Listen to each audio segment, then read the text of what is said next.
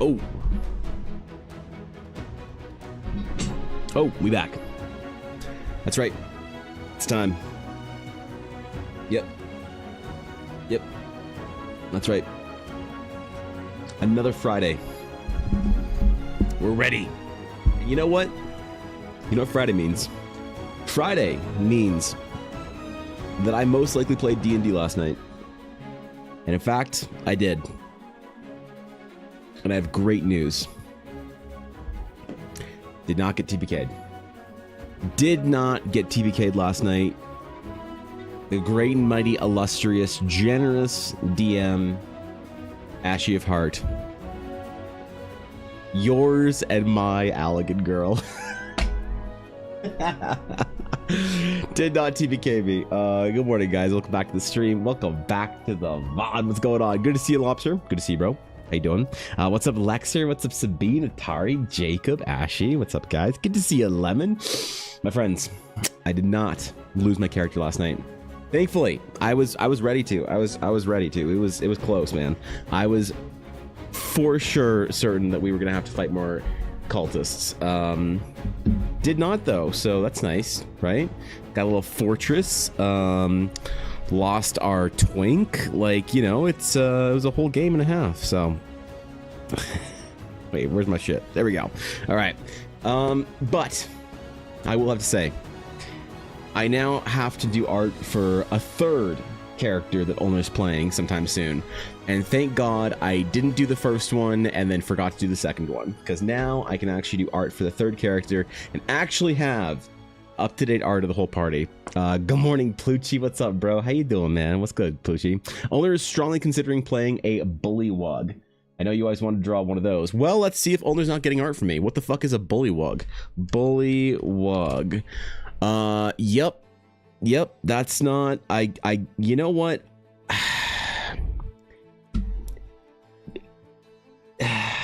God. Jesus Christ. I hope Ulner understands why I'm not making art of her bullywug. I hope she understands it, because I don't want those kind of commission requests on my Instagram. Yep. Last time I drew any sort of an anthro character, I got just assaulted with requests from the furries, and the weird ones too, because I did a lizard man, you know, and apparently the lizard furries they're a whole different variety. So you guys want to draw one of those? She's like, wait, she likes their little guy energy. I guess it does help, you know. That's fine. I will miss Andy, but if Ulner wants to play a little guy, as it were, then this is Ulner's death campaign. It is, Pluchy. And you know what? Vixie hasn't killed Ulner yet. Ulner's died twice now, and it hasn't been Vixie's fault. Can you believe that? I couldn't believe it, but you know, we'll see if Ulner makes it through the tournament on Monday. It's gonna be a good game, though. It's gonna be a good campaign. I'm feeling it. This little arc we're doing is really fun. I feel like I need updated art for Ella, though. I don't know why. You know what? I don't have time to make art for everybody because I'm too busy, as it were. That's right. I'm the most busy person anyone I know has ever met. And that's saying something, because people I know have met Jackie Felling. So that's a whole new metric, I'll say. Hope the deaths would be about her instead. Yeah, no, sorry, bro. Not yet. You haven't drawn Twill yet. I haven't done official art of Twill yet because, Ashy, I don't do NSFW art on my stream. What do you think we're doing here? Yeah, what do you mean? I'm gonna do art of Twill? Please. Please, I can't be known for that. Dude, if I do art for Twill, my Patreon will explode with people expecting me to be the new Sakimi-chan, so. Those are the weirdos you get for drawing a sword. Like, actually, though, I had, you know, I did have a request for somebody that wanted me to do a whole bunch of magic items for them a little while ago. And the project fell through because I was too expensive. God damn it. But they wanted a bunch of magic item designs. They wanted like 20. They wanted to make this armory, and they wanted to make like a pantheon. It was a pretty cool idea. They wanted like a pantheon of deities that were swords or some shit. And it was cool. It was a cool design project. But I remember that one of the descriptions of one of the swords was something along the lines of, this sword possesses a strange, attractive energy. And the sword's name was Eros.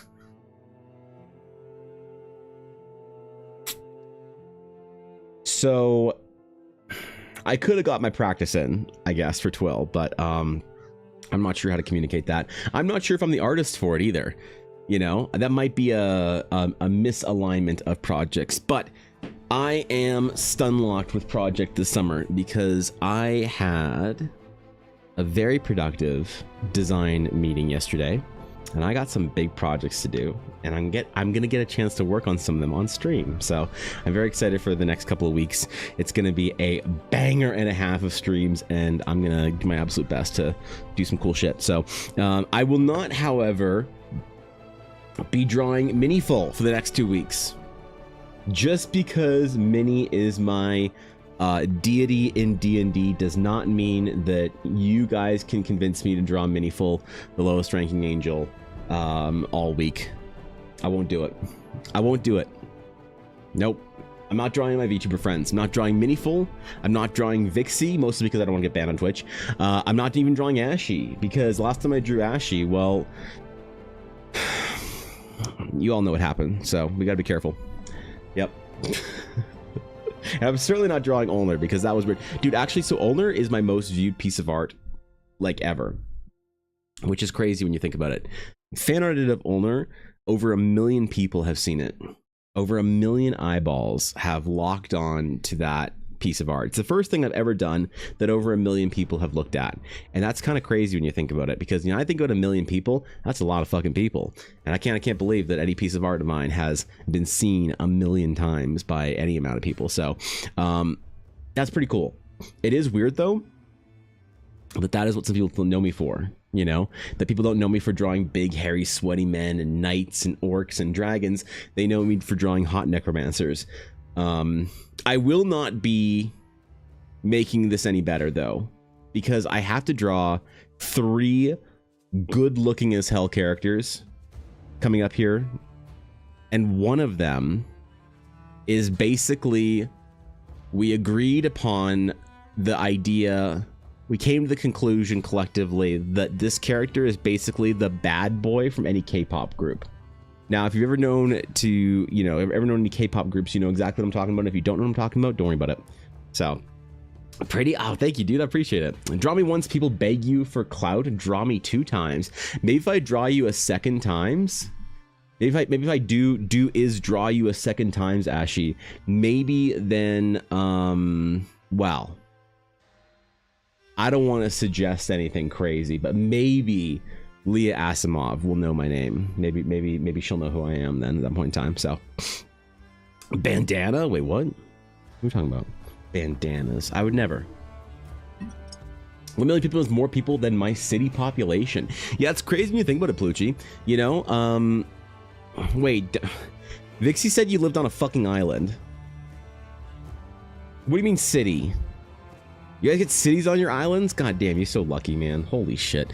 Yeah, 1 million people is a lot. You know, even a couple thousand people is a lot. When I think about the amount of people that have seen my like stream and followed, I'm like, oh my god, that's like 5,000 people. Holy shit.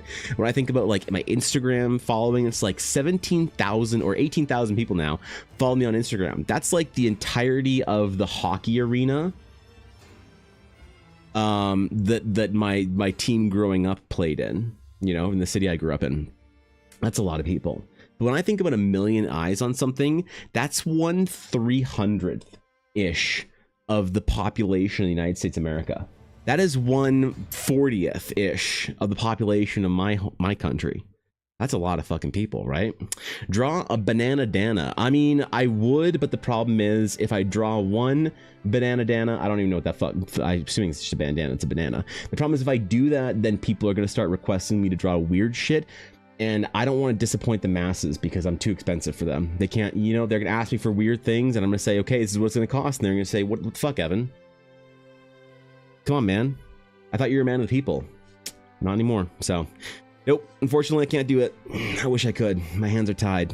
My hands are as tied as they were when I drew Ashy of Heart as a cool knight that one time. So I live in one of the two bigger cities, islands in Italy. Well, certainly not Sicily then, right? Because you wouldn't refer to yourself as Italian, refer to yourself as Sicilian. So I don't know what fucking island you live on, but that's fucking cool, dude. I wish I lived on an island, Plucci. In fact, I am trying to live on an island desperately. But the problem is, the only island in Canada that I want to live on is very expensive. And unfortunately, it's very difficult to move to the US where they have plenty of islands. Because you'd think that Canada, with like the most amount of islands, the most amount of lakes, and the most amount of coasts of any country ever, you'd think that there'd be a lot of places to live by the ocean or at sea level. And yet, unfortunately, most of it's covered in fucking ice. So, you know, can't live in Canada on an island. Can't move to the US easily, much as I wished I could. Can't move to Europe easily. You know how hard it is? I thought, honestly, Plucci, about what would it be like to live in Italy? You know, could I do it? Could I make it? Could I swing it? Of the places that I would move in Europe, Italy is definitely on that list. My Italian is not good though, but it's very hard to move places unless you have a company you work for. This is the problem with freelancers, all right? Is I need to become a YouTuber the size of the Joey the Anime Man to get a visa to go somewhere, I think, to be a creator. So that, or I need to join Glitch Stars and have the dual logs get me my visa for America. But last I checked, I'm probably not qualified. So taxes are horrible here. Well, taxes are horrible here too in Canada. You know, let's not forget, I don't live in America, I live in Canada. So we got some fucking taxes up here too. All right, so that's fine. I'm totally fine with just, you know, not getting any portion of the money I make because of taxes. And I think that's probably, you know, that's probably normal, right? Around the world. No? Ah, shit. Time to become a hot VTuber? Could I become a hot VTuber? Well, I did tell Plucci, I did tell Vixie, Ulner, and Ashy that if I was a hot VTuber, I would absolutely roast all of them with my ability to meta harder. But unfortunately, I was not born a hot VTuber. You know, I was born, the doctor said, congratulations, it's a boy, not congratulations, it's a JPEG, like, you know, Ashy of Heart. So unfortunately, yep. So our tax is not horrible. I don't know. I got a friend that lives in like a tax-free state, a no state tax state, and she says it's pretty good. She gets to, you know, she has to keep all of her money, and then she just doesn't pay the rest of the taxes. I don't know how she does it. I bet she's gonna have some problems with the IRS soon, but who knows, man. No, I mean, I tried. Ella and I seriously looked at moving like across borders, but it's so difficult to get like a visa if you don't work for a company. You know, I need to either invest a shit ton of money in the US or whatever to be able to move there. Italy doesn't want me either. You know, the only way I'm getting to Italy is if I marry Plucci, right? So that's not going to work. There's not a lot of places in Europe that I would move, but you know, unfortunately, I'm kind of stuck here in Canada, I guess. I can't get out, man. I can't go to sea level. Unless I do admit that it's fine, I'll just give up all happiness and live somewhere cold. You know? I could just live somewhere cold. Like colder than where I live now. You know? Like Iqaluit. I could go live in Iqaluit up in North Canada. You know, I don't know how the internet would be there, but I could get Starlink and I could still stream. My house would be cheap, probably. My food would be expensive, but I would live near sea level. It would just be sea level in North Canada, which if you've ever been to North Canada, I mean, none of you have. I don't know why I'm saying that, but it's bad. It's real bad. It's cold as shit, like all the time. So that's probably not on the docket. All right. We got some cool projects this week. We got some dope things for the weekend that I want to do. So a little bit of a brief. I'm not gonna get into it too deep, but I will announce the project. Okay, I will announce the project I'm working on that I've been working on for a while. This is a big deal for me. This is a really, really big deal for me. What's up, Leonardo? Been in North Canada. I don't want to be there. Wait, you don't want to be there. It's rock and moss or ice and snow and muskox. So yeah, pretty bad. So I am working on probably the biggest project of my career so far. I don't want to say the biggest project of my career ever, because that's when I draw fan art for Ella. But I'm doing really cool concept projects that I need to do some work for, and I'm very excited for. So today we're going to LARP as a concept artist as I try and reiterate on some, or iterate on some designs, and really push some ideas in the right direction for a very, very cool project that I'm doing for the legendary Quincy. So you know, I talked about it briefly. That was kind of what was on my mind, what was occupying me. But I will be, in fact, LARPing as a concept artist for the next little while, which is hopefully, you know, hopefully good, right? Hopefully I can still LARP as a concept artist and convince people that I actually, you know, can be a concept art industry bro.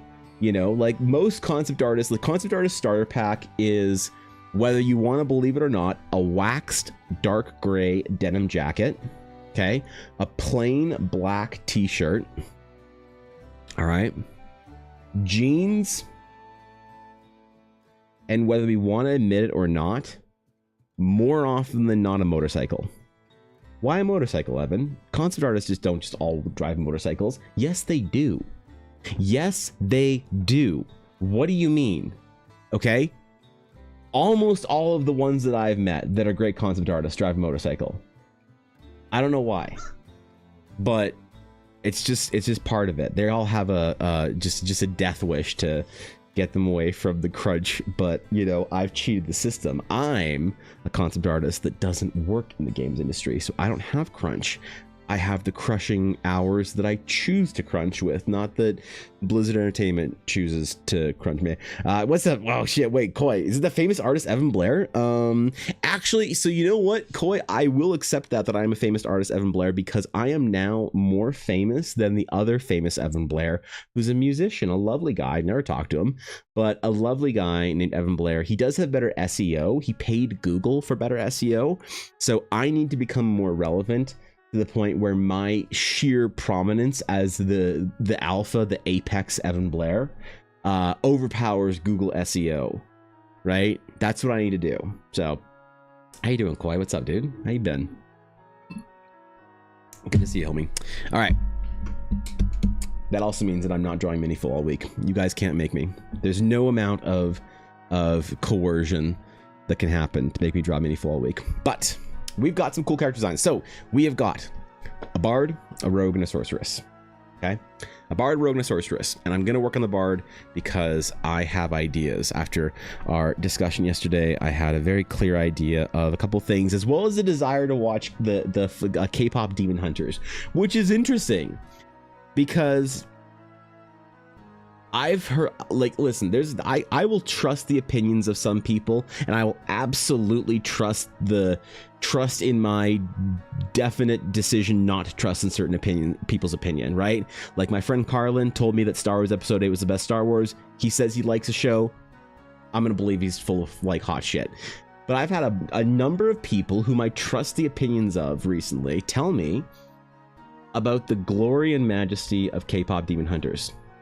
So before we draw our attractive, broody rogue man, I think I need to watch through K-pop Demon Hunters. So we're going to start on our innocent, young, bright-eyed bard, a protagonist. I'm trying my hardest to put in all the JRPG protag energy into the, you know, my art here. We're gonna start with him and then do some pretty elven stuff. So a bard, a rogue, and a sorceress walk into a bar. That's actually kind of the entire, you know, honestly, that joke, a bard, a rogue, and a sorceress walk into a bar, that's kind of the Book of the Lost Bard, man. And it's pretty fucking rad. So wonder if EBM knows about EBA. I don't know if he does, actually. Maybe he knows who I am. Maybe he watches my stream and he's a big fan and a massive contributor, and he's cheered thousands upon thousands of bits in my chat just to try and get my attention, so that I, the apex Evan Blair, will recognize him as at least something above a gnat in the Evan Blairdom of Evan Blairs. The greatest Evan Blair, though, or the greatest Evan, I will say, was a man by the name of Evan who I found a website for when I was in junior high school. Okay. Well, I didn't find it. My friend John found it. And it was a website called evansucks.com. All right. And it was all about this guy named Evan and all the reasons why he sucks. And his friends made it about him, for him, I don't know, but it was a vlog style website that was updated every single month-ish about another stupid thing that this guy named Evan did and the reason why his friends thought it was stupid and why he sucks. And they maintained it for like years, like a good 7 or 8 years before it got taken down. So if I can achieve that kind of fame amongst the other Evans of the world, you know, that'd be something, I guess. So what's up, Alf? How you doing, bro? Alf, are you still grinding away at your unfortunate amount of work? Because I'm worried about you, bro. Evan immediately became a different person after locking down contract. Right? You're right. It wasn't any sort of project related thing, Koi. It was once I grew more Instagram followers than Evan Blair Music. That's when I became a different person. That's when I started playing Diablo 3 again. So, and painting Warhammer too. That's right. I'm now a Warhammer bro. So, weirdly, I didn't realize this, but all the guys that I'm at the gym that I talk to, they're all Warhammer bros too. And I asked them yesterday, or sorry, Wednesday at the gym, because I didn't go to the gym yesterday. I asked them Wednesday at the gym. I was like, so what percentage of the amateur bodybuilding crew plays Warhammer? And the guys were like, a vast amount. There's something about going to the gym and picking up heavy things that makes you want to paint tiny plastic miniatures of Space Marines. I don't know why, but I'm not mad about it. So bad that yesterday I thought it was Friday. My mental can't keep up. That's rough. That's rough. That's rough. I will say that's rough. I'm sorry to hear that. It is okay. It is okay. Because at least the weekend is tomorrow, Alf. And you can play Pokemon Go Fest Global all weekend, Alf. You can remote raid from the comfort of your home or go out and find Crown Sword Zacians and Crown Shield Zamazentas and get a perfect 4-star shiny IV Zacian and Zamazenta, which can Dynamax. That's right. They're the first Pokemon that you don't get from a Dynamax raid that can Dynamax. Isn't that crazy? Can you believe it? I certainly can't believe it. Okay. All right. So, add some designs. I'm going to use one as a base. We're going to do some. We're going to go a little concept arty this week. Okay. I'm gonna like do the thing and less of the narrative. So we're going to do some iterations and do some cool concept art nonsense and bullshit and have a lot of fun doing it because I'm really, really excited about this project. I'm really excited about it. I'm having a lot of fun. I don't know, man. I'm just feeling it, right? You know, when you get a project and you're kind of just sort of like really into it. This is going to be a thing that I put a lot of extra time and effort into because I really, really want it to be right. So we're going to do a much more extensive concept phase than I normally do for character designs. I fucking love it because I never get to do this shit unless it's my own work. So here is the base design that I think is the closest one to what we liked for this character. We're going to do a couple of iterations and bang out a couple of designs. I'm going to make some base changes and then we're going to get further and further and more narrow until we have something that we really like. So yeah, man, that's going to be the project for this week. So I get to actually LARP as a concept artist for a while. And you guys thought that all I drew was attractive cat girls and handsome dwarves. Like, to think that I'm going to break the mold and just show off to everyone that I can actually do something more than just attractive cat girls and handsome dwarves. I'm not going to earn a new reputation anytime soon, am I? So, words were spoken. I grew up playing Pokemon. No idea what you just said. So, in the game Pokemon Go, they have a feature that was introduced in the game Sword and Shield called Dynamax, in which you gigantify your Pokemon. Okay. It's one of those things, Sabine, that you said grew up playing Pokemon. I don't know how old you are, though, because saying you grew up playing Pokemon, that could be anywhere from like a teenager to 45, I think, reasonably.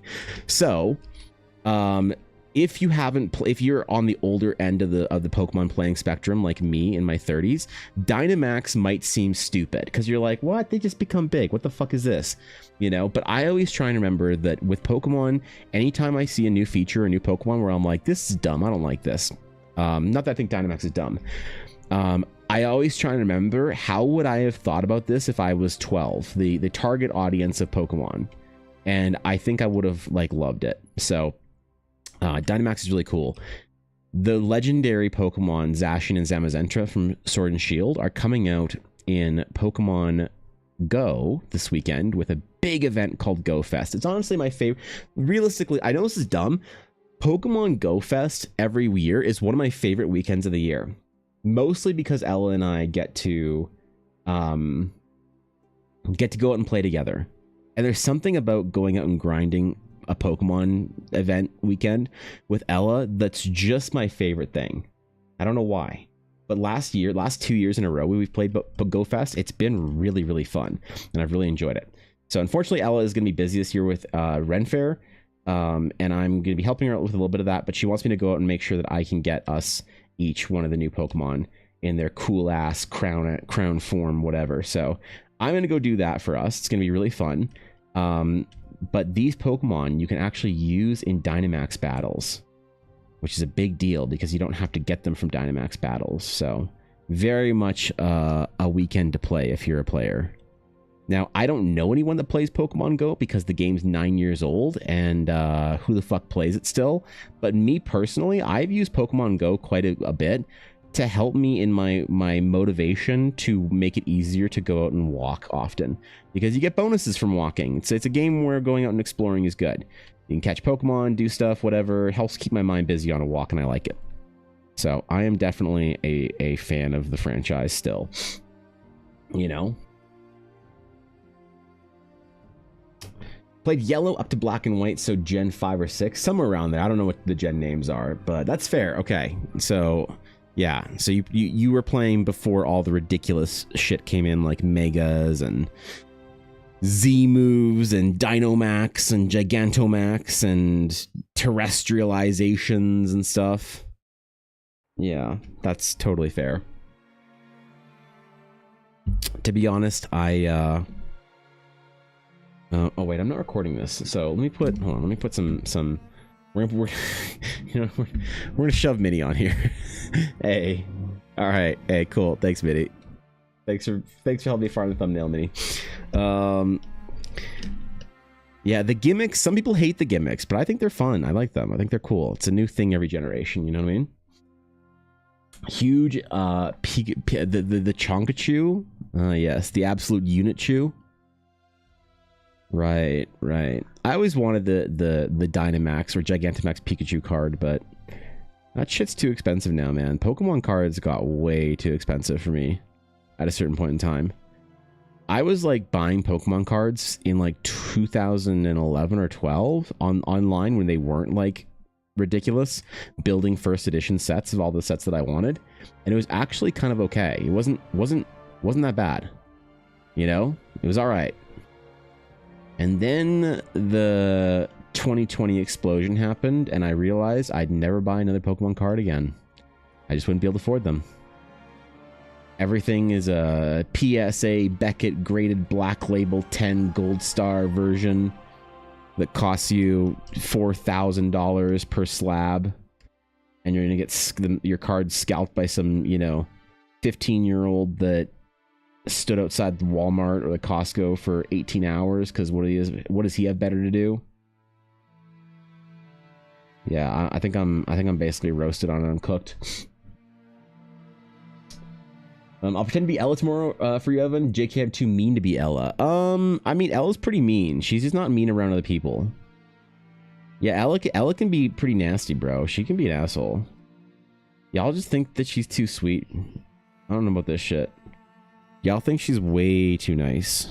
You don't know the true horror that is Ella, especially when we're playing World of Warcraft or Diablo. Oh yeah, man. Or even more so, Ella when she's watching playoff hockey. Holy. Ella when she's golfing? Oh my god, man. Yeah. We all know Ella's an angel? Yep. Good. Yep. Mm-hmm. The problem is that Koi gets the lovely pleasure of knowing Ella IRL. She's one of the only people here that does so. So she'll know the truth eventually. Love the gimmicks, though. I think that the amount of gimmicks is writing themselves into a corner because every gen is the worst, is worse than Megas or oops, competitive is broke. So do you think that they should just remove the gimmicks entirely from competitive? And also, I have to ask this honestly: does anyone still give a shit about competitive Pokemon? And I really genuinely mean this. Is this like a thing that's so niche we don't know where to go with it? Or is this a thing where it's like, no man, there's like, you know, hundreds of tournaments every year with like tens of thousands of dollars in each one of prize pool. There's a massive Pokemon competitive esports scene, because I've always been under the impression that the Pokemon esports scene was like 15 people that were all like really offended at the idea of like their game not being relevant enough to be an esport. Like, has it changed? Is it like a big thing now? Or again? Or maybe it never was? I don't know. You watch Scalper's fighting video, peak content? I have, especially the Costco ones. Those are awesome. Blink twice and you just call the cops? Yeah, right? I do love competitive. It is fun. So how big is, like, do you play in tournaments, Alf? What's it look like? How's this happen? What are you mad about Pokemon competitive? Give me invested here. I don't think you have to bow to competitive overlords, but I do think versus mode should be playable, even though people can have fun dueling friends. Enough people can have fun dueling friends. I see. How is it not? Is it like what part of it makes it not, I guess, casual friendly or whatever, or playable in this way, so you can't battle your friends? Competitive is unexpectedly really big on Twitch. Really? Huh.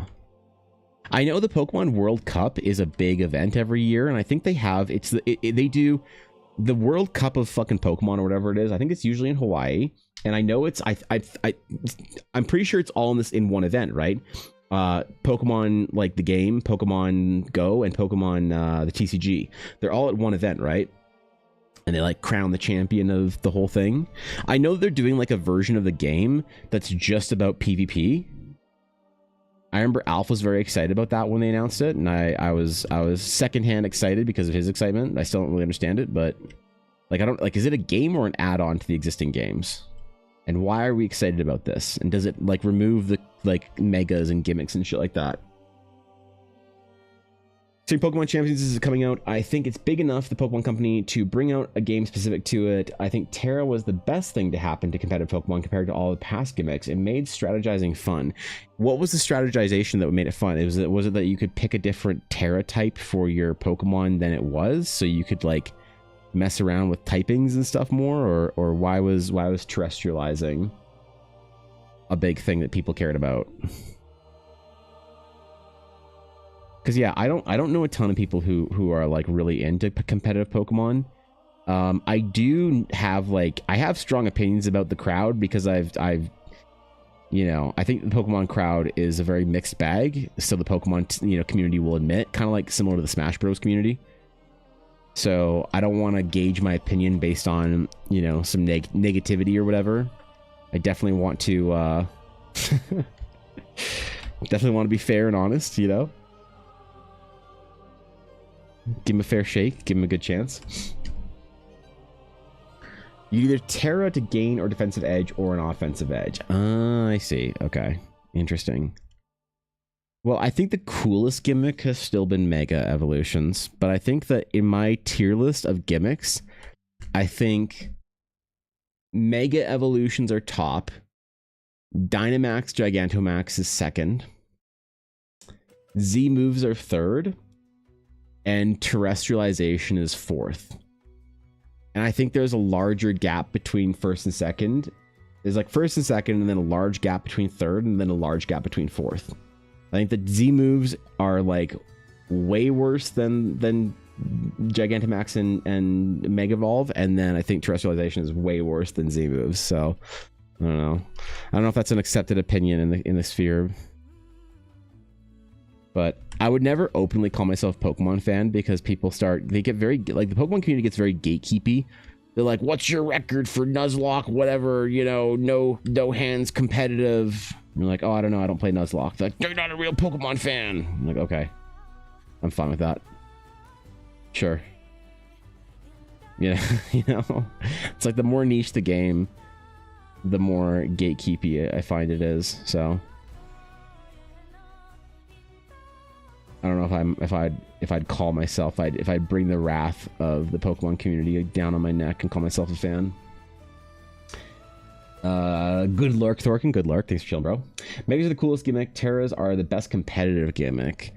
Right. Okay. For competitive, I can see that. But yeah, I'm just talking about like the cool shit. As far as cool stuff goes, the terrestrializations, they just look dumb. I understand why they'd be good, but for competitive, but as far as like cool stuff for a non-competitive player, they're just kind of lame. You know, they're just a little lame. Oh, you get a big fucking hat? Oh, okay. All right, sure. Nice hat. You look ridiculous, Eevee. Wow, Blastoise, nice dragon hat. What the fuck's wrong with you? Yeah, I'm not a fan, bro. Not a fan. I wonder if getting a new Switch will be worth it. Like, for if they're gonna be doing a new generation anytime soon. Because I am not very thrilled with the idea of the new Switch. I'm not getting one. I was thinking about it, hey? I was actually thinking of buying a new Switch. I hadn't bought a new console in a long ass time. And I was very, very close to buying or to considering pre-ordering a Switch 2. Because I haven't bought a new console in a long time and I really wanted to. You know, I really wanted to do something that would be kind of like, you know, the fun hype thing that everyone's talking about, right? Like, I thought that'd be cool. But, I don't know, just seeing the games that were coming out for the new Switch, there's nothing new. So, like, this doesn't even feel like a new console to me. It feels like when the Switch HD whatever version came out. It's the same shit. It's just another one of those, right? Maybe I'll buy a new Switch when a new Pokemon game comes out, if it's a good one, right? Working on this evening. Any cat girls? No cat girls today, Cal. Actual real concept art that I'm trying my absolute best for. Bro, when this book comes out, we're all buying it, okay? And we're doing it. We're having a fucking release party. I don't care. It's gonna be dope.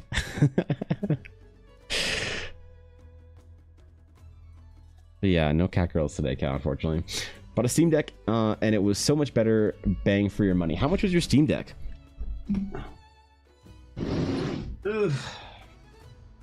Okay, I'm good. Love the summer. Hate that people feel the compulsion to just chain smoke near my window. Ugh. Yeah, I'm good, man. But yeah, the Steam Deck looked pretty cool, but I don't know. There's like a new Asus at Xbox handheld, I think. It's like more of a competition to the Steam Deck than the Switch, right? Looks kind of cool. Not sure if that was real or not, if that was a meme or whatever. 400 after taxes? Oh, okay. So how good is the Steam Deck? Can it play like everything? Like, can it actually game? What's the limitation? What can you not play on your Steam Deck? I guess is the question. You know? I'm a comfy casual gamer, so I don't really play big Switch games anymore. Yeah. Well, I just wanted to play the thing, you know? I wanted to do the thing, and I wanted to play the game. Whatever the game was that was coming out, I really wanted to play it. I wanted to see it. I wanted to experience it with everyone. Because I'm never part of the hype, you know? I'm very rarely, if ever, part of the hype. And I want to be part of the hype. I want to be part of the thing, for at least once in a while.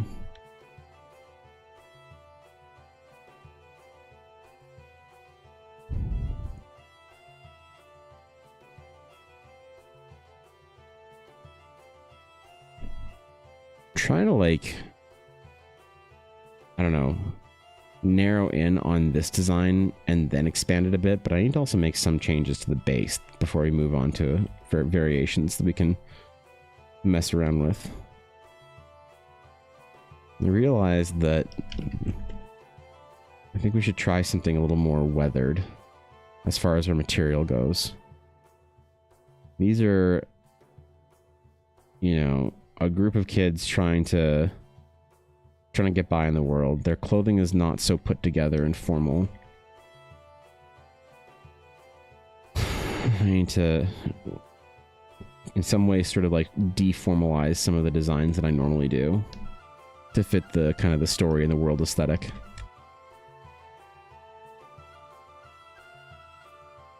We also get to add his giant book bag thing that I designed that Quincy liked. Jailbreak old Switch? What do you get when you jailbreak it? The wrong person to ask because I don't play hardcore games. What do you play, boy? Do you play cozy games? Like Witch in the Woods? Are you a cozy gamer? Animal Crossing, New Horizons, Warhammer Space Marine 2. Wait. Yeah, wait, hold on. Yeah, wait, hold up. Let's not get crazy here. Because I haven't really been playing a lot of games recently that are like, I haven't been playing games that are new. I've been playing some games. I've been trying to force myself to play more games recently. And I can only force myself to play games that I'm like comfortable with. You know, I don't want anything new right now that I have to like really stretch for. So I've been enjoying playing like, you know, I've been playing Diablo 3 because of the new season, and Ashley, Ulner, and Vixie promised to play with me, but I realized that I don't actually have any friends because none of them wanted to play, you know, Demon Game with me. Not even Ella. Okay, I'm kidding. Playing some Diablo 3, played some Warcraft. I don't know. I've just been playing like things here and there. I kind of want to go back and I have no idea why, but every once in a while I go through this BattleTech or Age of Empires 2 phase. And I think I'm getting close to a BattleTech phase, and I don't know why. I think I'm getting closer to a BattleTech phase, and I feel it on the horizon. I feel the itch. It's just beginning to coalesce. Cozy games are really like Dredge and Kingdom 2 Crowns, and this one game called Samurai Showdown, and stuff like Cult of the Lamb and cute stuff. Oh, okay. Fair enough. All right. Well, if you're having fun, that's all that matters. You know? I want to play through, I think, Rogue Trader next. As far as games that I really want to find time for. Problem is, I find that certain games like Rogue Trader, you need to sit down for sessions. Kind of like Baldur's Gate. You need to sit down for sessions to play to play Baldur's Gate. You can't just like play for 20 minutes. Right? You have to like sit down for a little while. And people will argue with me about that. They're like, what? You can just go do a combat or go explore a thing. No, you can't. Stop it. Just stop it. You absolutely know you can't just go and play 20 minutes of Baldur's Gate. You know that you have to sit down and you have to play it for 4 hours. You have to get to that steamy romance scene with Halsin. Anything short of that will be a failure. Let's not beat around the bush, okay?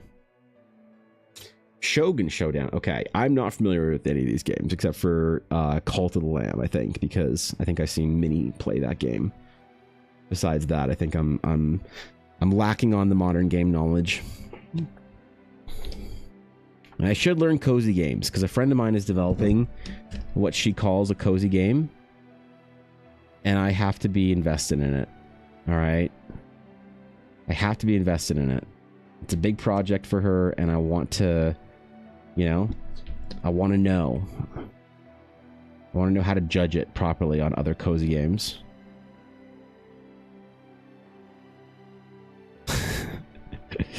And if my entire metric for a cozy game is Warhammer Space Marine 2, then this is going to be a problem.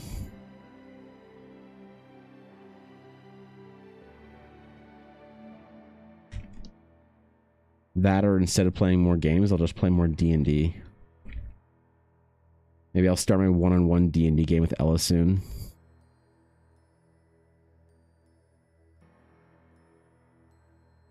Or I'll ask Vixie if she wants to play a one-on-one D&D game with me on stream.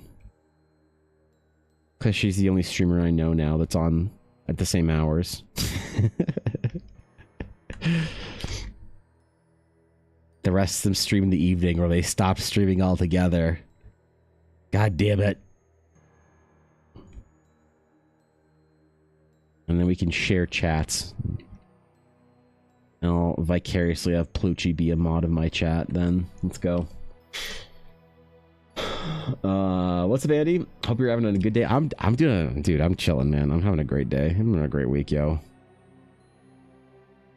Very tired from a weird morning workout where I just wasn't feeling it, you know? But in spite of that, I'm still relaxed and chilling. It's good to see you, Andy. Trimmer Balls get 3, but Fields of Mystria is totally playable for 20 minutes. Easier to work with. Fields of Mystria, what is that? What is this nonsense? Is this a new game or just some ancient, like, elder shit from before the fall? From the age of the Balrogs and the men of Numenor? When the kings of Nagathron and Gondolin sat upon their stone-carven thrones. It's old anime-style farming game. But it's new. Okay, interesting. Huh. Interesting. Well, I'm learning things here.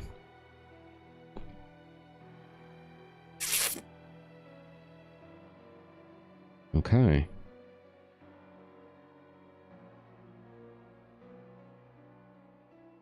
Okay. Now, will this change my opinion on Cozy Game? Maybe. Maybe this will be the game to do it. Do you give Yokohama Kaidashi Kiko a look? I did not. Didn't you mention... Wait, did we talk about yesterday? Or was it on Wednesday? I forget. No, I haven't, have not. If you ever want me to, like, check something out, you gotta give me probably between 3 and 7 weeks to do it. That's generally the turnaround on when I actually have enough free time to sit down and go look at recommendations for anime and games and shit. You gotta give me a long runway here, you know? My work hours are kind of ridiculous, so... Ooh, let's do some longer lines here. I think one of the things that I'm going to try and emphasize for these characters for the next sort of round of approval sketches is the kind of more patchwork, like, assemblage of uniforms and the kind of the stitches and stuff like that. I'm gonna go all the way on these and, like, really put in, like... You know, I was thinking about this yesterday, all right? I try and be honest with you guys about the process and about, like, what's going on with my art and stuff like that. And I think I have not gotten into a trap that's affected my art, but it's affected my sort of, like, my process. I don't know what the right word is. The ease of my process. And one of those things is overthinking based on what I think the client wants. And I think the better thing to do, it's like you're trying to hit a target, right? The target, it's kind of like right in the middle of a like kind of a large dartboard, if you think about it like that, like kind of I think of it like this. It's like a dartboard in the middle of a larger kind of like horizontal board, right? And the problem with the dartboard is that to hit it right in the middle, we have kind of like, I guess you could say, like, how do I word this? It's like my Evanisms, and then the specifics of the project. And it's kind of like a mixture between a football field and the dartboard. So when we throw our dart, we want to hit as close to the middle as we can. And it's easier, what I found is the more I try and throw to a specific and then drag it towards the actual dartboard to get it on, the more resistance this project has for me, the more difficult it is.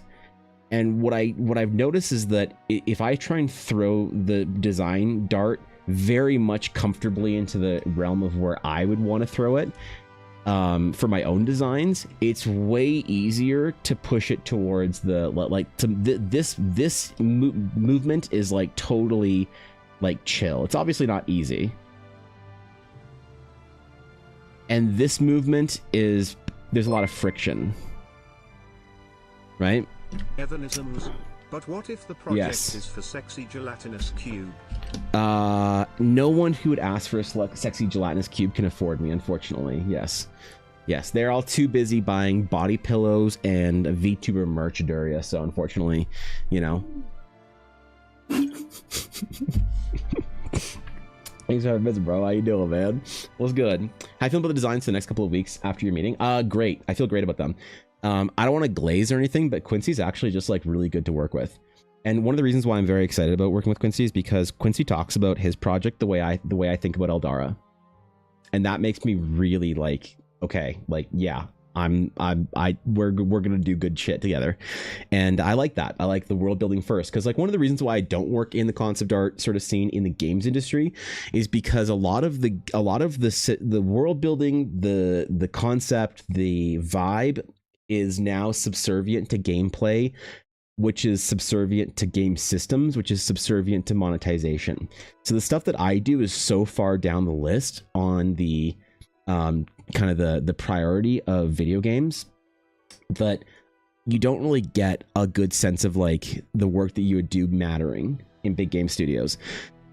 My intuition for Eldara and for my own project is the way that a lot of game studios say gameplay first. For me, it's experience first, which you could say vibe first. Vibe's kind of a modern word that we use a lot, like, ooh, everything's good vibes. But I think it communicates, like, if the word vibe communicates sort of an unknown quality that you know when you achieve it, you know when you don't achieve it, but you can't necessarily say what the direction to achieve it is.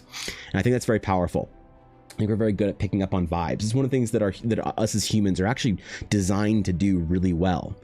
So when I think about the vibe of a world or a story or a concept first, that's to me the thing that's most important, because that's the feeling of like, you don't remember the specific thing that happened in a game, but you remember feeling really good when you're playing it. You know, you may not remember the exact reason why you loved something or loved a D&D session or loved an RPG, but you remember you're like, oh man, I just want something that feels like, and then you tell them, and then you say your favorite game. I want something that feels like Chrono Trigger. I want something that feels like, you know, 2nd edition Dungeons and Dragons. I want something that feels like, and then you insert your favorite thing here. And you don't know what feels like means. And for me, a lot of that is the concept, the world building, the vibe of it, right? And so, the project is very vibe oriented to have this all be very like, the artist is reinforcing world building in the best possible way. So I'm feeling great about them, honestly. It's amazing. This is a project that I'm gonna be good at, I think, which is great. You know, there's not sometimes people ask me to do stuff and I'm like, ooh, this is a challenge and I want to grow and I want to flex a little bit, but it's gonna be really difficult and I'm gonna have to like push myself quite a bit in a difficult way. Or a frictioned way. This one's like, I'm gonna get to push myself in a frictionless way, which means you can push yourself a lot further, which is awesome. So I think you're genre savvy enough to make what the client wants, surely. Yeah, I am, but it's the process of how I arrive there. It's, do I throw in as much of my own shit as I want to, and then I can move it over to fit to the client, or do I throw it to the client and then try and put my own stuff on back into it? It's like, do you start with the soul or do you start with the body?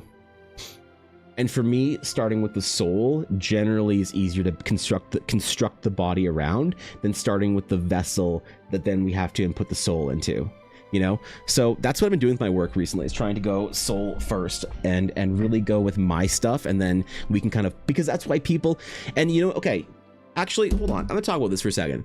This is really cool. So the transition of prioritizing the soul or the vessel in this case, let's just say I don't want to say my design versus what the client wants, because the client wants my design and I want what the client wants. So it's not an antagonistic relationship between you and a client in this sense. But let's just say the parameters versus the natural preferences of the artist. So parameters versus preferences. the earlier you are in your career and the less of a body of work you have to show for yourself, and the less of like a reputation you have, a good reputation as doing what you do well, the more you have to fit within the parameters of the project. So the more you have to fit to the client says, hey, I want a cat girl with a Scottish Highland, whatever, garb on, and 3 pauldrons all on one side of their shoulder. I also want them to be holding 2 swords with their left hand because they have 2 hands on their arm and both of them are holding great swords. And you're like, okay. And it's going to look dumb, but you have to do it because you're like, well, do I want to get paid or not, And so you're very parameter focused. But as you get more confident, more comfortable in your work, and also more well known for doing what you're comfortable with, people start asking you for your own preferences. And I think for me, that's one thing where I'm still trying to resist the parameter first mindset. As I become more comfortable with myself, people are very encouraging and happy to see my preferences. Even yesterday, Samurai said something, I'm not exactly sure the full context of it, but Samurai was saying something about wanting more of the Eldara style in his request sketch that I was doing yesterday. And that kind of got me thinking. I was like, shit, did I not do enough? Did I start with the parameter first and not with enough preferences? Huh. I don't know. And so I'm going for this project and others. I'm trying to go soul first, and then we can pick, because it's much easier to fit the soul, the preferences into the parameters than it is to take the parameters, build them, and put the soul into it. I don't know. This is a little weird to talk about, kind of difficult to articulate, but I hope that there's at least a general understanding of sort of like what I mean or what I'm intending when I try and make it not sound ridiculous and crazy. So I'm going with as many and as much Eldara isms as I can, and we're gonna move those kind of over to fit the project, because that way it'll never lose the soul if the soul was created first. And that's why people want me to work for them. That's why people want me to do the characters. That's why people want me to that's why they want me to do request sketches and shit, is because of the stuff that I do. And I need to have more faith in that process and let it happen more and get out of the way of it. And when I do that, I'm also having more fun. I've been having a ton of fun with this. And so, yeah, it's been cool though. It's been nice to be doing the project. I don't just mean this project, but all the stuff I've been doing recently. The coffee sketches, some of the Eldara stuff, the sponsored posts for Eldara. It's been really, really dope. The Patreon sketches, it's just been like, I've been very much feeling like I'm actually kind of trusting in myself and letting myself do the thing, which is like cool. It's a cool experience. I remember like back sort of a while ago when I was sort of waiting and anxiously anticipating the day that I could like do the thing. And recently in the last couple of months, I've been doing the thing, and that's like a big deal. That's a big fucking deal to do the thing. And to feel like you're actually doing the thing as well. That's even cooler. So, yeah, man. Been very lucky. Okay.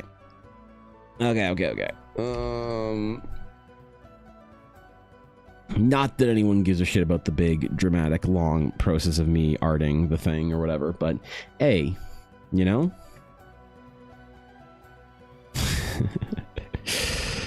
can still talk about it, I guess. All right.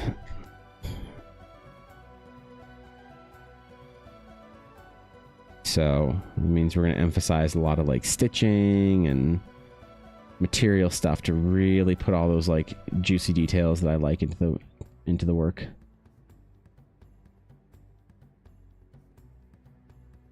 And I've had a lot of cool clients recently that have wanted me to do my thing as well, which is like really inspiring. It's really a great feeling. Good news? All right, what's the good news, Alf? I'm ready. I think Minnie is open to increasing her prices. So I'm trying to figure out how to have the artist talk with Minnie, Alf, and I realize that I need to let go of and distance and detach myself from the success and happiness of other people more. So that's awesome. I'm really hoping that I can like have a good conversation with Minnie about increasing her prices. I don't know if Minnie really trusts me as like, I know Minnie's got a lot of artist friends, and I know they give her a lot of like, Minnie takes in a lot of input from a lot of places, and I'm not sure how much my input would matter to her, but for art boot camp, which I'm going to message you and her in about a week and a half or so for our late summer art boot camp. But one of the big things in art boot camp is going to be pricing yourself at a place of dignity. And so if she's open to that conversation, that's awesome. I'm really hoping we can have a nice, long, honest chat about that, because it's not sustainable. Almost every artist I know makes their prices in it from a position of desperation and not from a position of sustainability, because of they're nervous of one thing or another. And I've realized that I know I can't get through to everyone. All I can do is provide the information and walk away. The strong will survive, the weak won't. And I have to distance myself from really caring about whether or not people like make it, I guess you could say, because it kind of like fucking kills me inside when I see the issue. And I've been trying to figure out how to, but the problem is, like, I really do care about some people and really, really do want to see them succeed. And I really do want to see Minnie succeed. And I've been trying to figure out how to have that conversation, because I know it's a pain point for her that she's even admitted on stream. And that's awesome. If she's open to hearing and chatting about that, then she's like, when my art improves after our boot camp, we'll be down to increase maybe. You know what I would like to instill in a lot of artists is the courage to not get commissions. You know what I mean? To make your prices at a place where you are comfortable with, and if you don't get commissions because nobody wants to commission you for that price, they don't value your art at that price, to be okay with that. And it seems like a lot of artists are tentatively, and I understand why they do this, because if they make their livelihood on it, they're tentatively increasing their prices, hoping that they are within like the realm of their own sort of like,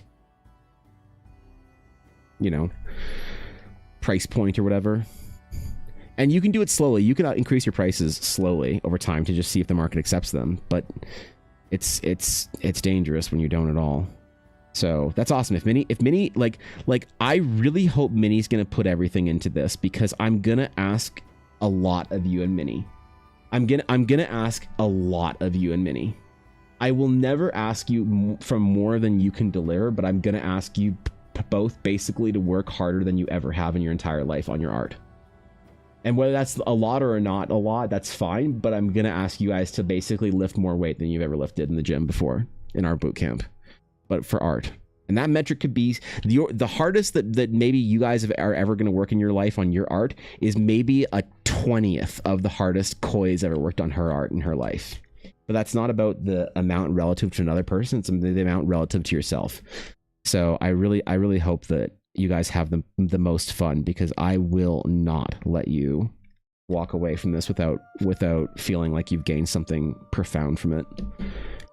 I'm going to do my best, and I'm going to deliver on it for you guys. I'm going to ensure you walk away feeling like you just got access to some arcane fucking vault of information and that you just unlocked a cheat code. Oh yeah, it's going to be the best. The best. Filling up too fast is the #1 red flag for you. Charge too low. Speaking from experience, yeah, you're right. I need to increase my coffee commissions price. I would like to get, I have a price point in mind that I'd be very happy with my coffee commissions at. And I think with this summer, I'm so full up on other work that I'm going to just raise my price to it as fast as I can. And if I don't get a single commission from coffee because of it, that's totally fine with me, because I'll be busy for the rest of the summer, you know? Do you have a favorite dinosaur? When I was young, I really liked the Ankylosaurus for some reason. I don't know why. I think he's really cool. I am a fan of the general T-Rex family, Spinosaurus, Albertosaurus, but there's someone when I was young. I actually was a big dinosaur buff when I was young, but I really liked Ankylosaurus. I don't know why. I don't know why. What's your favorite dinosaur? It's not the dinosaur meta today, Sarah, right now. Do my very best, and if I can't, I'll try harder, and if I fail, I'll let you know when I can't. One of the first lessons that I'm going to instill in you guys is that the idea of failure and defeat are to be disconnected. I was trying to think about things recently that are, what is apparent to certain people who are succeeding in a field that is not apparent to the people they're teaching, right? And the thing that gives me an intuition for this is the idea of thumbnails. So when I was talking to somebody who was like a self-taught YouTube Academy artist. And I said, they said, I'm having trouble with composition. I said, how many thumbnails do you do before you put your piece? And they said, oh, like I do like a little bit of sketching. I'm like, what does that mean? And they're like, well, I like kind of do the sketch and I like change it a little bit. I'm like, so do you do any thumbnails? And they're like, well, I mean, thumbnailing is like just a process of sketching beforehand. I was like, no, it isn't. It's the process of doing fucking thumbnails. What do you mean thumbnailing is the process of sketching beforehand? No, it's the process of doing thumbnails. And they didn't do any thumbnails. They just kind of do their sketch and like kind of, you know, like this kind of looks good. I'm change this over here, and they're done. And they're wondering why their composition's dog shit.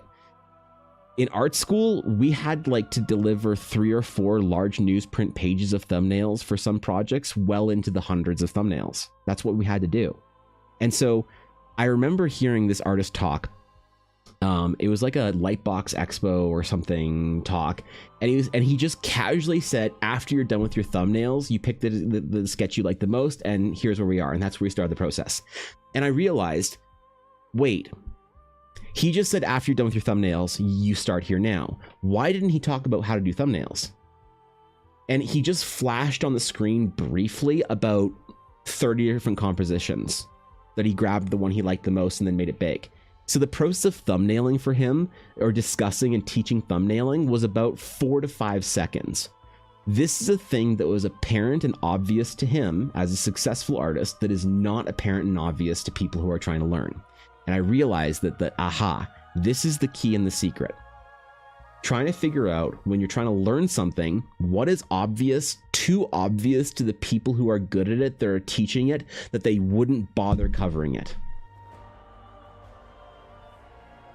If you can figure that out, then you can actually listen to people who you're trying to listen to teach something and understand what their lesson's actually trying to get across.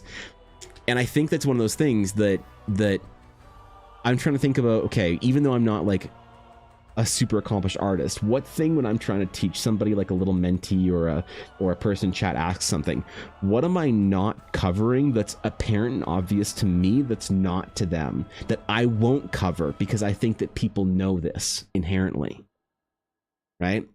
And I think that when it comes to a lot of artists, I really want to figure out how to make an art talk video on it that I can hopefully disconnect the concept of failure and defeat from people. Because this is like a weird thing that I think about a lot, that I expect you and Minnie to fail in this art boot camp. That's all I want to see from you, is failure after failure after failure. And I'm going to force you guys into failure as much as I can. And in failure, you will gain victory. And I think that's something that a lot of artists aren't used to, is they fail at something and they think that they're defeated then. They fail at something and they think that means they've lost. And you hear people talk about this where they're like, oh, failure is part of the process, you're supposed to be happy with it. But it's like, what is apparent to somebody who says that's not apparent to someone like me who isn't used to that? And I think I started to really understand it when I disconnected the finality of failure. And I separated it from the concept of defeat. And that was big for me. So yeah, you're both going to fail consistently. And that's what I expect and want to see. Gonna increase by 30% next time? Wait, what? 30%? Oh my god, that's a lot. That's a lot. Do you think anyone will buy my request sketches if I increase by 30%, Koi? What if I do character adoptions and increase them by 30%? Do you think anyone would want to adopt my characters? Do you think anyone would ever want to buy my my cool character designs for cool ass characters? Because I'm going to do some cool ass character designs, bro. 120 times 1.3 is like 150. That's nothing. So that's where I want to end up at the end of the summer, is about 150 per character design. That's where I'd be really comfortable with. So yeah. I don't think it's nothing. I think it's dece. I think it's dece. I see where you're coming from, but I think it's dece. All right. All right. Listen. And I have to be open about the process, I realize, because artists don't talk about their commissions, pricing, and stuff like that, which means that there's no conversation around it, which means that artists don't know what the fuck to do. So. How do I want to do this? You know what? Let's do, okay. Let me design the kind of the tunic thing first, and then we'll do the belting. We'll do the symmetrical design first. We'll do the asymmetrical design after. How about? Open a small batch to my new community. It was too low. What do you mean new community? Oh, your Blue Sky community? Or is there a new community that I'm not aware about? Aware about? Aware of. There we go. I got there in the end. I gotta speak in crayon today, okay? I've been having problems with the whole languaging recently. I've had to articulate and read in crayon for the last 2 weeks, and you know, it's just the way it is right now, so I'm not gonna push myself beyond. ARPG Adoptables community. Oh, right. Yeah. So where do people follow you for that? Like, where do you post your adoptable like designs? How do people find this? How do people know about the adoptable and whatever designs that fish and cured pork?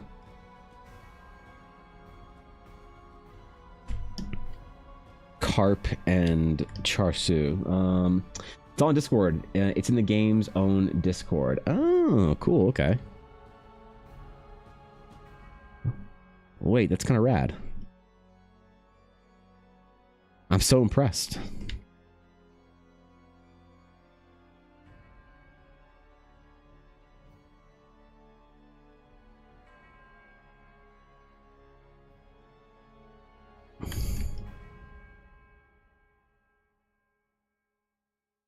One day I'll be a real artist like Fish and Bacon.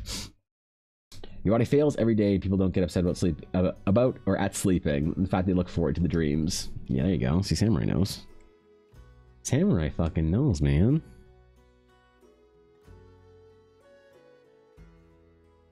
Samurai gets it. I'm really hoping that I can help Alf and Minnie out a lot.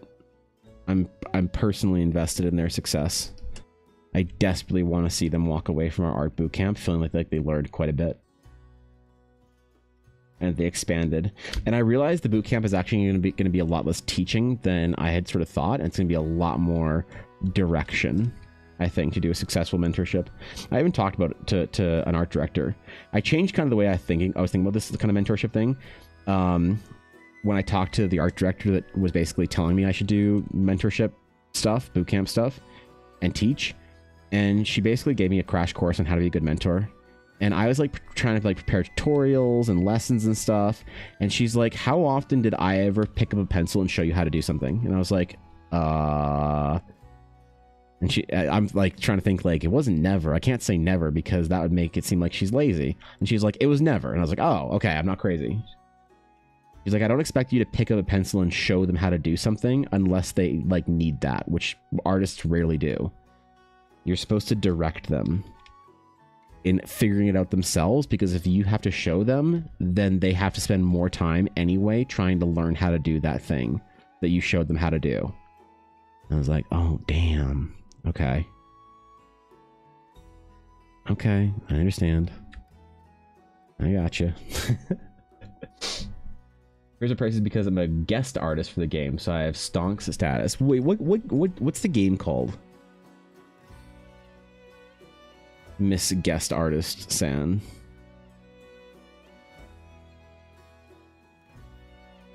I need to know. The Adoptables community is surprisingly stonks oriented. Like, trading fancy OCs are worth way more than a character made by some unknown. It's called Succubuns. Okay, hold on.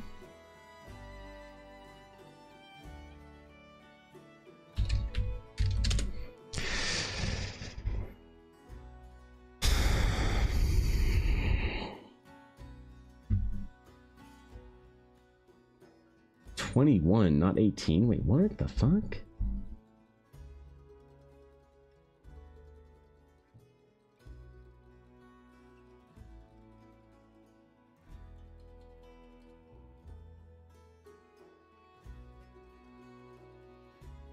I'm recognizing how little I understand about this.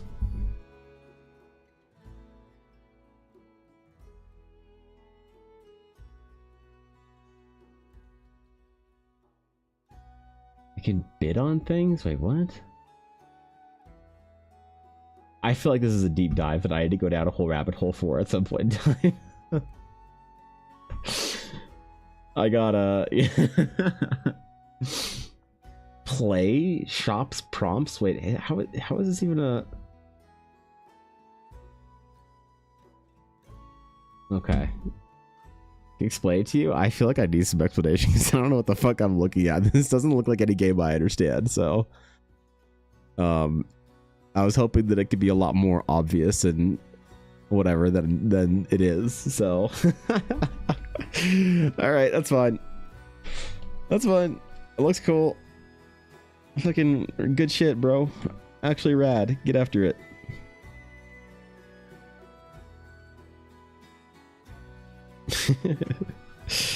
Let's go, dude. Okay.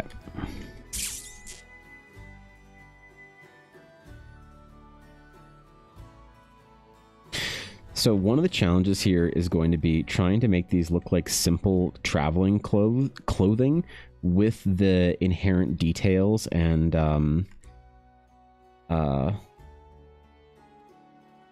what do we call the bullshit that I do for my art? We need a word for it. We can't call it evanisms.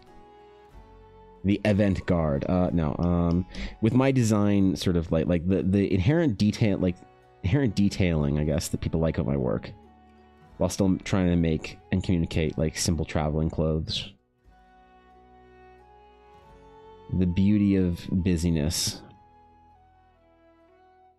contrasted with the simplicity of function. There we go.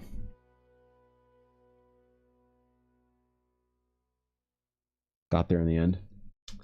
Good to see you, Ernesto. Breadcrumbs? Okay, listen, let's not get ahead of ourselves. All right, let's just chill out here, Samurai. Yeah, sure. Yeah, the breadcrumbs. Mm-hmm. Can I show you how much Minnie has grown as an artist in the past year? Please do.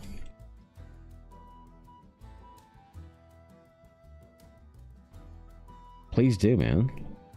Let me see. I'm guessing this is a recent project.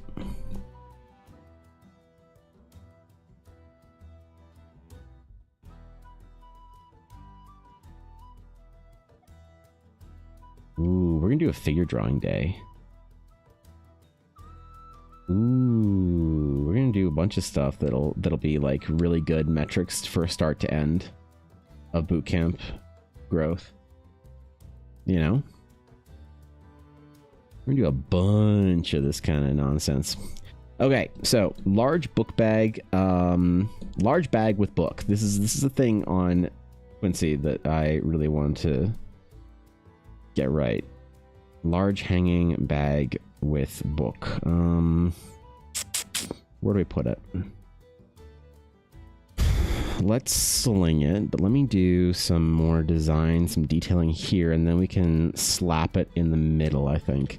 I'm also gonna give Quincy this kind of larger, sort of like slightly oversized things. Like the tunic's slightly oversized, the scarf is slightly oversized. There's just kind of like a youthfulness to him that I really want to portray.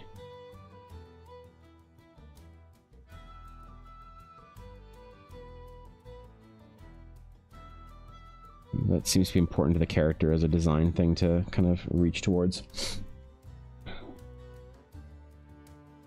I love doing concept work, man. I fucking love it. It's maybe my favorite.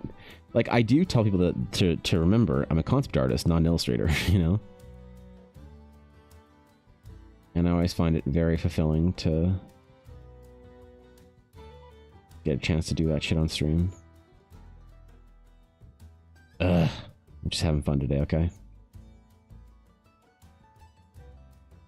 Check stream topics? Sure. What do we got? What do we got? Where we at? Stream topics. Okay. These are around 6 to 8 months apart.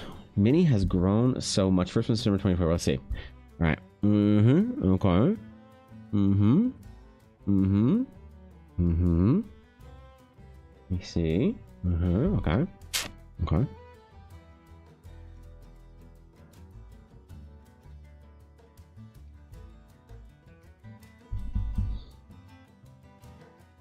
Is this Mikan? Interesting.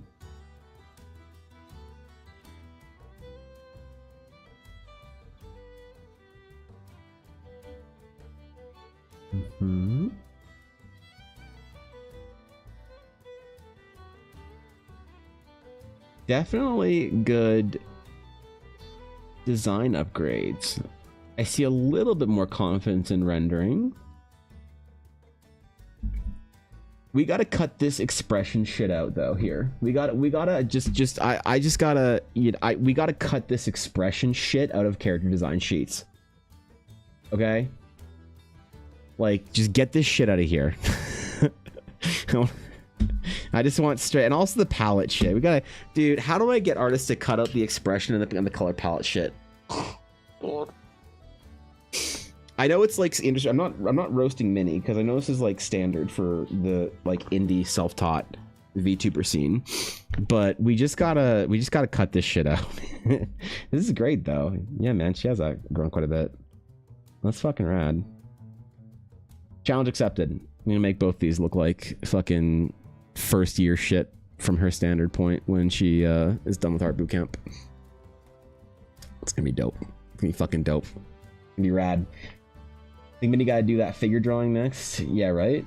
You don't need that solely for animation industry. And I think that's, I talked about this on stream once before, Koi, that I think that what happened is because people learned how to, like, people learn the derivative style of, like, if you don't go to art school, you don't necessarily have the right instruction from experienced artists that teach you formal fundamentals. You learn the derivative style, the derivative style that you're learning. There we go. First and foremost, and so you do the things from the industry standpoint of the derivative style you're learning. And so because everyone in this generation, everyone who's in their early to mid 20s right now grew up on Avatar: The Last Airbender and like American like fan art type shit, they all see animation stuff and they think they need to do the animation things for still character designs or even VTubers that are, you know, animated, but also you're not animating the expressions. As the artist, you're not designing the expressions. The like rigging artist is designing the expressions. So like, and the color palette shit too. The color palette is only for reference. The color palette, this is not for people to look at the colors and go, wow, look at the color palette, it's so cool. The color palette is so that you have a hex code for other animators and people who are colorizing scenes to know how to keep things consistent. So I know this shit's standard for the industry, but I gotta help my artists, like my little people artists, grow out of it, so they can be more confident and like start LARPing like actual character designers instead of LARPing like animation designers. Whoops. It's like one of those old things, Koi, where people say the word OC still for like character designs. Or like, you know what kind of drives me crazy, and this is shouldn't, but it kind of like it gave me like this just like little twitching fucking vein in my forehead every time someone at the con would say this. The amount of people at the conventions who would call my environment designs backgrounds made me kind of want to jump across the table and like throw them, you know, pick them up and fucking telephone pole throw them across the room. But obviously, you know, you're not going to aggro the pat, so I would never like say anything about it. But just because it's the norm now doesn't mean that I can't still insist that the people artists that want to learn from me, anything from me, you know, don't start using the right terminology for things. Can't aggro the wallets. Yeah, right. Do it and hopefully I'll grow as good as Mini is right now. Alf, I think you can be a lot better than Mini is right now. I think you both will be shocked by how good you can get in how short of a time you can get with the right the right placement of pressure. And of course, the pressure is nothing without healthy encouragement, and that's something I'm going to try and do quite a bit of. Make sure you guys feel like you're up to the challenge when I give you it. I see it in the hobby space all the time. I remember this so clearly because last month I saw someone say, please help me design the reference sheet, and they didn't even design the character first. That's funny, actually. That's really funny.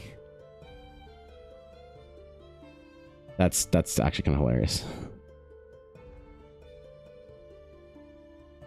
If you want to do the real concept arty shit, and you want to be like a real concept artist, you could do the T-pose, and then you could do the side, you could do the back T-pose as well.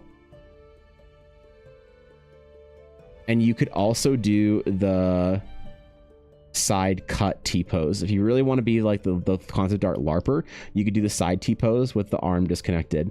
They like concept art artists love doing this shit. I think it's honestly not useful in like 90% of the applications, even in the concept art industry, but it is funny. And I like seeing it. I'd rather take that over fucking expressions and color palettes any day of the week. Any day and every day. They aren't backgrounds, but they would be perfect for it.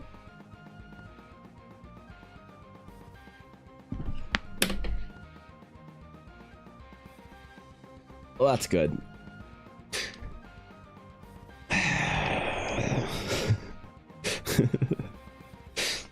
Yeah, not wallpapers. When they're referring to my environments as backgrounds, they're not talking about them as like backgrounds for your phone or wallpapers.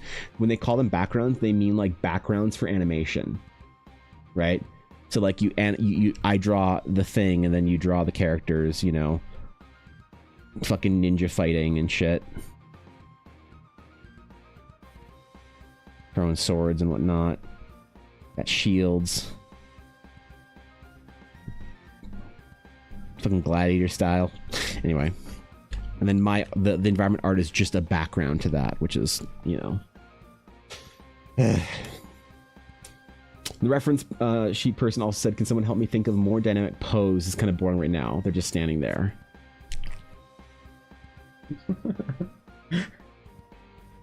The dynamics of, if you want to make a more dynamic pose for a reference sheet, you can pick from a very like you can pick from a very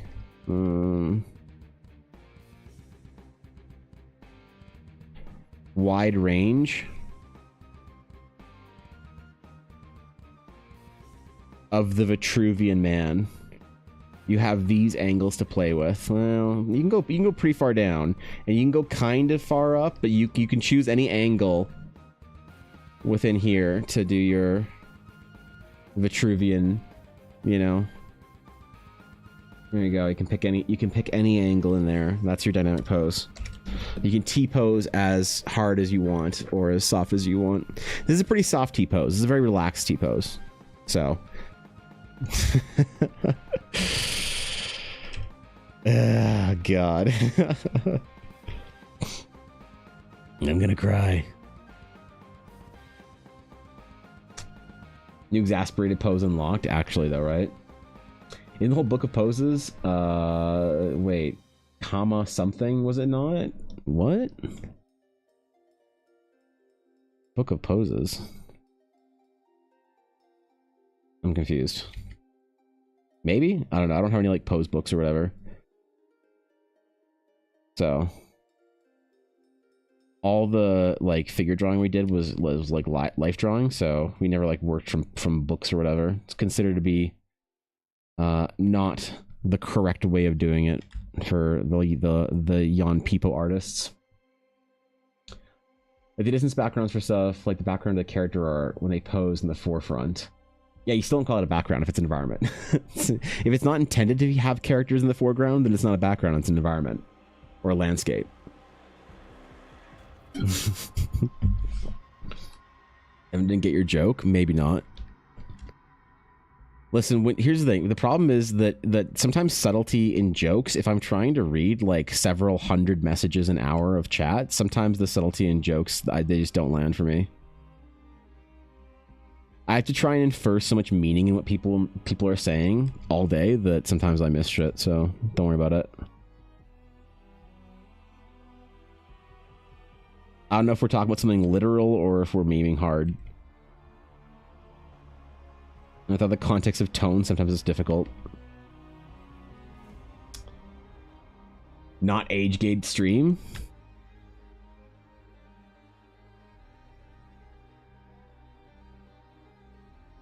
Okay, I'm definitely missing something, but Thorkin, if some shit's going on, just hand out some fucking timeouts. People are being poorly behaved.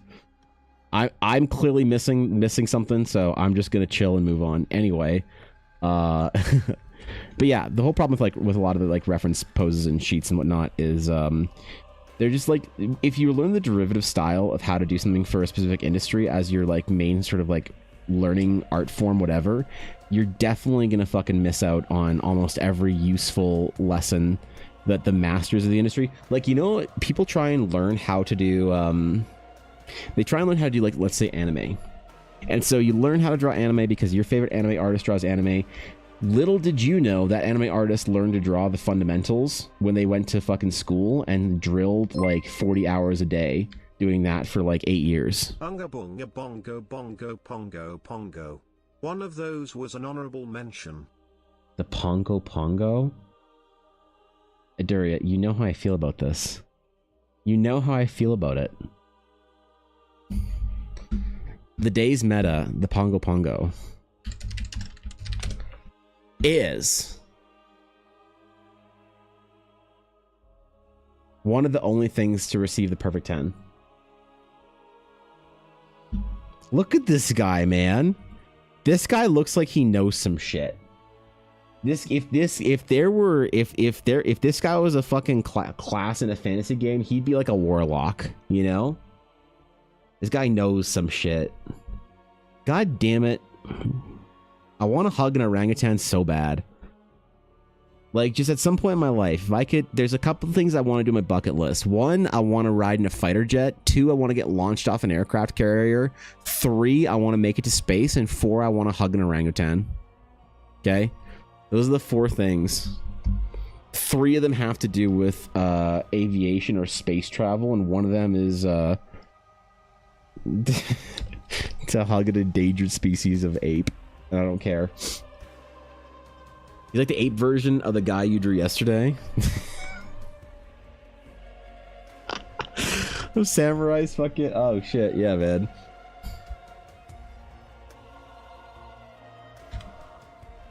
Yeah, right.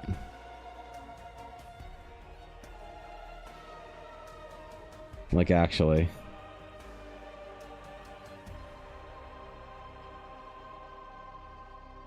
Okay. The question is, how many belts do we throw on Quincy?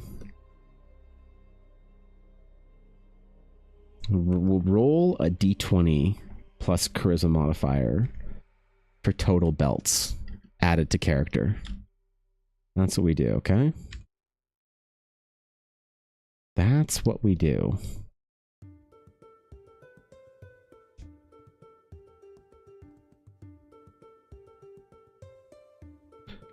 We're going to add a couple of patches to the leather, the tunic,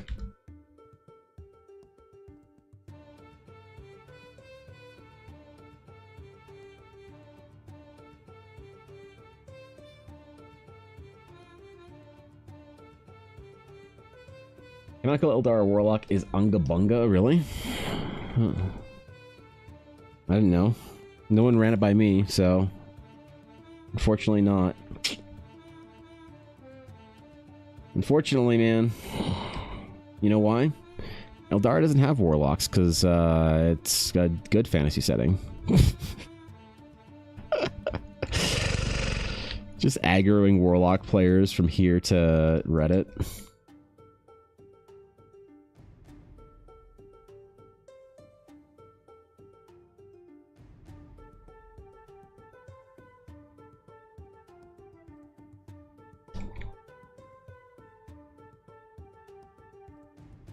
Oh yeah. Oh yeah. We're getting there. We got plans for the weekend, if any? Ooh, Thorkin, I'm gonna go out on a limb here and say I'm probably the only one playing Pokemon Go all weekend.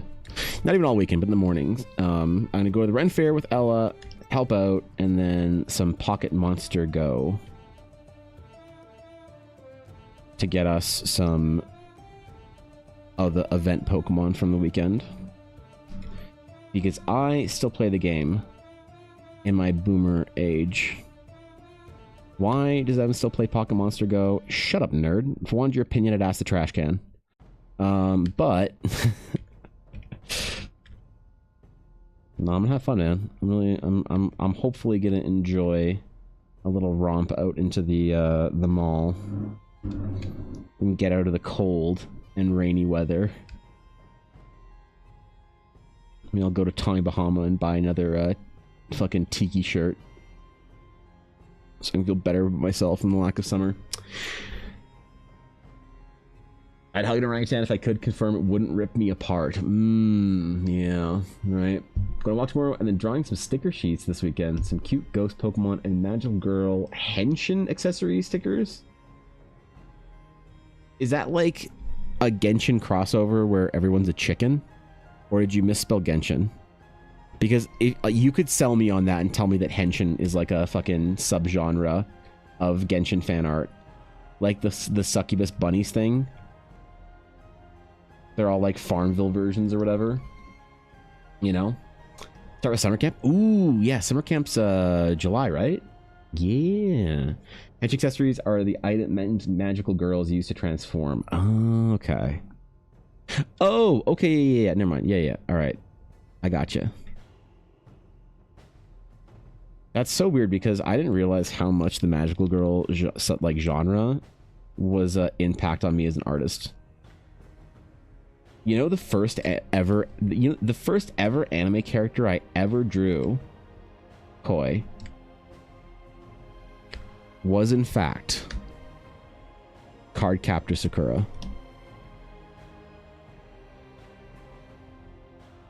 Yep. The secrets of the cloud were just a mystery until one night the book was opened. The powers were set free.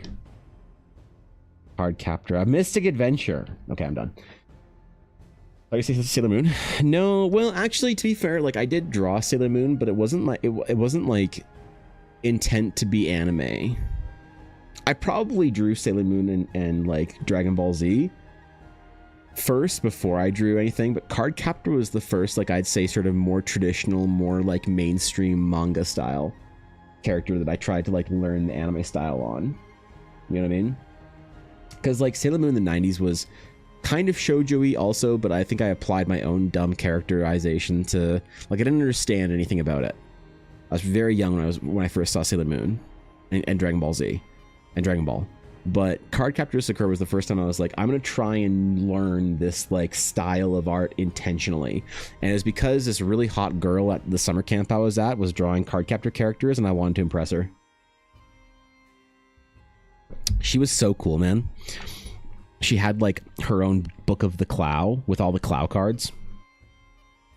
Dude, I never impressed her.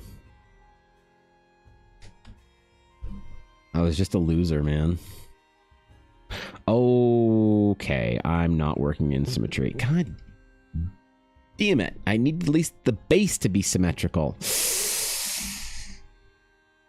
Ugh, I'm the worst artist I know. And I know Twitter.com.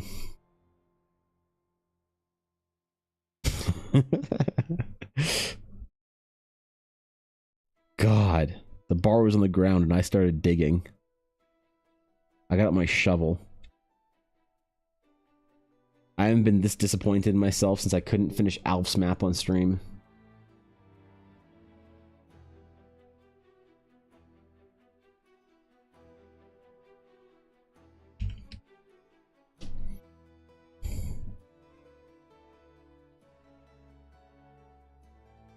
There we go. Start Saturday with a World Anvil stream. Are the prompts up yet, or what's the deal with that?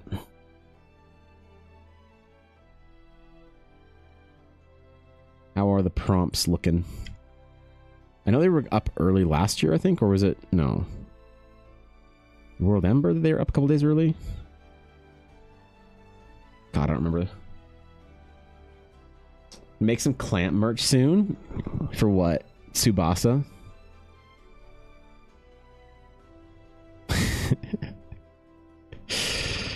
Or X 1998.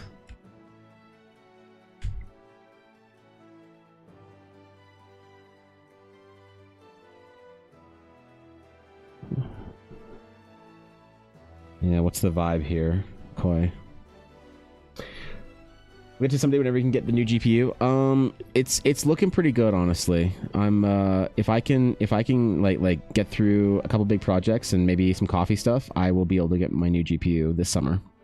Before I wasn't 100% sure, and I was thinking, okay, well, if I can't get it by July, I will just do your stuff off stream, just so you're not waiting super long on it. I don't want you to feel like you're fucking waiting on me to get my shit together.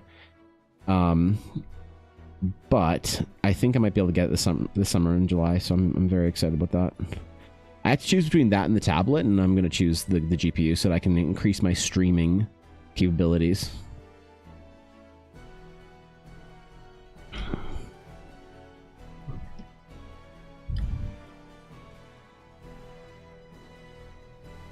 That's the goal anyway. I know you said you're not in a rush, Alf, but I don't want to be disrespectful to the opportunity you gave me to do your maps. So I do want to get to it sooner rather than later. Amazing art. Thank you. I appreciate that, nobody. Thank you. Favorite is RG Beta, but nobody knows it. That's ancient, okay? That's some ancient lore. Chroma Core should be soon too for the artist of Bongo Tap, really? Wait, isn't that whose thing is that? Is that that's 3 artists that were working on stuff, right? Or like three big communities? First 8 prompts will be revealed in the stream, the next 8 next weekend, etc. Oh, I thought that did Janet say something about giving them out early last year? Did that change? I don't know. New GPU at Ella Taco Bell, yeah, right? You've got them okay to wait until you can get it. I really like watching the maps being done in stream. Yeah, okay. All right. I don't want to make you wait too long. I feel bad about it. I know you're okay with it. I just don't. Yeah. I'm chatting with chat as it happens. Yeah, fair enough. Fair enough. What we're working on today? We're working on character designs for the book that I am doing art for, the Book of the Lost Bard. So we're iterating on some of the character designs that we liked, and pushing them forward a little bit, and then messing around and having a good time. So very important project today, Thorkin. Very, very important stuff that I'm working on today. Can't fuck it up, okay? This is more important than a simple character design for Ella Blackwood. You know, character designs that are completely irrelevant and nobody cares about because it's just for Ella. Ha! She's not watching my stream today. I can talk as much shit about Ella as I want. What now, Lady Blackwood? Get dumpstered. Cynics community, but there's usually Aldori, Ethan Becker, and Zapata. Yeah, okay. I knew Ethan was involved with it, but it was like Ethan and somebody else, and I couldn't remember. Sometimes I get I get Cynics and I don't know why, but I get Cynics and Modern Day James like mixed up. I know that's like they're completely fucking different, but still, for some reason they both register for me in the same sort of like occupied brain cell of memory. I don't know why they share it. It's like how for the longest time Ross Draws and Sam Yang occupied the same general field of Instagram artist that draws really colorful shit.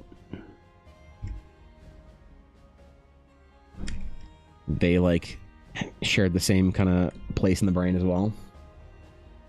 Martin James was there last year. Oh wait, so am I not crazy? I mean, well, you know, hey, let's not get ahead of ourselves. But I could have, yeah, because I could have sworn there was Modern Day James last year. But I just assumed that I got him and Cynics mixed up again. There is that. There is that too.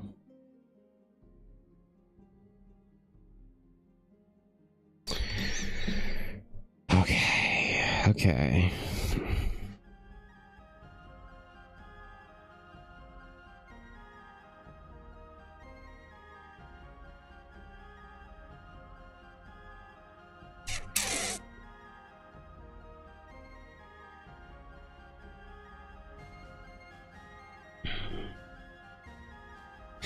You know, I realized I did that nice, lovely patch, but I'm going to cover that entire thing with a book, aren't I? So we're gonna yoink it and put it over here instead.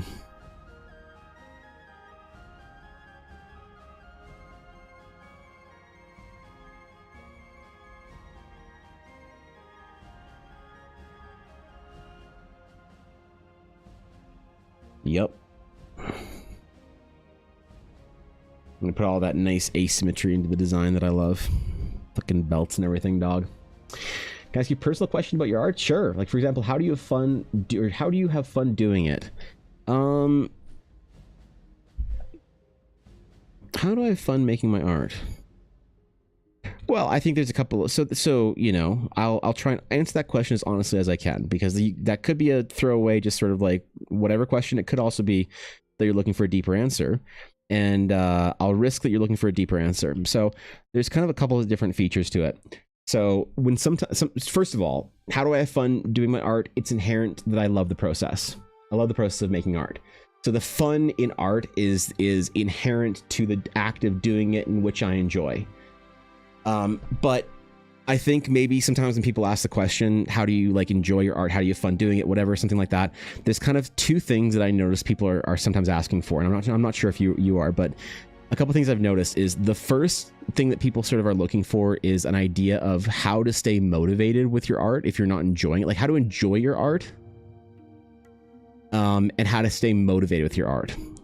And I think that a lot of the enjoyment comes from the act of, how do I word this? The enjoyment sometimes comes from the act of producing something that is meaningful. And so how do I have meaning in my art? I'm building towards something that is meaningful to me in my career. And so when I'm doing stuff that isn't necessarily fun, like this is just fun. This is like basic design, character design bullshit. I love this. I could do this every day, all day, every day. But how do I enjoy it when I'm not having fun with it? And I think that you have to derive meaning from your art. And if you don't have a why you make your art, then the how is going to destroy you. I believe. I really do strongly believe that artists need to think through deeply a question of why, and build an inherent meaningful structure into why they're doing what they're doing, and that will, in some cases, inform how to have fun with your art, how to enjoy the process more. So there is that, because you're not going to enjoy the process. The problem is if you're a hobbyist, I don't know really how to talk to hobbyists about how to enjoy their art, because I can't relate in a certain way, right? And I can try and talk about like how to enjoy it more if you're just a hobbyist and sort of like doing it for enjoyment and fulfillment. But for me, a lot of it also is like the discipline of it. Like, to be good at something, you have to do something difficult. And to do something that's difficult, you have to basically be willing to do stuff that other people aren't. That's why it's difficult. It's very easy to walk 10 steps. It's very difficult to run 100 miles. And how do we know this? Because the metric is based on the average person's experience.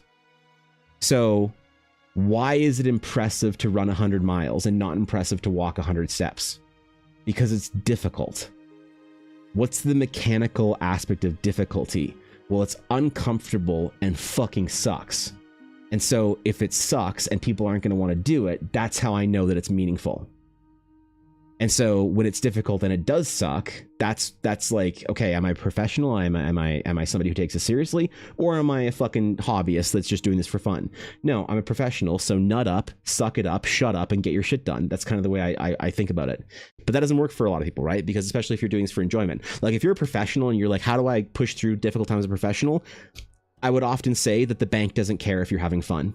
Your interest on your credit card is still going through, your mortgage is still going through, you still need to feed your family. Like, who said it needs to be fun all the time? Of course it's not going to be fun. If it's going to be fun the whole time, you're not like going to get anywhere, because you're not doing anything difficult. So like, fuck fun, right? Just do it anyway.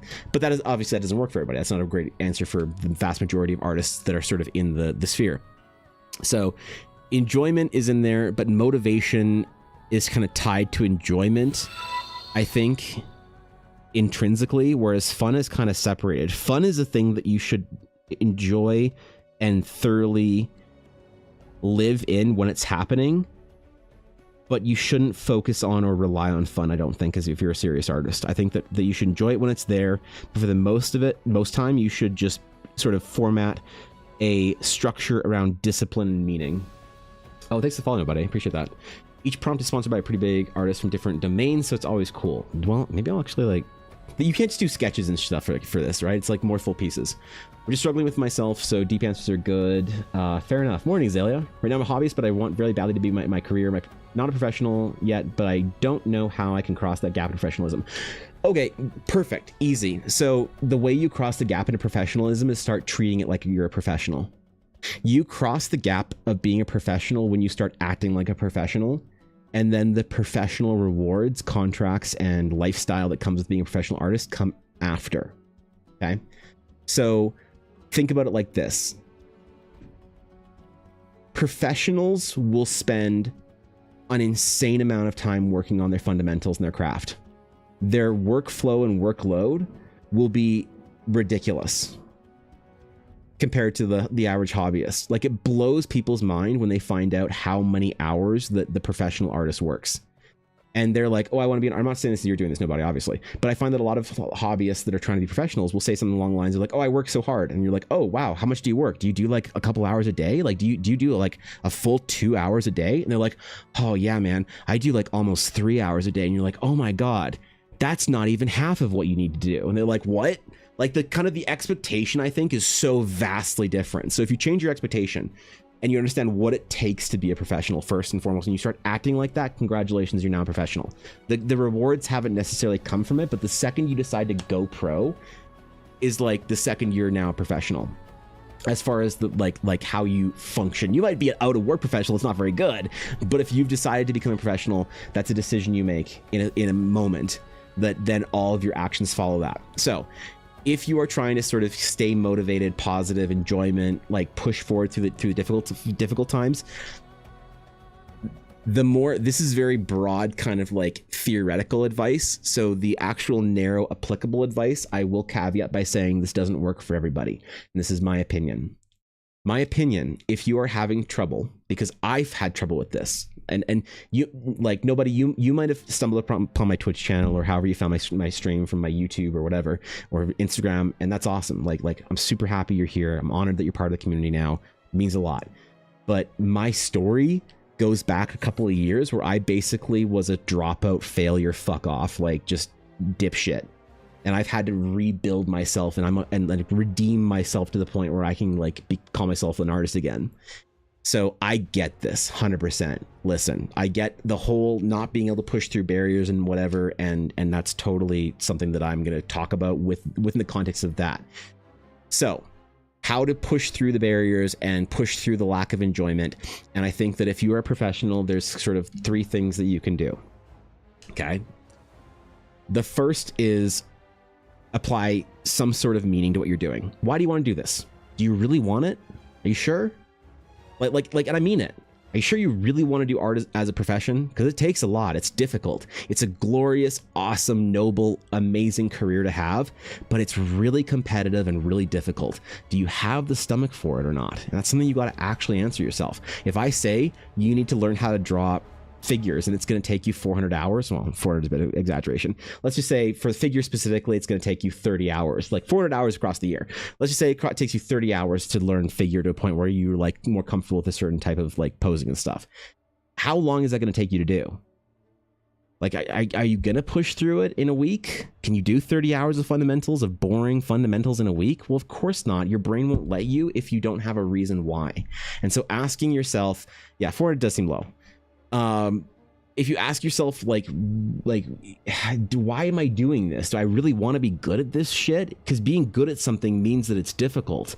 And like I said, the only way you can contextualize difficulty is that most people don't want to do it, which means that you won't want to do it. And so when you're sitting there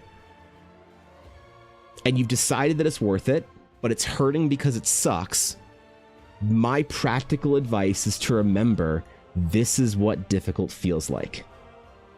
You don't want to do it. You're pushing through it. You're avoiding it. You're distracted. You're getting emotional. You're sulking. You're whatever.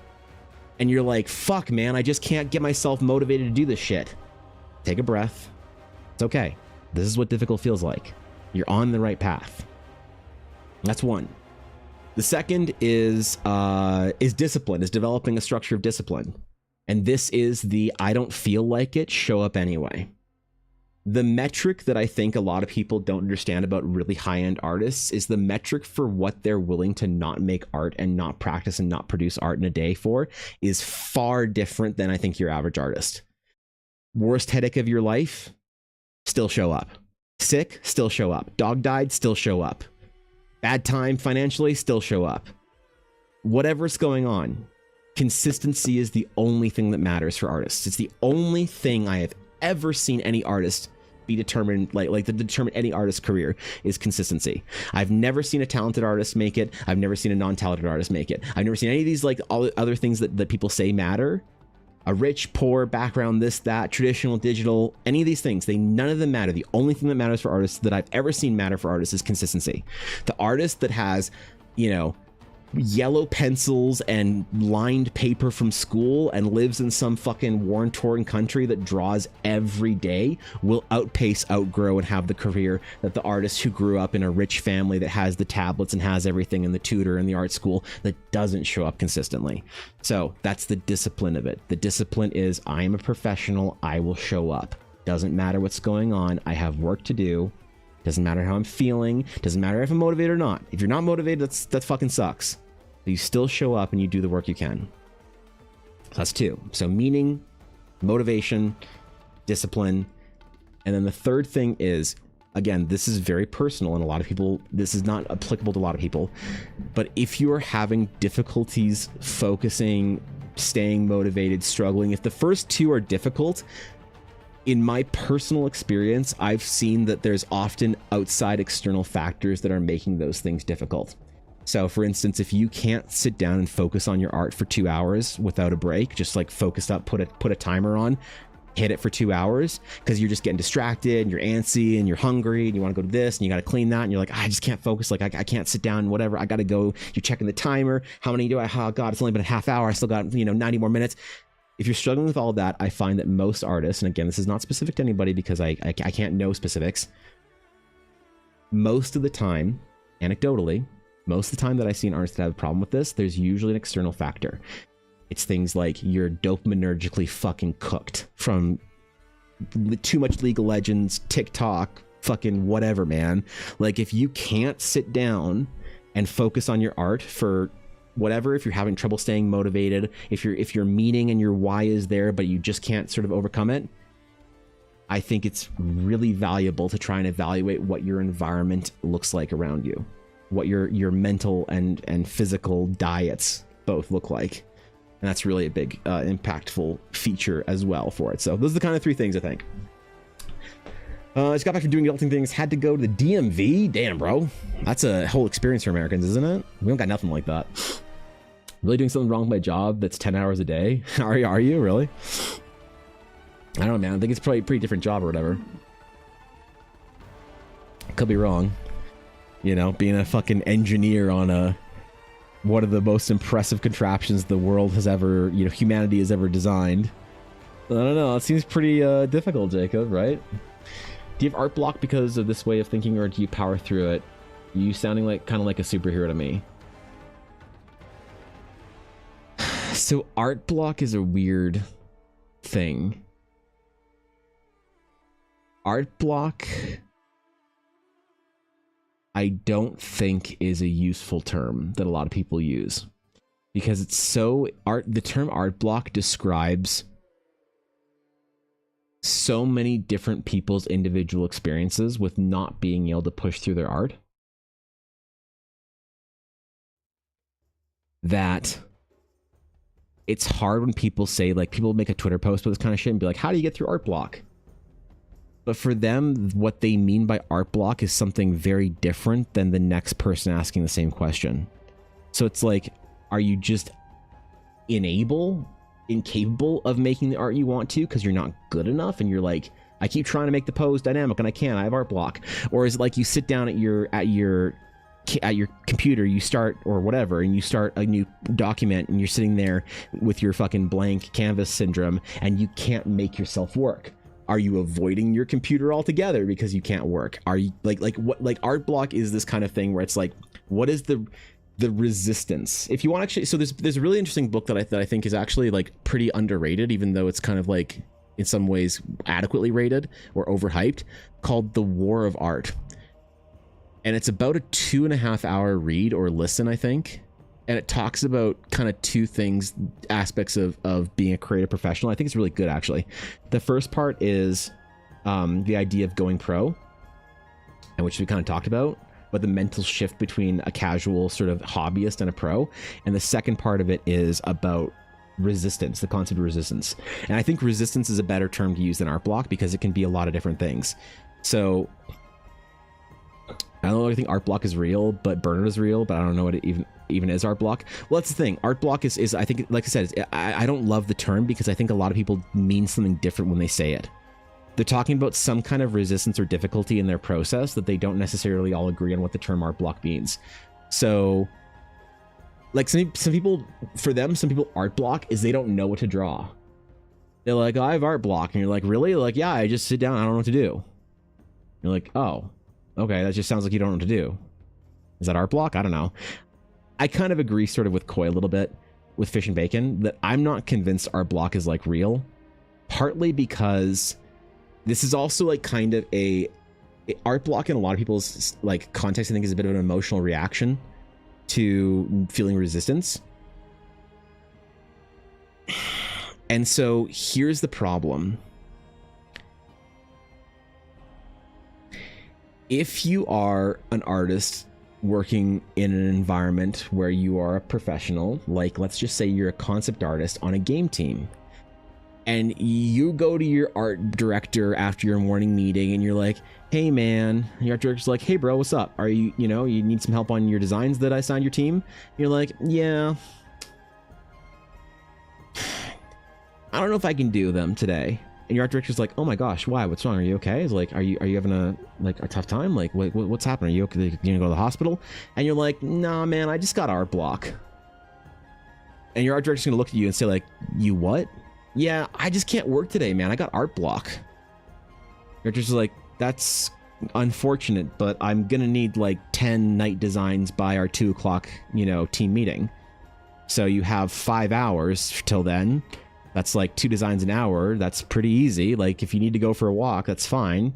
If you show up with like 8 designs, that's probably okay, man. And you're like, nah, I just can't do anything today, man. I have art block. Your art director's gonna look at you and say, I understand. Well, why don't you take the rest of the week off? In fact, why don't you take the rest of the year off? You know what? Why don't you take the rest of the job off? See you later, idiot. That's the problem. Is that whatever resistance is giving people the sense of inability to actually perform their craft, part of being an artist is pushing through that, like you said. But the problem is, if you have to use too much willpower to push through that resistance, you're not going to be able to do it sustainably. This is when I talk about the third thing of these like 3 things, like meaning, motivation, and discipline. Meaning, motivation is one thing, discipline's the second thing, and then the external problems is the third thing.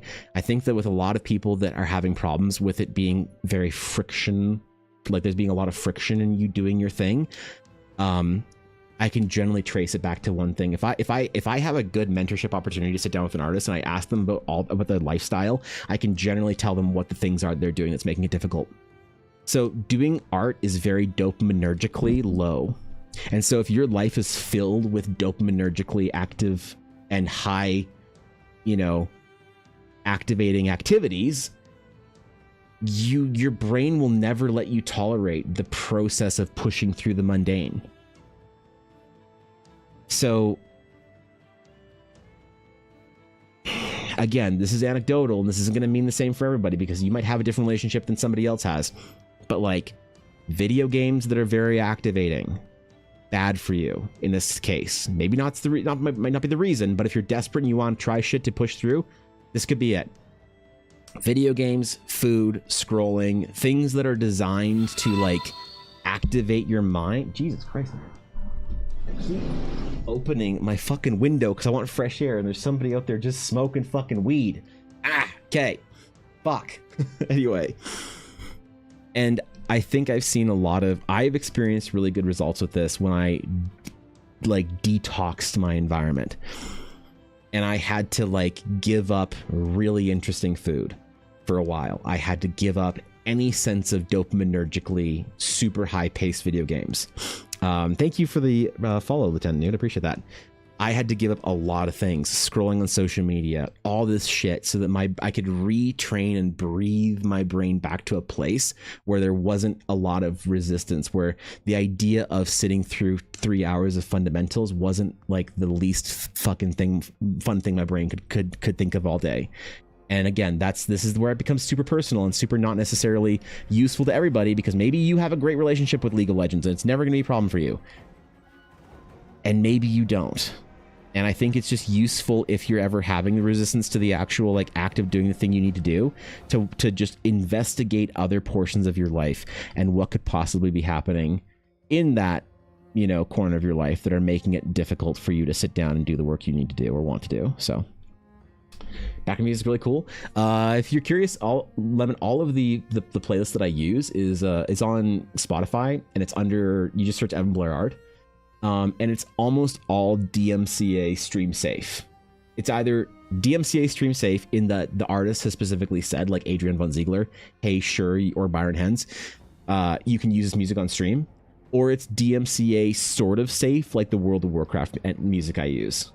Also, League of Legends music. League of Legends, all the League of Legends music, they have all said, you know, if they have a Riot Creator Safe playlist, it's all DMCA safe. Not that that matters, it's just kind of an interesting tidbit.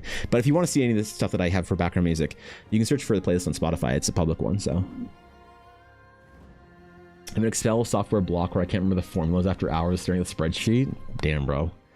Self-reflection is super important. I think so, Megan. I have never made good progress in my life in anything I want to make progress in without doing a serious self-reflection, understanding what sacrifices I need to make. Like, Megan, I started losing weight a couple of years ago, and like the first 40 pounds I lost didn't happen until I realized that I could not have certain food in the house. I wanted to admit I was better than that. I wanted to admit I was this or that or whatever. I would not be able to lose weight if I had certain foods in the house. Or like, if I don't go to the gym in the morning, I will not go to the gym. And so this morning I had a terrible fucking workout, just the worst bullshit, slogging through shitty sets, whatever. And I know that if I don't do that in the mornings, I'm not going to do it after stream or in the evening. So understanding and reflecting on what you really require, I think, to get something done is a big theme that I try and emphasize for myself, which is why I talk about it, because it's the only thing I can like reference or whatever. If I won the lottery, like, just be drawing all day, I wouldn't do anything else. Ironically, the reason I don't draw all day is because I have to draw for work, and I'm just like, ugh, enough time for video games, right? Yeah, I kind of feel that. For me, art block is like walking through quicksand, just going through it until I can't get out, and sometimes it's just very hard for me to do. Yeah, totally, right? You just feel like you're kind of suffocating in it.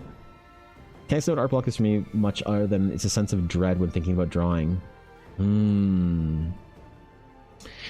Yeah, it's like your brain is trying to tell your mind to get away from it. You know what could help with that specifically?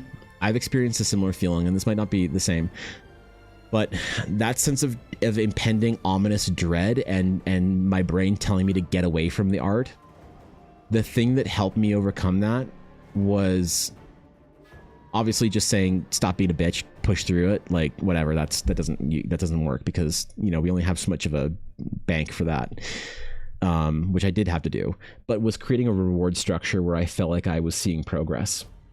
And so for me, recording my process in a video is the thing that really helped me. So I started doing this about 6 months ago, but I started recording anything I did. I recorded the process video, and seeing this at the end of a piece of work gives me the sense of what I did mattered over the last couple of hours, which reinforces the reward structure of doing the work. So obviously I'm not saying record your process. I mean, you could try it, but I think something like this, something that helps you look at your art afterwards and say, oh, I did a good job.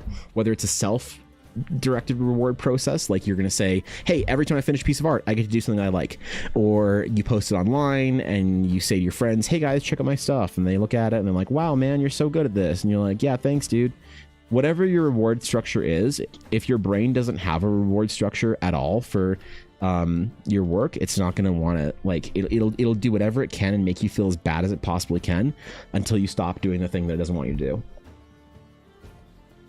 because it doesn't think there's a point to it. It doesn't think there's any need to do the thing you're doing. So I saw the art while scrolling through Twitch and just said I definitely follow this guy on TikTok, so I had to jump in and throw the follow here. Oh really? Oh shit, dude, thank you, I appreciate that. Welcome to the stream, dude. Dude, I'm honored. That's so funny, dude. That's hilarious. Well, thank you for the support over on TikTok. That means the world to me, so that's really funny. Okay. That's cool as shit. All right, the fuck was I doing? Bag, right? Bag and book first. That's what we're gonna do. Bag, book, bandolier, something along those lines. Let me just drop it past you here while I clean this shit up real quick. Give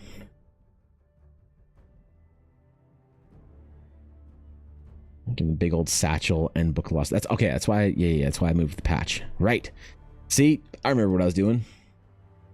But like, it's also it's okay for it to be really hard. It's gonna be hard, and you know, I believe in you. I do. I think being good at art is a choice that people have to make, and it's not an inherent thing that you either are born with or aren't. And I think it's tough and noble, and you're not alone if you're struggling with it. Everyone who's ever gotten to a point where you think, I want to be like that artist, has probably struggled deeply. Unless they got really lucky and had some sort of like fucking hyperfixation or whatever, where they just like were okay grinding it away. And they struggle in other ways though, you know? Your art is inherently rewarding because you're solving a puzzle. Unless you're the type who doesn't enjoy solving puzzles, it should be a self-rewarding cycle. It should be self-rewarding, but for lots of people, including myself, Koi, it isn't. For me, the burnout came from there being no sense of a fulfillment, accomplishment, or reward in the process for like any like long stretches of time. So it should be, but it wasn't for me, and I had to learn how to make it like rewarding. And that was a big change for me, is when I realized that I couldn't make it inherently rewarding, so I had to like force it in some ways. It was a big change for me. That's when a lot of resistance went away, and I was able to sort of focus on the things I wanted to focus on instead of trying to figure out how to beat the shit out of my brain and subjugate and enslave my actions. And you're never going to win that battle long term against your brain. Your brain's built with much older systems than your consciousness. Your consciousness is a fairly new contraption within your brain.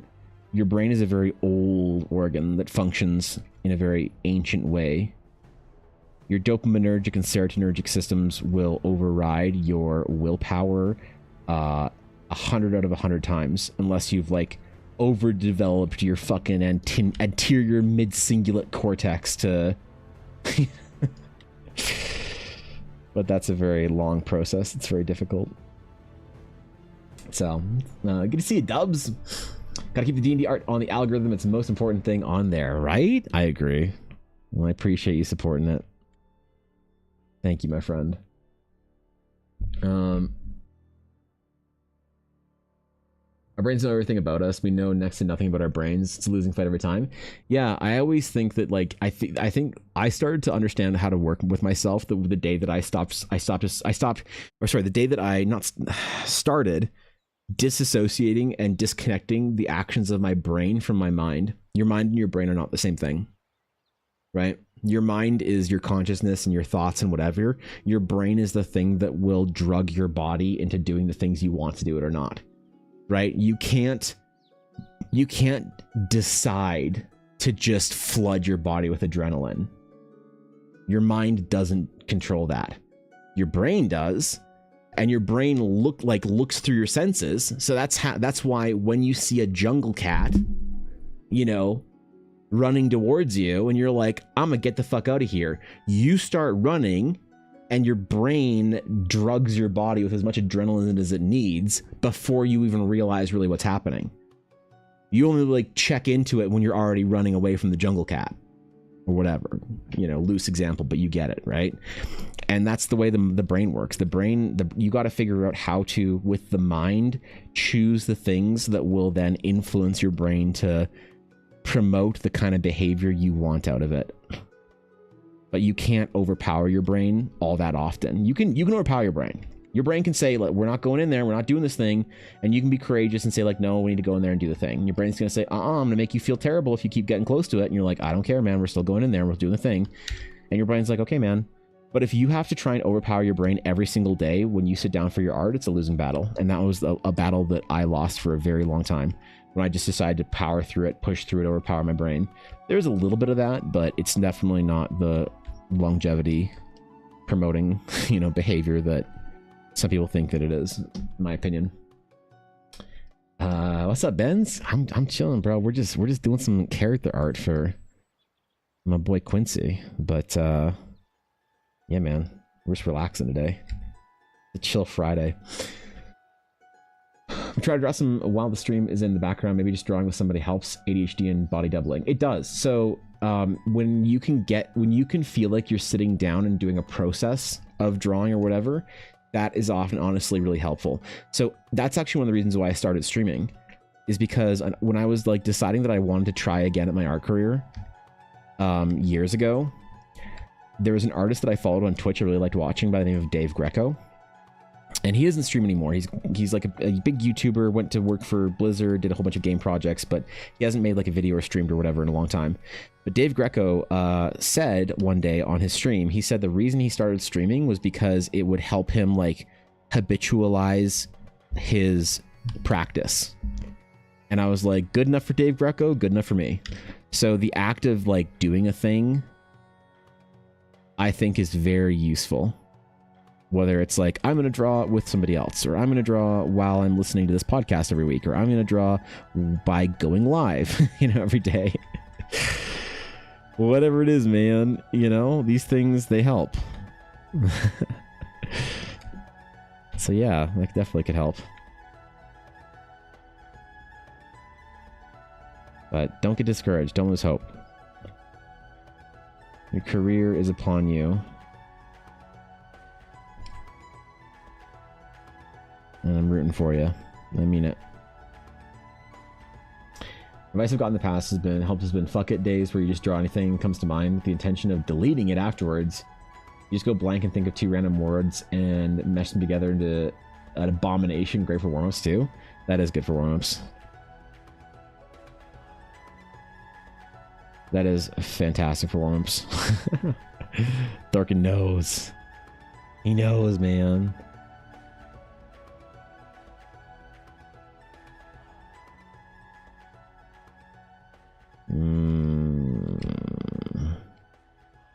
That's the shape we want for our satchel. Okay. Look, I got there in the end, man. Sometimes you have to stare at it for a good 3 or 4 minutes before you realize what's wrong with it. Sometimes, man, it takes a minute. Sometimes it takes 60. That's okay. It's all part of the process.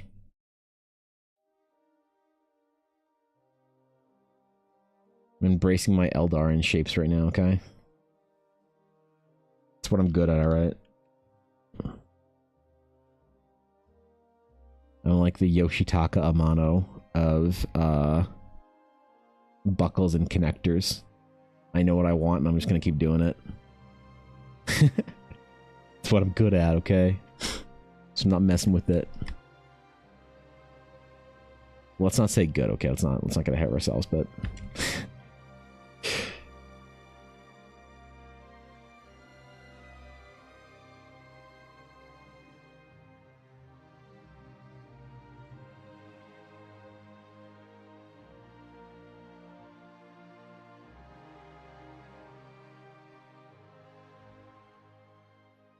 okay.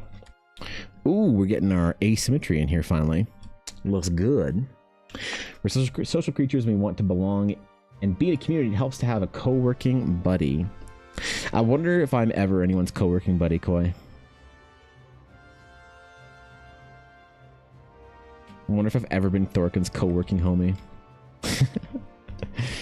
No, I get it. I mean, I listen to a lot of podcasts and streams when I'm making art, like off stream, because I like listening to something that I don't have to like change. You know, like you finish a half-hour YouTube video, now you gotta find another YouTube video. I'd rather listen to like a live stream that's on for 4 or 5 hours, or a podcast that's like a 3-hour podcast or whatever. That definitely helps me anyway. Are you co-working buddy right now? Damn, okay.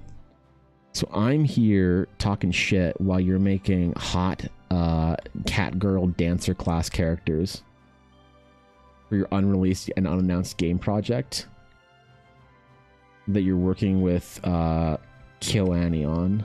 Holy shit. Who'd have thought, man? Who'd have thought I'd be this close to being part of history? You are drawing a hot bunny girl. Okay, got it. All right. So I wasn't that far off, you know? Wasn't that far off. That's basically what I said. Okay, cool. Glad to know I was on point there. Work on contracts and spreadsheets while watching you on screen to my left. Let's go, dude. Spreadsheet core. Holy shit. Yeah, who's got a fucking Excel document up right now? Where are my Excel warriors at? We got Sabine in there somewhere in Atari. Where are my spreadsheet? My spreadsheet, fucking paladins, bro.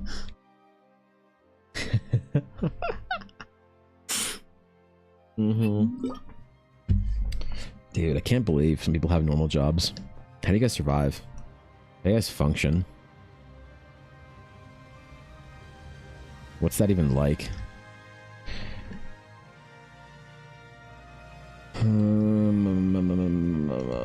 Okay.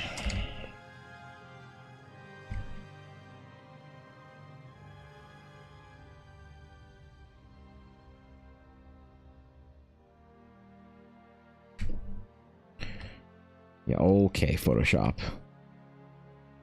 This program thinks it's funny, I swear.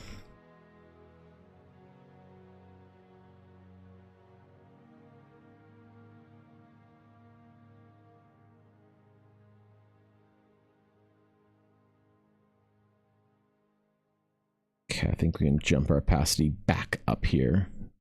Maybe even merge some layers if I'm confident. Let's not get crazy or anything, but...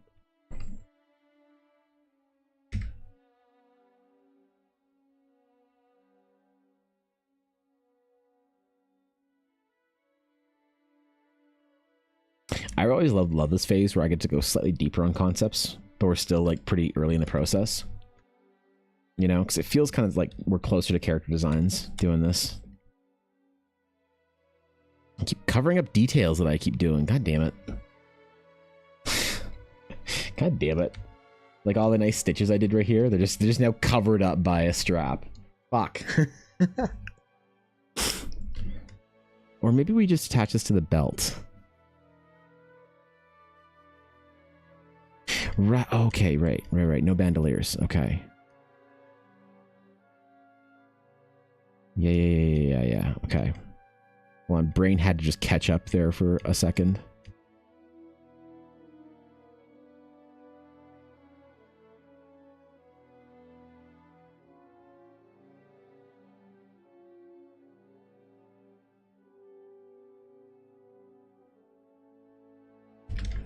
There we go. Ooh, okay, that's clean. I like that. Evan, enjoy. Evan, have happy. Good brain chemical. Easy job, but so boring. Wait, what is? Work third shift security. I sit for 7 hours playing on my phone. 30 minutes checking doors are locked. 30 minutes unlocking doors around 6 a.m. That's a lot, bro.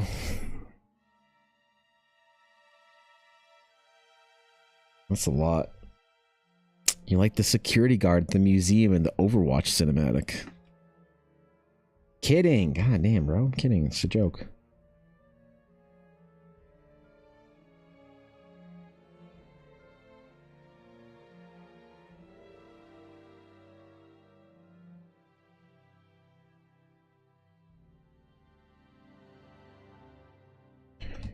Yeah, I've never known what a real job is like. Oh wait. Oh god, retail was real as fuck, man. Oh god, graphic design was so real. Oh jeez, never mind.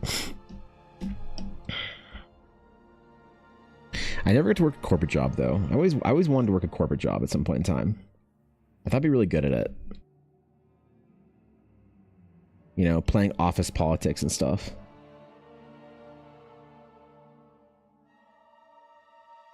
I'd be like the C-suite Grima Wormtongue.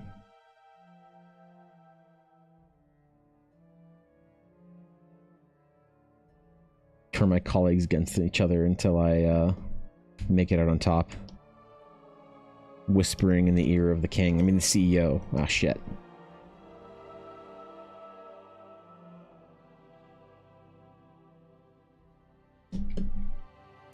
One or two people in the convention center all night. They still make me wear a full suit and tie.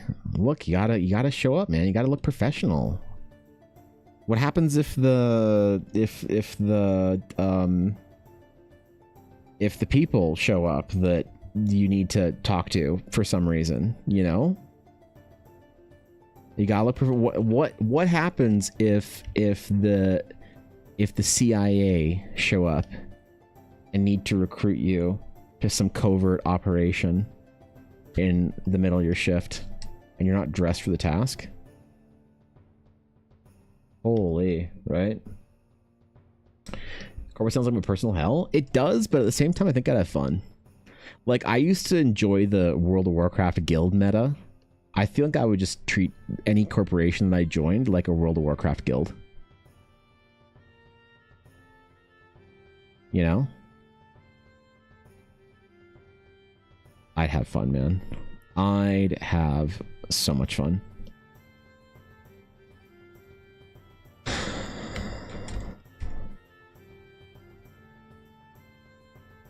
We're gonna add a little bit of lighting into this, which I don't normally do this early in the phase, but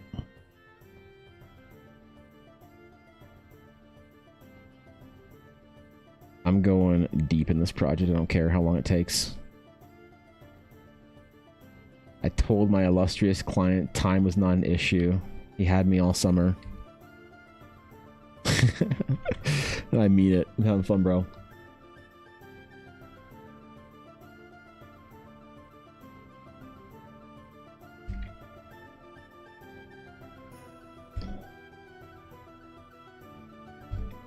Like iterate, make variations on this design. I think as we go, I really like. I thought I need to try it a couple times today to arrive at a tunic I liked, like with the additions. But I'm actually pretty happy this is a base, and we'll iterate from this one. I realized when I opened it up again, I was like, wait, I actually kind of like this. There's one thing that's difficult about like being like the concept side of things. One of the issues that I think a lot of artists run into that I never really had because I had a design background as well, is sometimes the idea of trusting an original design. So sometimes you have a base and you're like, man, I got to do iterations and variations. But sometimes you feel like you got something like really good on the first try and you need to not throw away the essence of that first thing. That you should iterate and design based on and around that first design, but you shouldn't throw out the core of that design. And I think the tunic base for this was something I really liked. So we can iterate around it, but I really liked the silhouette of it. They're vastly different folks. Every time I talk to someone who works in an office, I want to kill myself. Well, listen. Maybe you need to play World of Warcraft more, Koi. Maybe you need to play the game more. And by the game, I don't mean the video game. I mean the game. Right? You gotta treat it like a game within a game. Trying to impress the executives, get the promotions. Think of it like you're playing Sims, except you're the sim. Wait. Wait, hold on. I was in blue collar stuff aside from retail office jobs would make me hate my life. Yeah. Yeah, probably. Probably. The security does seem like it'd be nice, right? The job security. Yeah, because, you know, you work at the same company for 30 years and then you get a pension and then you retire. Right? Like you just work for a nice company, like doing a nice comfortable office job, and then you get paid enough to, you know, buy a house and your wife doesn't have to work and you can have, you know, between 3 and 5 kids and You can buy like a 5-bedroom house and 2 vehicles, one for you and mom. And you can go on a couple vacations a year. And all on your office job. Wait, is that not how it works anymore?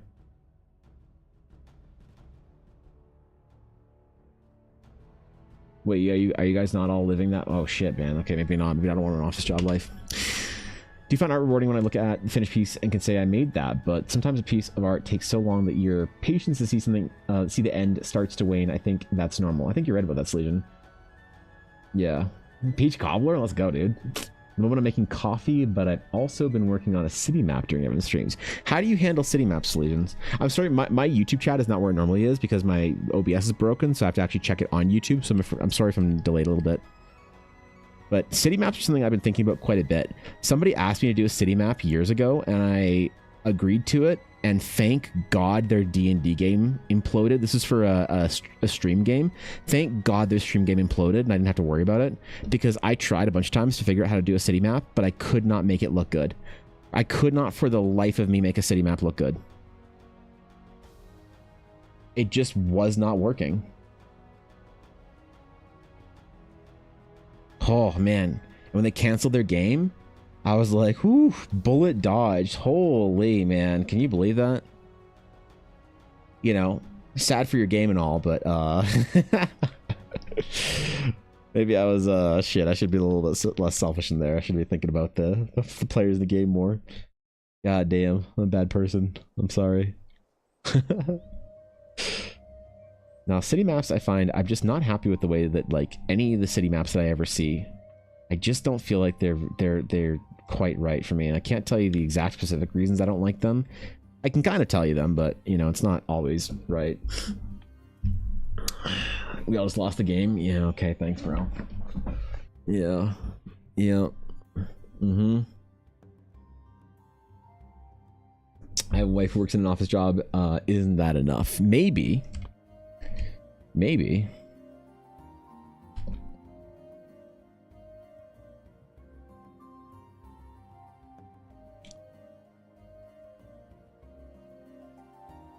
Okay.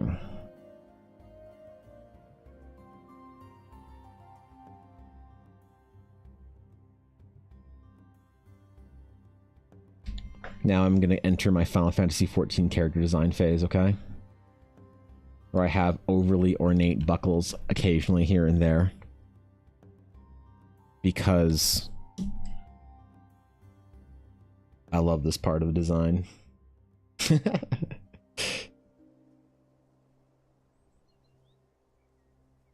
It's one of those subtle things where we're injecting the soul first and we'll think of the practicality later.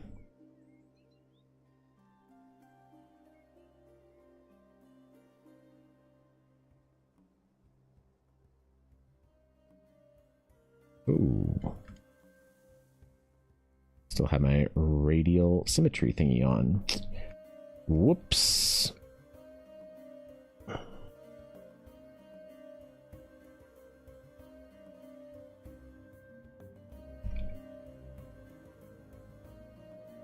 There we go.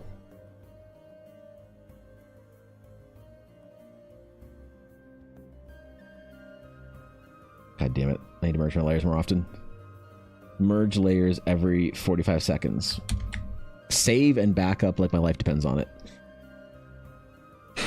For context, also, yes, you've lost the game. Yeah, well. It's bound to be over at some point in time, Thorkin. Okay, I'm gonna be so focused on this project for the next couple of weeks that I need you guys to remind me to fucking stretch and get up and whatnot.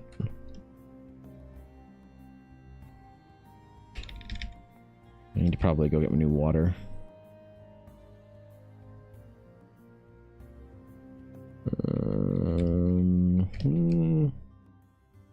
Put all those nice little scuffs and scratches and whatever onto our character as well.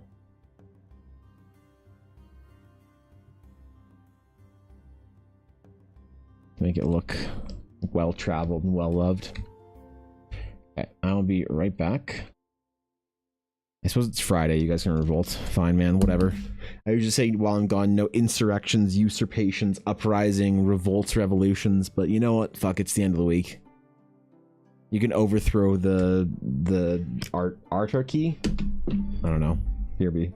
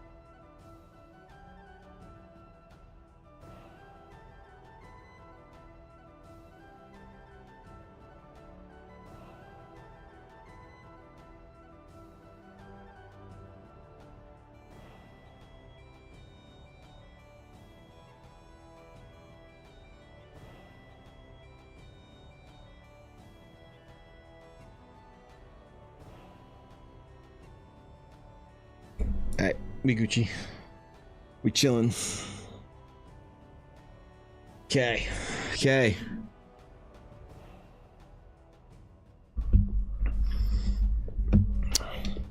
It'd be fun to like record most of this design process and make a video of the whole thing after, if they let me, for one.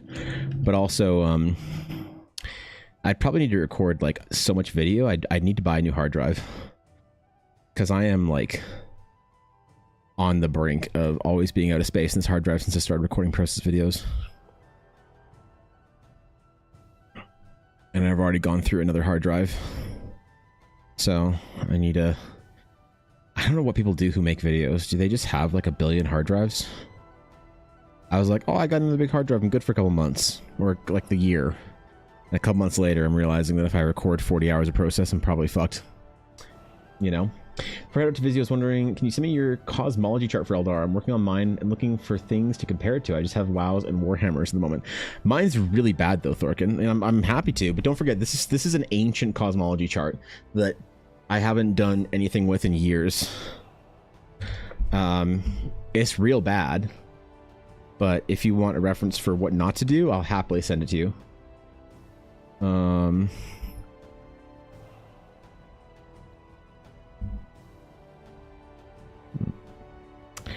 I don't like how long it's taking to load. Okay. Wait, coupon for free pizza as a GM? Holy. I need to make more D&D coupons.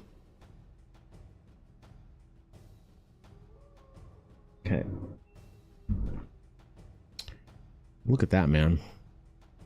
This is gonna be one of the most important things I ever draw for the Realms of Eldara, and no one even realizes it. Posts and stream topics. There you go, Thorkin. It is in stream topics. There you go. Alrighty. Okay. Get out of here, D&D notes. Nobody likes you. Dude, seeing old like work and then just getting flashbanged by newer like loose sketchwork like this, what a difference. Wait, am I improving? Am I getting better? No, I wouldn't. Wait, maybe. I'd never suggest it. I'm gonna try something. We're gonna try to see if something works here for the concept. I'm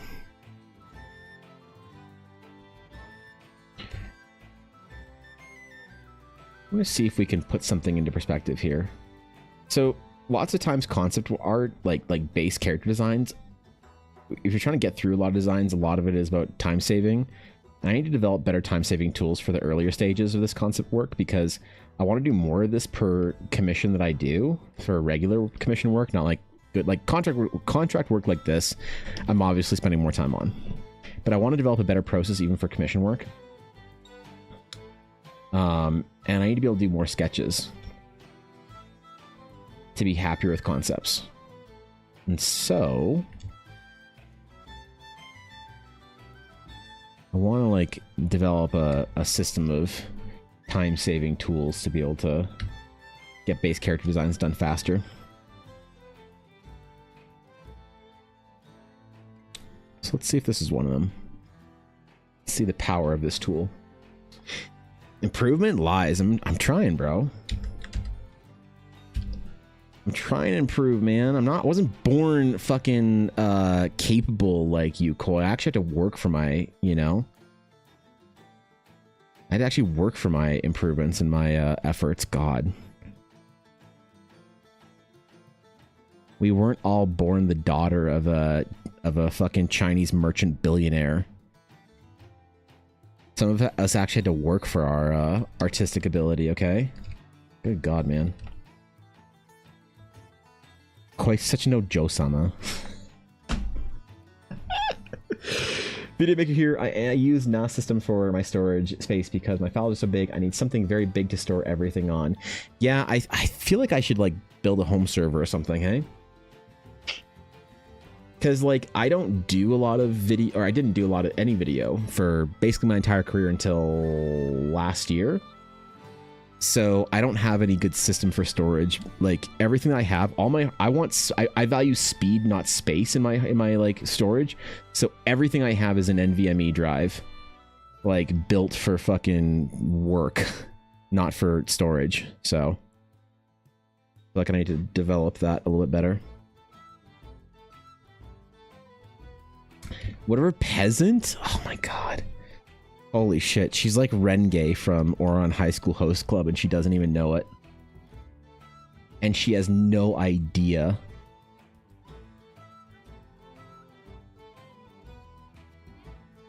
Good God, man.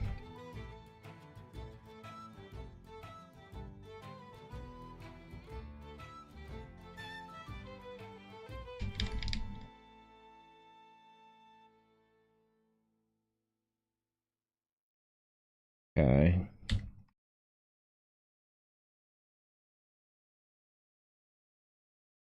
That's all right. That kind of worked. Good enough for the concept phase, man. All right, let's go.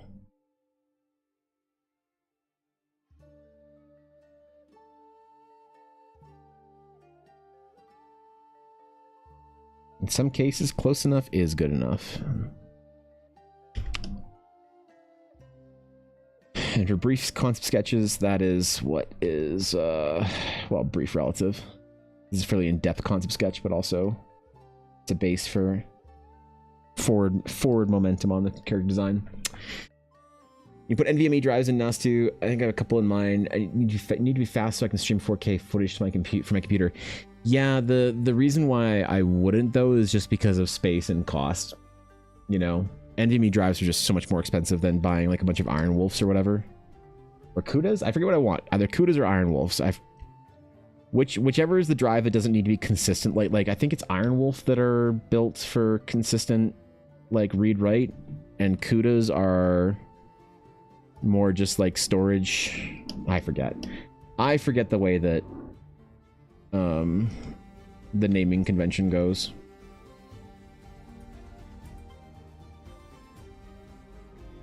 Anyway, I need to think about cost effectiveness for drives and figure out what I want to do. Or maybe I'll just go all the way to cloud-based storage, man. The cloud's the future. Like, if your information's not in the cloud, bro, then where is it? It's not actually safe unless AWS is looking out for it. I have a friend that works at Google that says he can get you $3 off a $4,000 plan for cloud storage. 3 gigabytes for $4,000. Ironwolf, there will be slots for hybrid drives and NVMe slots in most of these. The Ironwolf are great because they're cheaper and often way bigger. Right. Wait, so which are the ones that are supposed to be heavy read-write if they're not Ironwolf?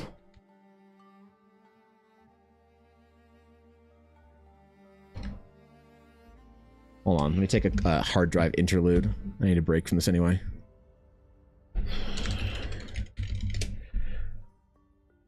Let's go computer part shopping, shall we, boys? And Koi. Hardware. Let's go. Where are hard drives?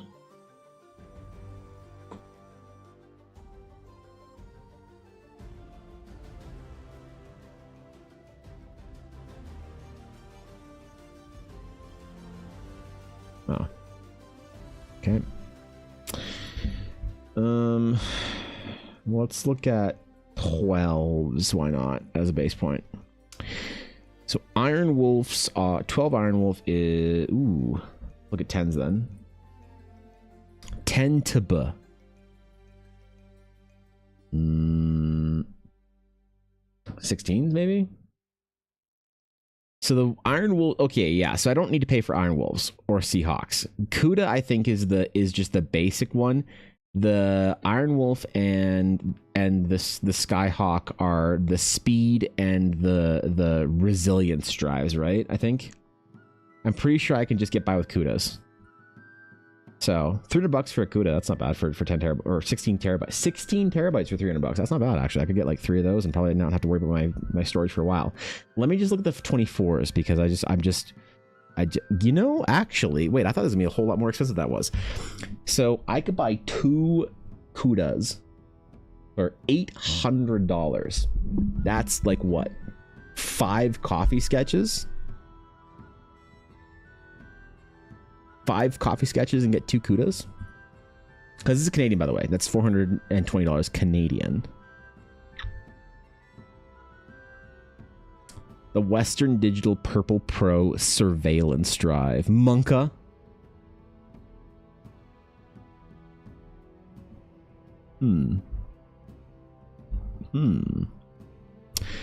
Monka, Speaking of storage space, if it's fake, man, I refuse to believe if it's real. You have 4 terabytes of hard disk drive and 4 terabytes of NVMe. I swear to God, I still don't have nearly enough space for it. So what are you downloading? Stop torrenting fucking lewd anime, Alf. How many games do you have installed at any one time that you run out of space? What the hell? That's not bad, actually. Now, here's the thing. We still need the 5090. Unfortunately, this still takes priority, I think.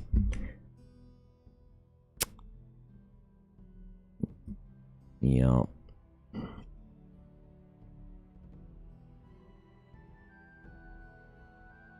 I actually don't know much about the Tough series.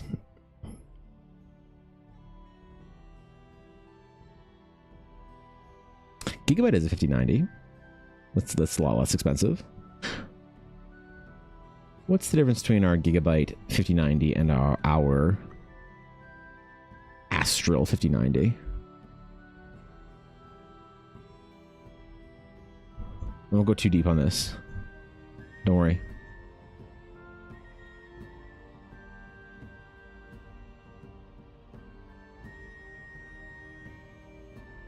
All the marketing, holy shit.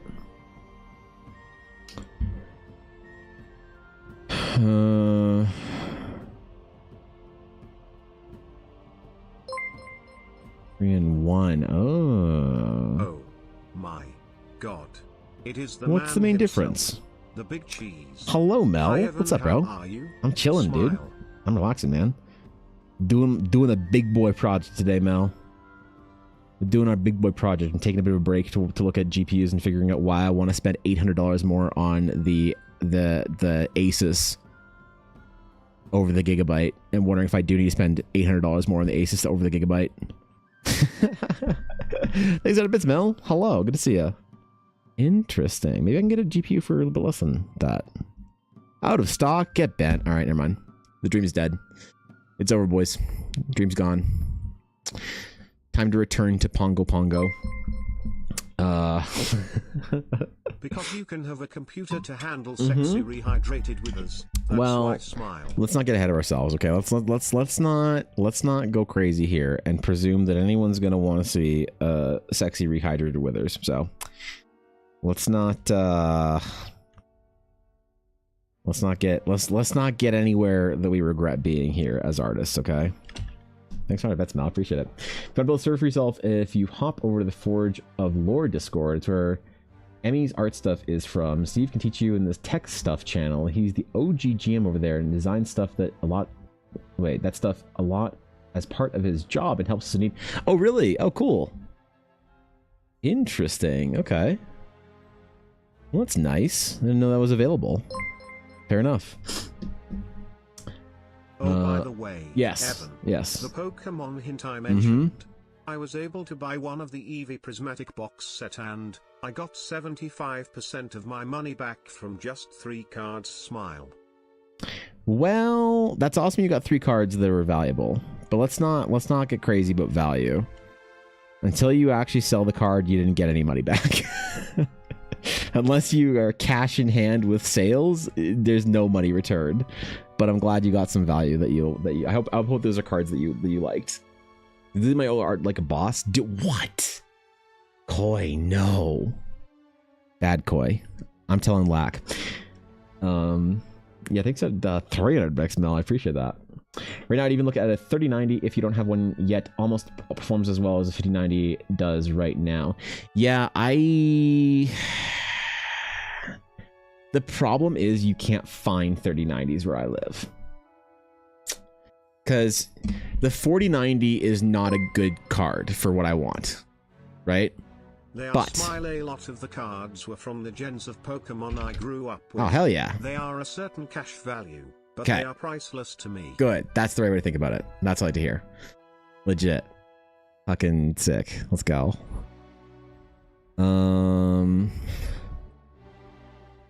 Which VRAM does a 4090 have? 49. So yeah, so 39s and 40, 30 and 4090s aren't even available on Memex anymore. So it's not even an option as far as I'm concerned, which sucks.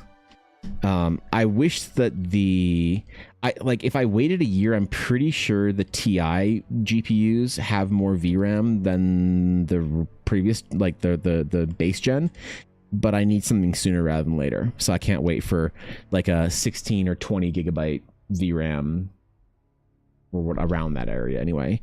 GPU. I need the big boy like now for multi-streaming and for doing shit with Photoshop. So the problem is that I've done everything I can. I've done all the like mental gymnastics to try and rationalize why I don't need a 5090. because I really don't want a 5090. But unfortunately, the more I think about it, and the more I think, like, figure out what I actually need, the more I realize I actually do need it, which blows. So that's okay. You know, I'll just go broke buying GPUs. Why? You know, hey, that's what you do, right? And then I won't be able to buy any Pokemon cards like Melon. It'll be cool. God damn it. God damn it. I want some Pokemon cards, man. Oh well. It's so expensive right now, though, so maybe it's for the best that I'm not allowed.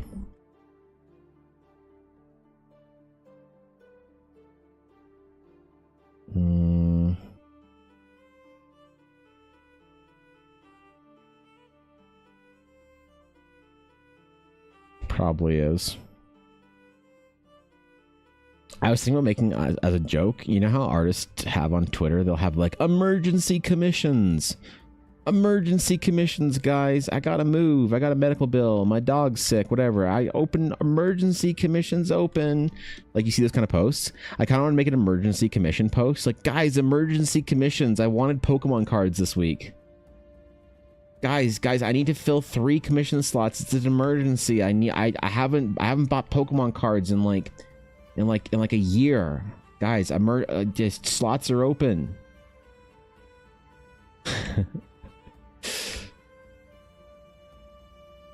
Yeah, that wouldn't go over well, probably. Speed run to getting canceled on artist Twitter. Any percent. Hey, those emergency commission artists. Listen, I'm not going to generalize all of them. I just do think it's kind of funny. I think it's kind of funny. That's it. That's it. I'm not here to start wars, Koi. I ain't out here to start a conflict. I just think it's a little silly. Just a bit. Just the wording of it, you know? There's an MSI and Asus ROG RTX 39s on Amazon Canada. So the problem is that I've had a lot of bad luck with computer hardware, and the place that I get my computer parts from is a store that I've got my computer parts from basically since I was about 20 years old. And I have a friend who works there that gets me the like the friends and family discount on certain things, specifically the warranty and whatever. And I have used the Memory Express warranty to replace thousands of dollars of computer hardware, peripherals, whatever. And so I'm kind of locked in on that store. Amazon, Best Buy, I noticed they did have like older cards on them, but I'm less trusting of them as like a Amazon warehouse fucking GPU or a Best Buy warehouse GPU or whatever, because Best Buy did have like a pretty good deal on 5090s with financing, which would make it easier for me to fucking get a $5,000 GPU. But I'm just not comfortable spending the money on a big purchase like that from a store that I'm not confident with when it comes to something that could break or whatever or need help with. So if it's not available on Memex, you know, I'm just not super keen on it, to be honest. I've heard good things about Amazon for stuff like that, but I've also heard very, very bad things, and it's like one of those gambles that I'd just always be a little bit anxious about. I'm just, I don't know. I am peasant? Okay, fine. All right, Koi, you can be mad. Jeez, bro. Fine, I'm sorry. Be mad.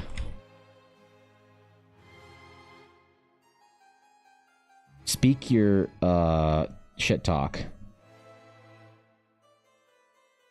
Rage against the machine, man. Show me your wrath or whatever, dog.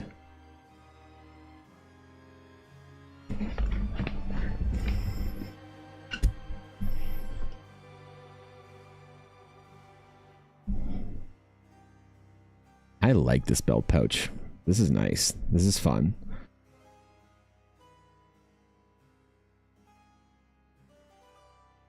I'm definitely entering my Final Fantasy 14 era. We're also doing really cool stuff with the boots, which is going to be dope. I'm really excited about that. You magically enchanted man. Magically enchanted. This is a commission. It's a bit more than a commission. Commissions, I think, generally imply a certain level of casualness to a project. This is actually this I'd call a contract piece. So technically a commission, but a bit bigger than that. Pouches, yeah. You're a pouch enjoyer too, Nick. Got it. Cool. Yep. Me too. I agree.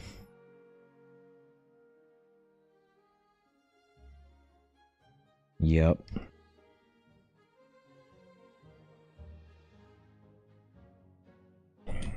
Okay. Ooh, where are my dumb lines here? Can't forget those, man.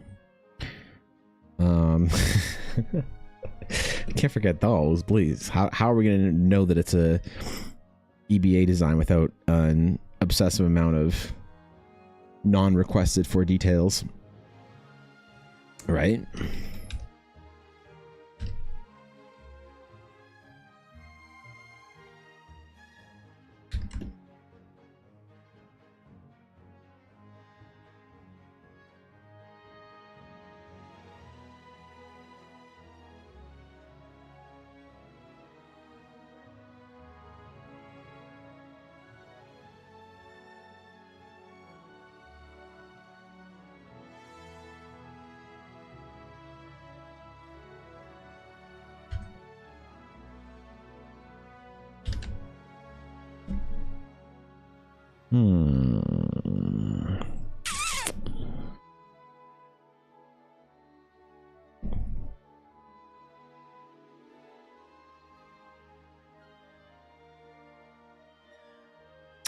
All right. We should add a slight pattern to our scarf contraption thingy. I don't know. This piece you're working on looks cool. Character design for somebody. Very important project, Brooklyn. This is the big project I'm going to be working on all summer. Or at least, you know, part of the summer. Shouldn't take all summer, but I'm willing. Yeah, very important piece today. Good to see you, Raven. Hello. What's up? Yeah, big boy art. Bro, where's my fan? It's finally getting warm out. Holy shit. Please work, fan? Please? Please, $1,000 Dyson fan that I never paid for. Thank you. Okay. Bro, if this Dyson fan dies, I'm never gonna own another one. Got it given to us. I would never be able to buy a fan like this. Every time it doesn't work, I'm like, uh-oh. Uh-oh. Pray to the machine god. Pray to the machine spirit. What is the character you're designing for with this one? This is one of the characters for Quincy's book, The Book of the Lost Bard. So very, very important character. He's a bard, a storyteller, an adventurer, a young half-elf-ish with something to prove. Yep. Yep. Is this part of the swimsuit calendar? No, this is not part of the swimsuit calendar. No, unfortunately not. I'll see if I have time for the swimsuit calendar before this project is over. Hopefully the calendar doesn't have to be late, man. It would be unfortunate if it was late.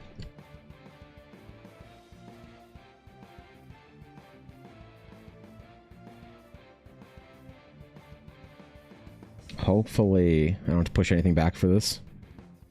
But probably will, just a little bit. No biggie. Just had your homebrewing something for your family D&D game. What'd you homebrew? Tell me your tales. Excite me, enthrall me, motivate me to homebrew stuff for the classes that I need to do stuff for Patreon. Motivate me.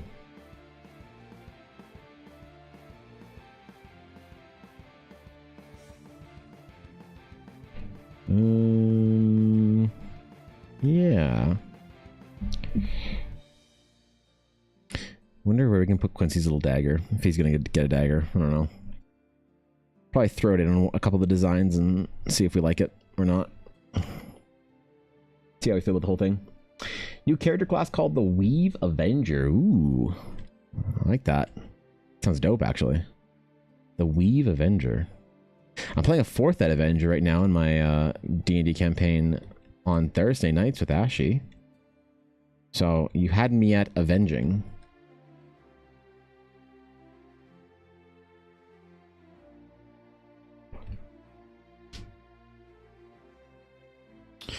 Weave Avenger is a weave-touched servant of the deities, whether they wish it or not, often pitted against perversions of the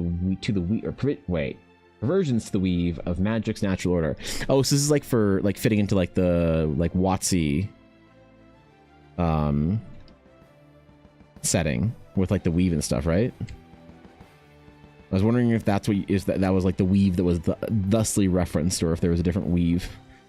You never know, man. Listen.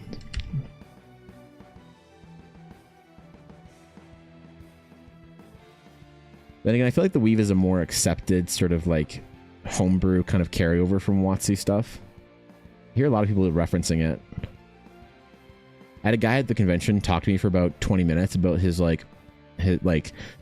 straight just time burgle me for a good almost half hour on the first day before the convention closed. Tell me about his homebrew setting and shit like that. And he sounded a lot like the fucking Sword Coast or whatever, dog. But it seems like the weave is like one of those things that people are more willing to place into their own setting, you know? Which is cool. It's a nice concept for explaining magic. I do like it. The WotC compliant style. Wait, is that like an official like classification that WotC uses? Or is it just like it fits in really well? They don't have like an official like compliance guide or whatever, do they?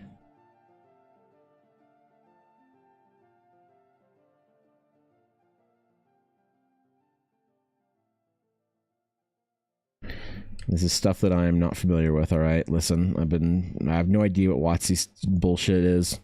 The first time I learned about the D&D setting was the Baldur's Gate. Not even from 3.5. Not since Ravenloft was called Ravenloft. It's an offspring of the Misra. Oh, okay, cool, yeah. The SRD is basically that? Yeah, okay.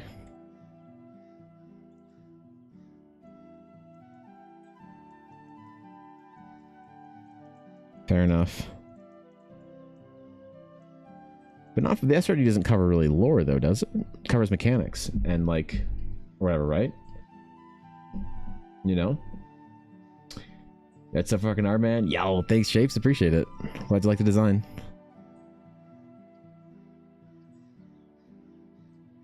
Glad you like it. I really love doing character design days like this. It's just like pure design inspiration and imagination. Anytime I get to T-pose design a character, ooh. Ooh, you look out. I'm ready. I should offer outfit designs like this for characters.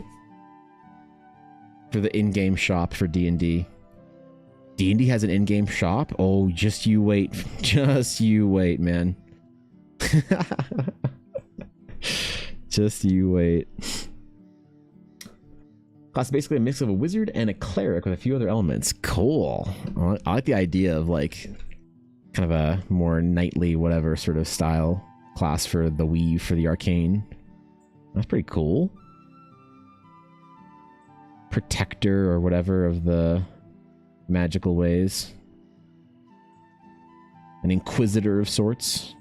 Purging the heresy of perversions of the natures and flows of magic. It's a cool idea. I like that. That's fun.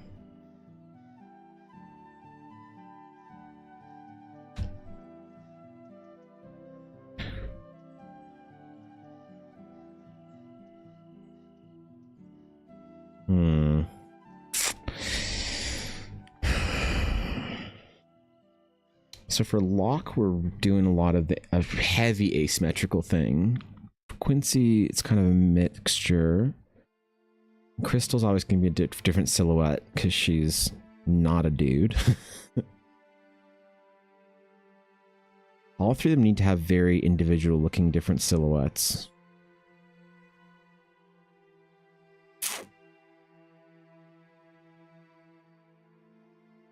I gotta stare at this for a couple minutes here.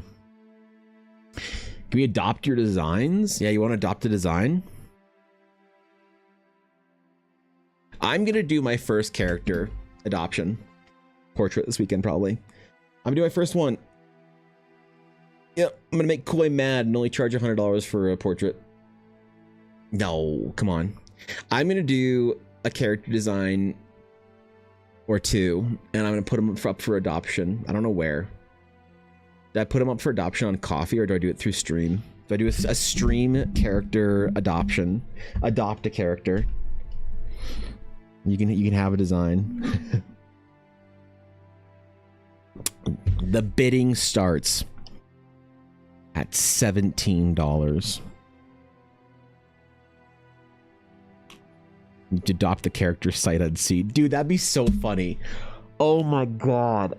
Oh my god, dude. I do character adoptions for a mystery character. You can adopt it sight unseen. You don't get to see it until it's done. It's it's gotcha style adoptions. Oh my god. Wait, this is the next level. This is the next generation. You could prestige and adopt like a full body character design, like a $600 character design. Oh my god.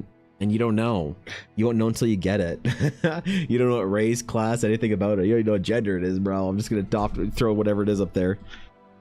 Oh man, I'm gonna get canceled by artist Twitter. They're gonna be so mad at me if I start doing that shit. Holy, just wait. Sucky buttons looked cool. It looked interesting. I still don't know what the fuck it's all about.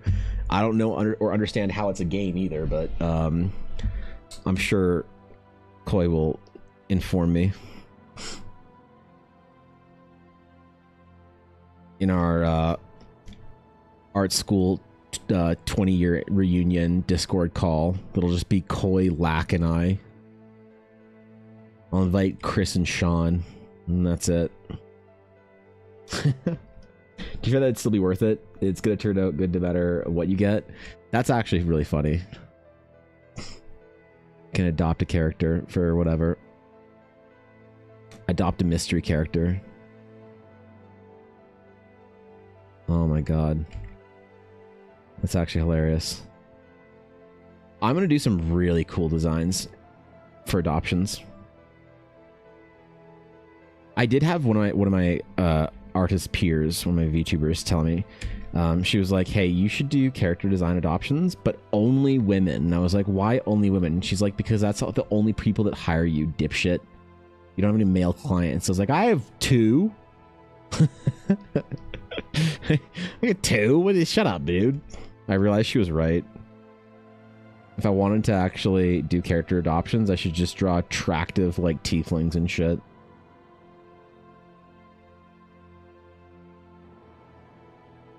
The only people that want my characters.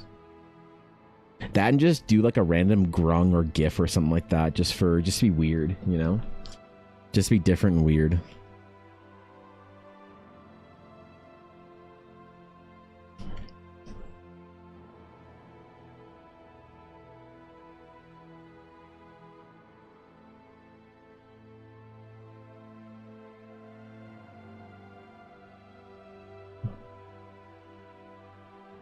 You can get a print of it. Oh my god, this is genius.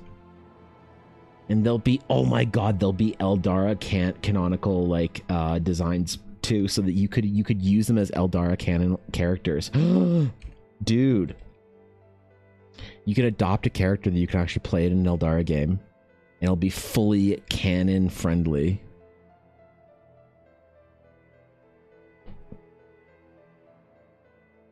Oh my god, this is genius. Genius. If Friday sketches or something like that, just give the idea and the thing would appear. Yeah, I really kind of want to return to doing some Friday sketch streams here and there. But you know what, Atari? It's honestly, I don't want to say it out loud because it sounds like an assholeish thing to say. It's been kind of nice that the people who just want free art Fridays don't show up to my stream anymore. Like, the correlation between, like, annoying fucking chatters and people who are here for free art Fridays was like a Venn diagram that looked like a fucking circle. It was just a circle, man. And so, with them all having departed, and them wanting nothing to do with me anymore, because I don't give them their free art, it's unironically been kind of nice. Chat's been generally like a more chill place to read. A lot of the people that just want the free art, they just fucking poof vanished as soon as I stopped doing it. The one that lives in my head still is the one person that said that, what am I even subbed for? And they never showed up in stream ever again.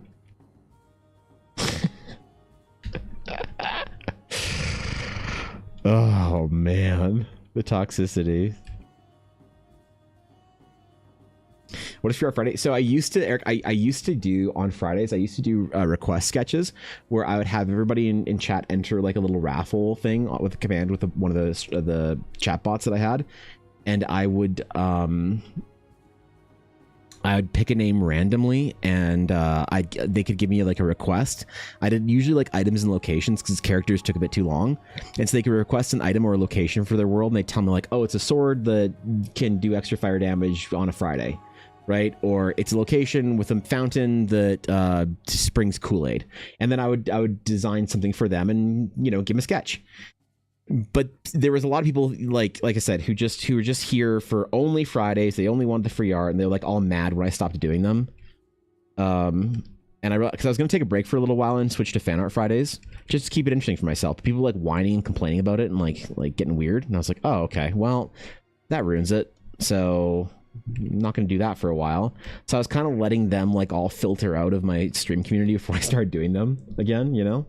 Right? Exactly. Got to purge the negativity. 100%. Okay, I think I missed some chat up here.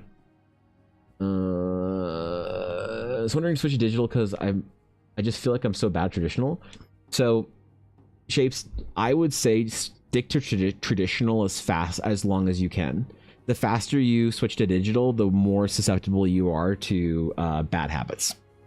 I always I know digital is like attractive and stuff, and it's really great, but I think that switching to digital earlier on, like before you consider yourself like a good artist, switching to digital can be very dangerous, detrimental, and should be like, you know, done with like, you know, supervision from a mentor. It's a bit dramatic, and I know it sounds dramatic, but I intentionally make it dramatic because I think it is. But I say that if you switch to digital too early, it will destroy your career and rob you of everything you ever wanted in life. And I say that understanding how dramatic and how like foreboding it sounds, and I mean it when I say it. I've seen many artists languish in mediocrity and just basically commit career suicide by always being shitty at art and never learning the fundamentals, because there was always a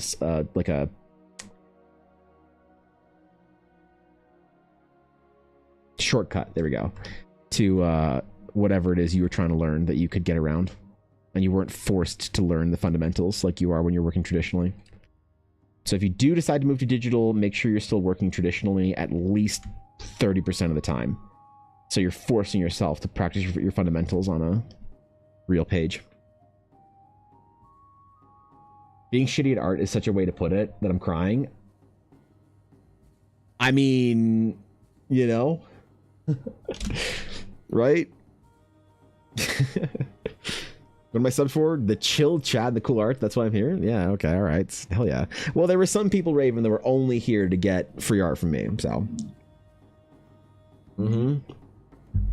They were also coincidentally the kind of people that would send me an unhinged message like, bro, I've been subbed to you for like 3 years now, man. When do I get my free sketches? I'm like, what? Yeah, like, you know, like art streamers that like give their long-term subs like free commissions. I follow this one streamer and she gives out a free commission every 6 months you're subbed. Like, wow, that's crazy. So you wouldn't believe the kind of messages I've gotten from people about being subbed on Twitch. Some people are here to support the stream and because they enjoy whatever they get from it, and that's really cool.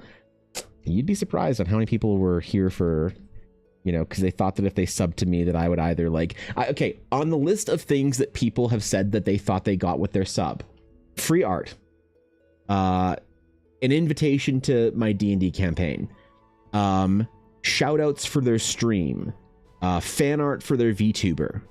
What else do people use the I've been subbed for X time, when do I get Y? The ability to fly out and come see me, like stay with me. That was weird. What else?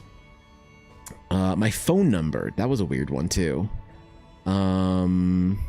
Me to do, this isn't about Alf, this is about someone from my first year of streaming, but it's about me doing their overlay for their D&D campaign. I just clarify that because I know Alf asked me about the overlay a couple days ago. I don't want anyone to think it's about Alf. It's about somebody from the first year I was streaming. What else? What else people have said they think they're entitled to because of their sub?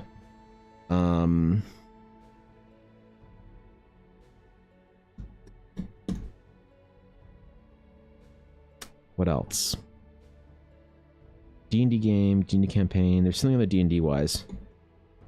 Oh, me to run a D&D game for them and their friends. Yeah, it's been a whole fucking thing, man. The 5 years I've streamed, I've seen some weird shit with that.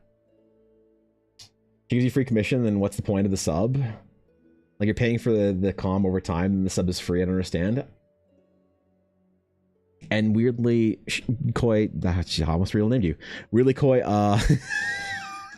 it's not the weirdest one I've seen, so, you know. It's more like if you're sub for 3 years, you can pay for a commission. Yeah, you need at least a 3-year sub or $1,000 in bits donated before I even consider offering you a commission slot. I stream art in one. I stream art in one. I still don't know how to reward my subs, but commission sounds crazy, hard to manage. So I have a it's dumb, but I have a 5-year sub badge that I will send people in the mail if they hit 5 years of subs in my channel. I also do a monthly like art asset for D&D that I want to get back to doing that I used to do. So I'd thank my subs by giving them a magic item and some art for their D&D games they could use every month. But no, I mean, like, honestly, when it was stressing me out, I wasn't able to keep up with it. I had a lot of my long-term subs be like, bro, stop stressing yourself out because you're trying to provide rewards. And I had to really understand that they legitimately meant that. That like, I'm like, oh god, I gotta, like, you know, I don't want to seem ungrateful, and I gotta, like, you know, get my peoples some rewards for their subs. And it really, like, hit me when a bunch of my longest term, biggest supporter, people who have cheered, like, more than $1,000 in bits, were basically like, I don't want anything from you if it's gonna stress you out. Fuck you. And I was like, oh, okay. It really recontextualized people asking me about something like what they can get for their 5-month sub when someone with a 45-month sub at tier 3 is like, no, dude, I'm just happy you stream, bro. I want to support the stream. You're like, oh, okay. Got it. Yeah, yep. Got it. Right. People don't have the fortitude to sub on YouTube where there aren't rewards. Right, Silesian? God, could you imagine? Could you imagine? I mean, to be fair, though, this is sub on YouTube for free, so... Oof, God, yeah, there's that about YouTube, so... Yeah, Silesian gets it. Actual Chad YouTube chatter. He's went from out of line to super creepy real fast. I have had...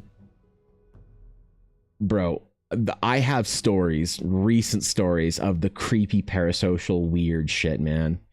I've had, dude, that you wouldn't believe. Like, I'm a male streamer and I still got creepy stories. Some people be unhinged. Obviously nothing that compares to any of my female streamer friends' creepy stories, but I've gotten some people that have said some or expected some unhinged shit from me. So yeah. There be stories, man. you know. I've had some people say some pretty out of line stuff. I don't know if I can really even really like, wow, that I can or even want to really bring up topics on stream. Yeah, oof. There's been some, I had to learn the proper way to navigate some of this early on, man, and it's only gotten worse. But that's part of the process when you have people following your stream or whatever. It's just 95% of people are extremely cool, chill, and I'm honored to have you guys. 5% can be a little weird, or 4% can be a little weird, and 1% is, oh my god, fucking reported. Like, brutal shit. You just think a disgusted emoji for moments like these? I do need a disgusted emoji. The only one I have is, I think, fishies. Do I have fish? Am I sub to fishy? I better be sub to fishy. Disgust. I do not have a sub to fishy right now. Whoops. Well, I don't have a disgusted emoji, but I do have disparage if you have 7TV. There's that one. There you go. Yeah, okay. Those people are in here to enjoy the vibe and want to enjoy the vibe with a chilled Evan, not a stressed out mess because you're panicking about rewards that we don't need. Yeah, you know, I didn't navigate that well for a while. I spent about a year incredibly stressed out and fucking freaking out, lose my mind over trying to get people's rewards out. And then because I do rewards for bits. So when people hit certain like tiers of bits cheered my channel, I make them a little sketch card and mail it out as a little thank you, right, with a little token that has the crumb that you've earned on it, and it's fun. And I used to just do something way more elaborate, and I had a problem where a couple people were like nagging me about the rewards not being enough, and I had some guy be like, oh, what, I cheered 1,000 bits in your channel and all I get are some dice and some cards. It's like, oh fuck, sorry man, like I don't know what you want. And I was like really stressed out for a while trying to figure out how to do that right, until again somebody with like $4,000 of bits cheered in my chat was like, dude, chill, relax, don't send anything. I didn't cheer bits in your channel so you'd send me some shit. I cheered bits in your channel so you could keep streaming. And I was like, oh, fuck that guy then. There's been a couple things like that. So I mean, yeah, it's I did not learn that lesson that people like were supporting me because they wanted to support me for a while, because it kind of broke my heart at the thought of it in a little way, you know. We get dice. So the way that the reward structure works is here's what it looks like. I don't advertise it because it's cringe, but here's what it looks like. So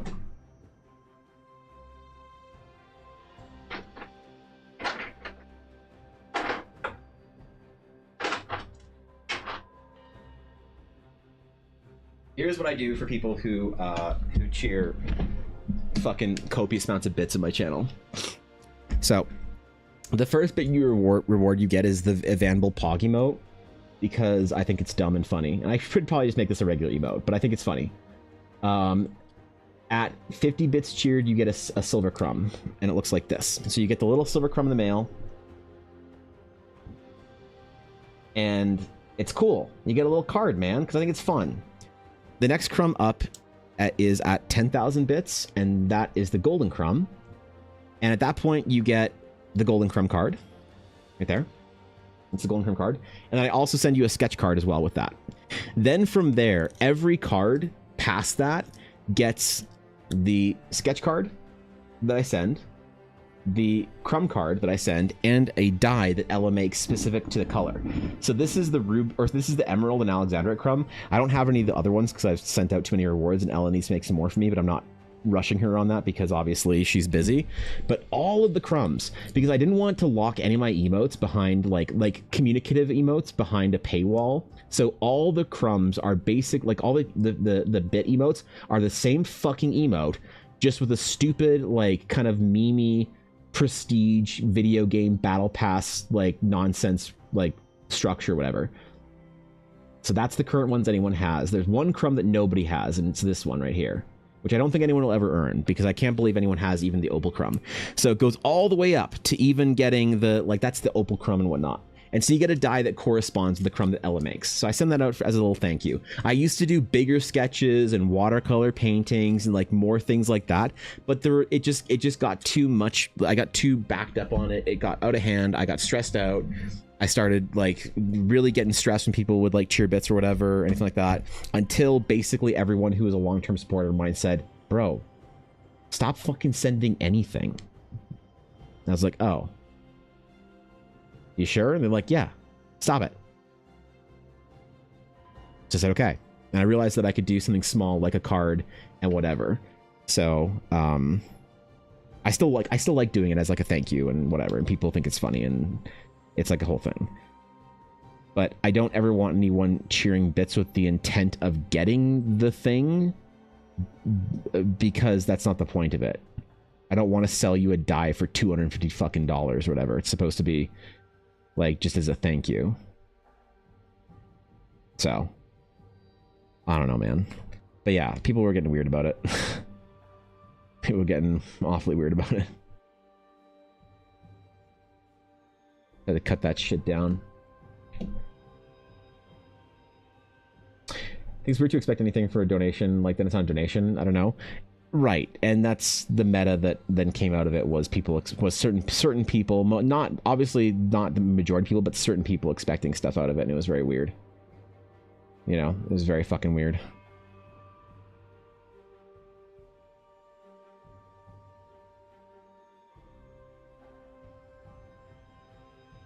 This is why you develop the habit of telling people not to cheer bits? No, it's because it's funny. Right? One thing I expected is a tax write-off. You're hilarious. You're fucking hilarious, bro. We think cheering bits would trigger PTSD. You know, getting hurled bits is my nom, alright? Makes sense, yeah. I don't know, man. I don't know. Stretch check, please. I just got up. I'm good. I'm Gucci. I did my form stretches a little while ago. But I appreciate you looking out. It's something shiny that's still a buttload more than is required, because bits are because we want to support your endeavors, not anything else. Yeah, and I appreciate that. I didn't realize that for a long time. Well, not that I didn't realize that, but there were people that were like making it weird, and I like didn't want to. I don't know. Just didn't want to cause friction. So, like you're hatching, are you using a desaturated brown? More or less, yeah. More or less. It's not terribly desaturated, it's just very dark, so. Dark enough that when I, like, kill the sketch layer to actually do real line work over this, it still shows up. Because this is just our undersketch for one of a couple that I'm going to do for the next range of approvals for this piece.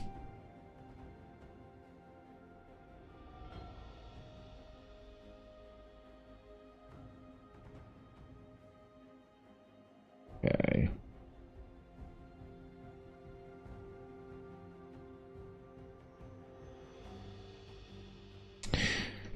Okay, so magically enchanted boots. Magically enchanted boots. I had a couple different boot designs that I liked. I think I liked that one the most. Yeah, we'll use this as a base. We'll do a couple of different ones that we can kind of pick from. It becomes a clarity, wait. Give me a charity org and then give me a tax write-off, thanks. Oh, okay. I could, but I'm actually busy that weekend, so that's why I haven't yet, Koi. I'm sorry. Now, you can write off a commission as a tax write-off if you can find a way to use it as inspiration. If you want. You can, yeah, so if you commission me, Koi, you can actually, like I can tell you the way as an artist to be able to write that off. The problem is you couldn't fucking afford me in the first place.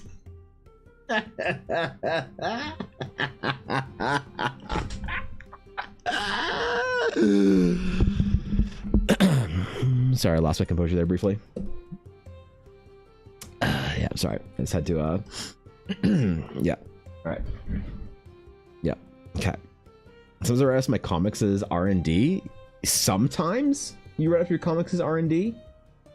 Sometimes I just bought an Oh My Goddess omnibus for $40 on Amazon, and I absolutely am writing that shit off. Bro, when I was at the convention at GameCon,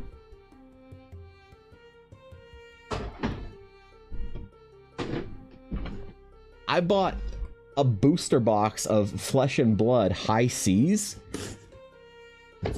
and Ella got a Storm Surge. Guess what? Tax write-off, bro. Tax fucking write-off. Okay? Holy, man. Like, get you a good accountant that can write this shit off, man.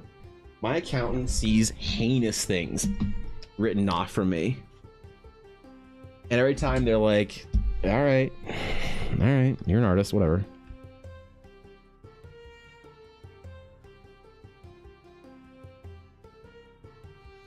Bro, if I made content out of something, I could write it off.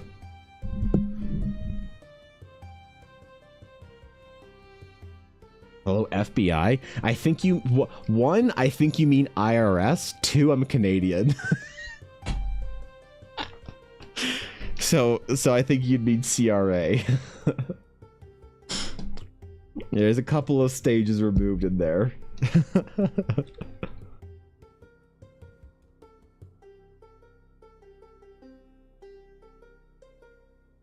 Now, look, if you're using something for your business as R&D and stuff like that, you can actually write it. Like the one thing I don't, but I could if I really wanted to push it. I could write off video games as reference for stuff. The problem is that I currently don't have a video game project in the works. I can write off D&D and TTRPG related content very easily if I buy books and stuff for that. But I don't for video games because I don't currently have a video game project in the works right now. So it never stops Americans. Yeah, true, right? Shame you can only write off 50% of food expenses. It's BS. So I don't write off anything for food expenses. Oh, do you mean for conventions? Like travel? Yeah, right. We do that. But I know you can write off food. In theory, if you work for yourself, there's like a way to do it, but I've never tried to because only 50% BS because you probably need to be eating anyway. I think that's I mm-hmm. I try writing things off like that, but the only person I need to justify that to is the Mrs. Kel, and she is normally right behind me in queue with a million more shiny math rocks to buy. Ah, yes. Ah, yes. Can't write off Blackwood dice, unfortunately. Nope. I just get them given to me for free. How JRPG is this character? And is this good or bad?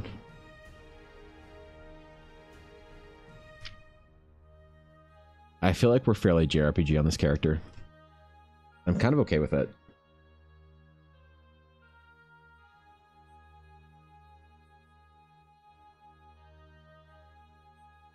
I think I'm very okay with it, to be honest.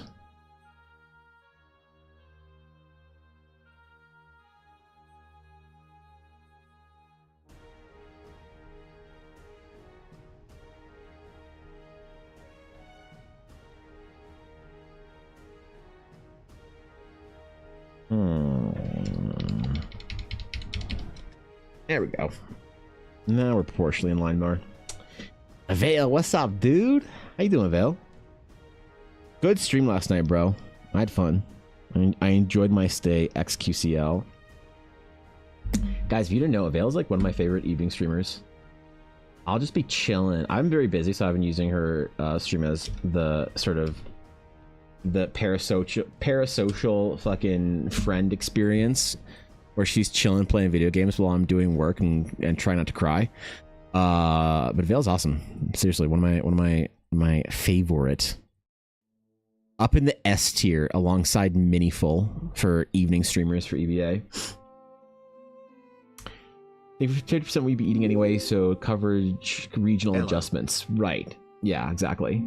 Dude, Anna, thanks for the sub, the 22 months, bro. Appreciate it. How you doing? Holy shit, that's a long time, man. God damn. Thank you. Thanks for the sub. What's up? How you been? What's chilling? Hello. God damn, bro. We got some long subs popping in here. It's giving me FF. Yeah, you think so? Well, that's good. Which one, though?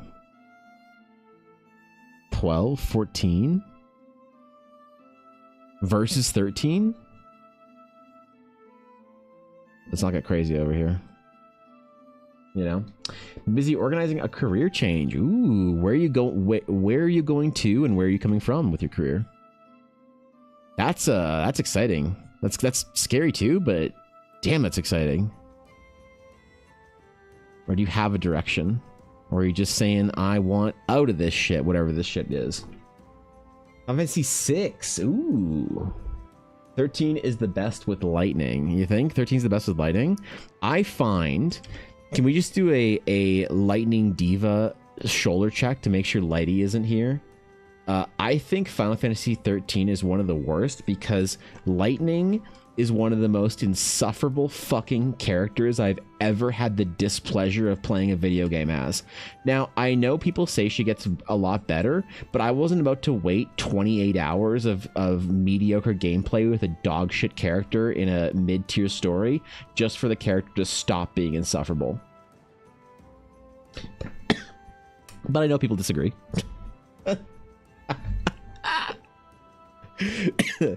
You know, just a little hot, a lukewarm take, okay? Oh, I choked on my water during that. It's fate.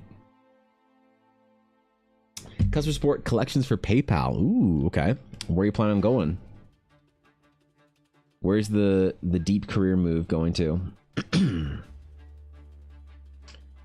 Because that's quite the job right there.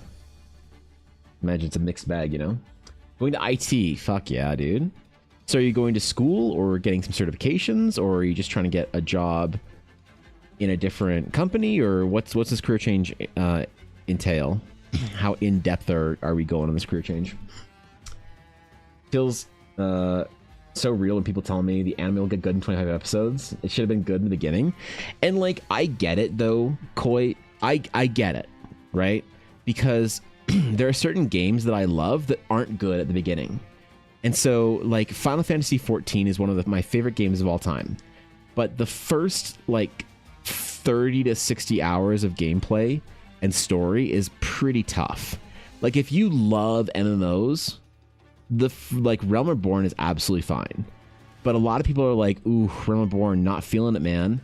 And the thing Final Fantasy 14 apologists always say is you have to give it till fucking Heaven's Ward. Okay, so you give it till Heaven's Ward, still not good. Then they started saying, look, Shadowbringers is the best JRPG of all time. And you're like, oh my god, really? And they're like, yeah, it's my favorite JRPG of all time. It's so good. You're like, holy shit, okay, Shadowbringers. All you have to do is get through Realm Reborn, Heaven's Ward, and Stormblood. Well, that's like maybe 300 hours. Yeah, dude, just give it 300 hours. 300 hours, and oh my god, you're gonna love it. It's like, okay, dude, you know, chill. So when I say 14's great, and people say, I've tried it, but I didn't really like it. And I'm like, oh, how far did you get? And they're like, I played for about 20, 30 hours.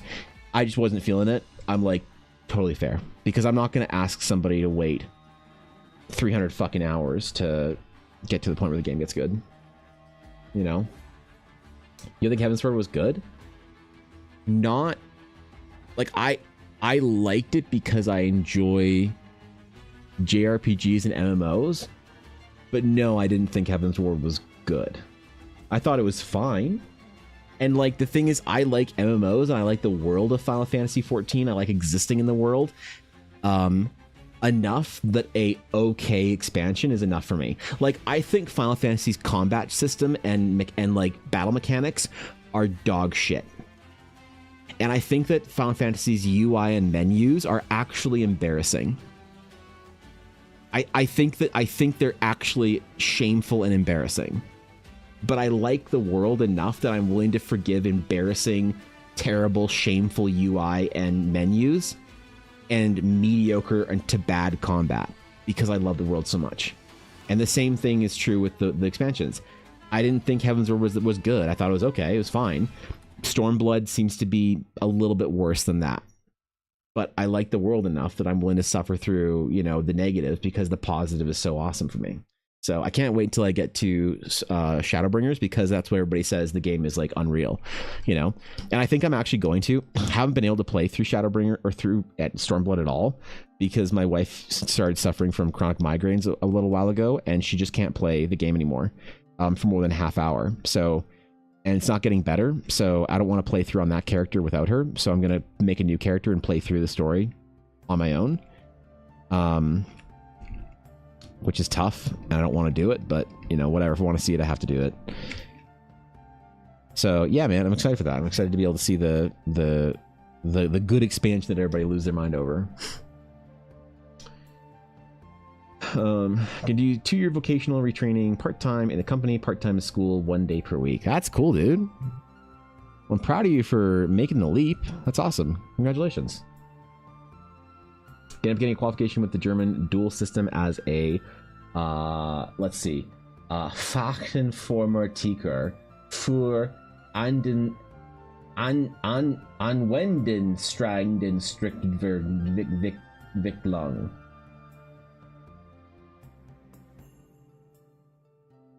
An IT specialist for application program. Yeah, that's what I said.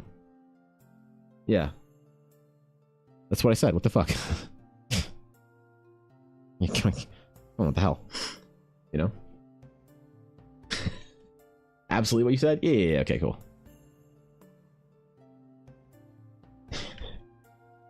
Yeah, what? Well, listen, I'm thrilled for you. That's awesome. I hope you have the best fucking time. Learning the new skills, doing the new thing, getting after it.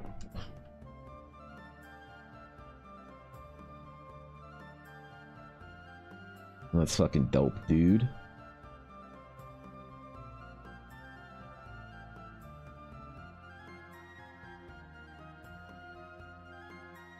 Okay.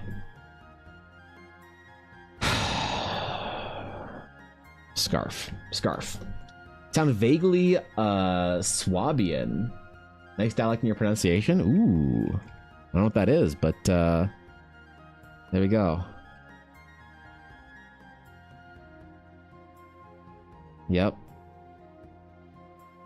I do sprechen some Deutsch. Very gut. I get my D's, Das, and Deers and Dares all wrong, or all right. More. Damn it. Shit. I said the thing the right way the first time. I'm very good with my D, Das, my Deers, and my Dares, so I can gender any proper term in German. You just ask me what it is, and I'll tell you if it's a D, Das, Deer, or Dare. So, let's fucking go, man. I'm basically a super genius when it comes to linguistics. My Nihongo is Jozu. My Deutsch is Splichen. My Mandarin is impeccable. I may be the Guaylo, but I ain't no Lawai. Alright? First, dare, D, or Das. That's yeah, dare, die, or Das. That's obviously a feminine. So that is die. Die Hirsch. Mm-hmm. Yep. Because it starts with an H and has a vowel in it, so that would be why. Oh, except on Tuesdays. Yeah. Then on Tuesdays it's Der Hirsch. So yeah, that's what I said. Yeah, only on Tuesdays. Okay, cool. German's easy, man. What are people whining about? They can't speak German. Fuck, man. I swear, Bylon comes in here and says it's a difficult language. You need to be a certain IQ to learn to speak German if it's not your negative. Not your negative language. Oh, guys, help. Help. I need you to speak in crayon to me today. It's been a long fucking week. I had internet problems. I had doctor's appointments. I had meetings. Oh, God. See, so I'm gonna start TTSing L underscore for the rest of the stream so I can just take the load off the mental weight of trying to be a real streamer. Oh, Jesus. Okay. Whew. Okay. Is German considered a hard language to learn? I have no fucking clue. I don't know. So that was just Arabic and Chinese. The fuck you asking me for? You think I'm actually speaking with authority about languages? The heads-up display is pretty bad, but it's also extremely customizable even on PS5, so there's pros and cons. Yeah, but when I talk about the UI, the menus on Final Fantasy XIV, I think are unacceptable. And I think that if they don't change the menu system on Final Fantasy XIV for the next expansion, I think they deserve all the hate in the world, Silesian. If they don't change their menu systems, I don't care if it's supposed to be console friendly as well. I don't want to hear it. I expect Square Enix to have a higher standard than that. The menus in the part of the UI is dog shit. Irredeemable dog shit. It's the worst in almost any MMO I've played, and I've played a lot of MMOs, and I can't think of a worse menu and UI system than Final Fantasy XIV. Now, I do love Final Fantasy XIV more than I hate the menus, so I totally forgive it for bad menus, and I will still continue to play the game, because it's one of my favorite games of all time. But I've still got to be honest about it, about its ability to being great. Shizu, thank you for the bit. I appreciate that. I just have to say, Solo Leveling Season 2 was an aura farming arc where Sung Jin Woo was aura farming so much it broke the internet. If there was an aura farming competition, Sung Jin Woo would be banned because of how immense his aura is. Damn, bro. Damn. Can you believe I still haven't seen Solo Leveling? I know. Me, of all people, still have not seen Solo Leveling. One day I will have the time to that like dedicated to it, and I will 100% get into it, and it's gonna be fucking lit.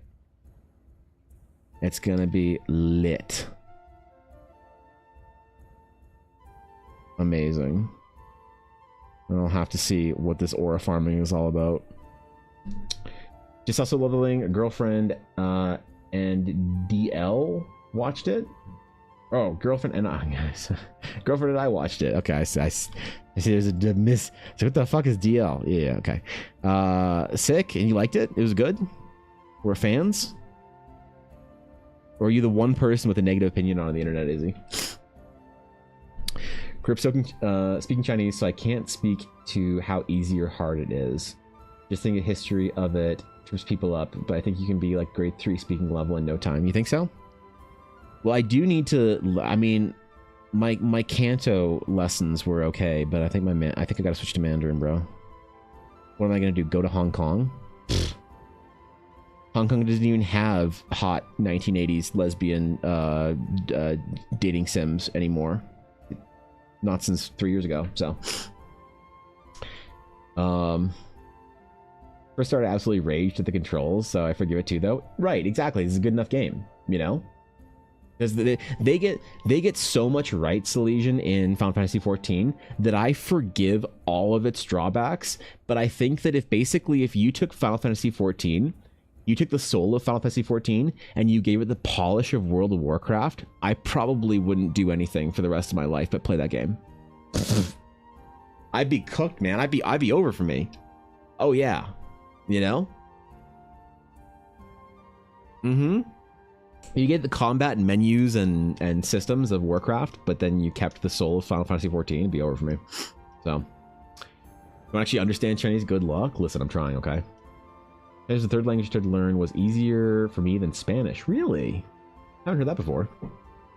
Not a super hard language if you compare it to some stuff like Finnish or such, but it's certainly one of the harder Germanic languages to learn. Finnish is easy. All you have to do is like put a fist in your mouth and start trying to speak Swedish, and you can speak Finnish. So, guess. Anyway, if you want to read Chinese classics, you might have a hard time. If you want to get by daily easy. Well, let's not say easy here for learning the entire ancient language of Chinese. Okay, let's not just say it's easy there. Okay, it's probably a little bit harder than easy. I ain't a jungle wren. Okay, you know. So until chapter 20 was like, so when does it go anywhere? Because 20 episodes of farming solo, I don't know what I was expecting. Yeah, that's fair. Yeah, that's reasonable. I do want to see it because it's one of those things that's a kind of a cultural moment for anime nerds. And I gotta stop, like, every time I find a bit of time to sit down and watch something, like, I don't watch any TV at all. I will be honest. I'll be honest. When Natasha was in chat 2 days ago telling me I should watch K-pop Demon Hunters, I was interested, but I wasn't convinced that I would, because she said it was a Netflix thing. Okay? And I don't have, well, like, Netflix episodes are TV. So a lot of people watch TV. They just don't do it through cable. They do it through Netflix, Prime, Hulu, those kind of things. A lot of people still watch TV. Like, most people, most normies still watch TV through streaming, not through cable. And so I was not going to watch it because I can't do 6 hour, whatever, 3 or 6 or 12, 30-minute episodes thing. But when I was talking to Quincy yesterday, he mentioned that it was a shorter movie, and my interest was piqued when I was like, oh wait, this is a single episode thing movie. Ooh,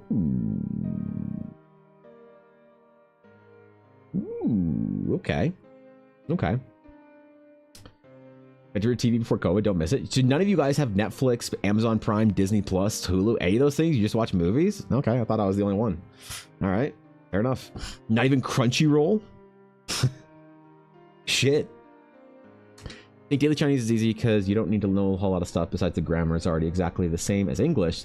There's no trip up there, but because a lot of Chinese media is in old format, that's where it gets hard. If I showed you a Chinese pop song I listened to, you would have no idea what any of it means. Oh, okay, I see.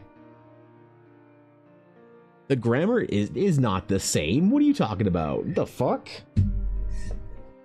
You crazy? You insane? I have no idea. I just don't remember it being being easy when I tried to learn for a little while. I like languages. I just realized that I don't have the time to put into them. Like if something's really important to you, you make time. Part of me maturing as an adult is realizing all the things I have to sacrifice to actually achieve the things that I actually care about. All my like goals and ambitions of like learning languages and sports and fucking getting black belts and jujitsu and shit like that, that the sacrifices must be made. And I need to focus on the things that I actually give a shit about at the end of the day. At the end of my life, what do I actually care about? And unfortunately, learning languages was something I'd very much love to do, but I didn't actually care about all that much, I realized in the end. Which sucks. That was a painful one to let go of. I still have hope that one day maybe I'll finish my rudimentary Korean education, but as long as I can keep going to Japan, that's fine. I don't care. I don't really I don't give a shit about learning any other languages, dog, if I'm being honest. Yep. I have few streaming services, but I like shows I can listen to while crafting or drawing mostly, so I just let the episodes roll while doing other stuff. Yeah, I get that. I get that. My IPS is also a cable company, so they throw all the services in as part of their package. Yes. Yeah, my ISP did the same thing, and we just nixed it like a couple years ago. So we just kept getting cable for free, basically, because if you threatened to cancel, they gave you a discounted rate on your internet and then threw in all the cable stuff together. And you're like, okay, whatever. But last time we threatened to cancel, they didn't do that, so we stopped getting all the free cable. And we're like, okay, I don't care. The only actual like thing on the TV that we watch that would be cable would be hockey for Ella. She's a diehard hockey fan, but we can get that through other streaming packages for the sports channels and whatnot. So yeah, man. Did I learn biblical Hebrew? Jesus. All right, good luck. Chinese doesn't have tense verse. It's so easy. You just say this happened before this event happened after this other event.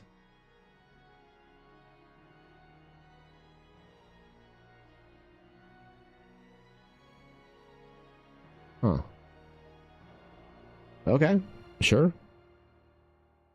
Seems reasonable. Seems perfectly reasonable. I'm still not entirely sure I'm smart enough to learn Chinese, but I trust you on it. I'll take your word for it.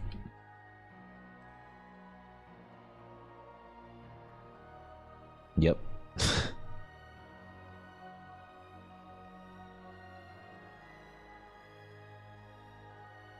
Oh, I think I'm slightly off here.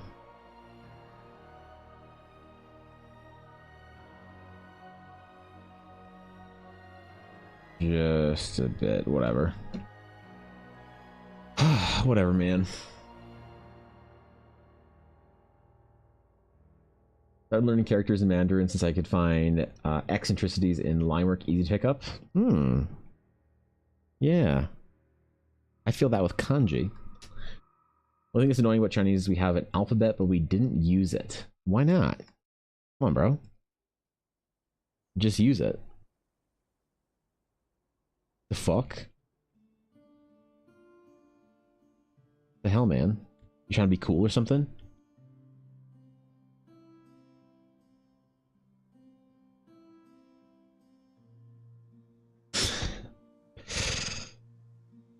Alright, the boots need to be expensive looking and fancy.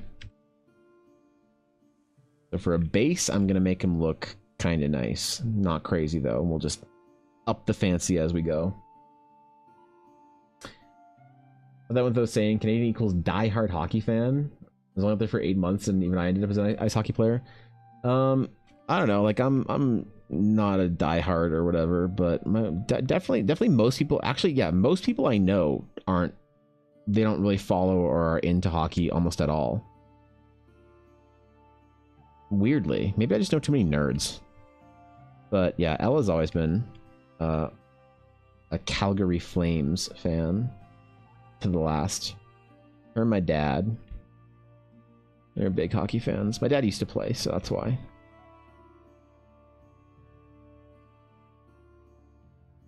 Not like pro, but he was very good.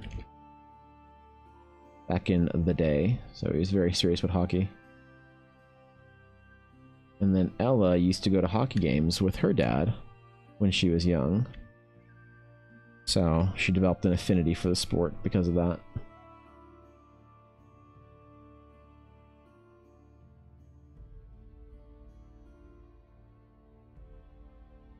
Which is cool. Language is supposed to be evolved to alphabet, but Chinese just didn't. And then we forced countries around us to adopt our backwards characters. Nippon sends its regards. Korea said it was not Kanchana.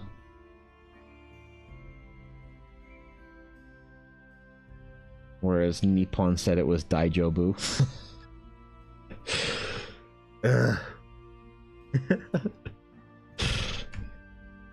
Or something along those lines. I don't know, man. Just don't worry about it.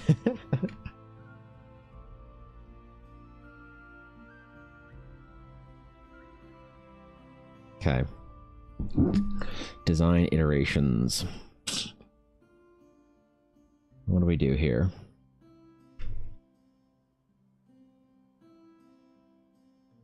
Ooh. We got a book there we need to worry about.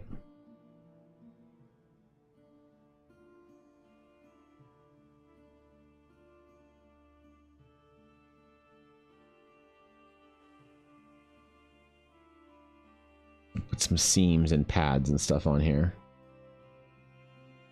They're supposed to be kind of patchwork and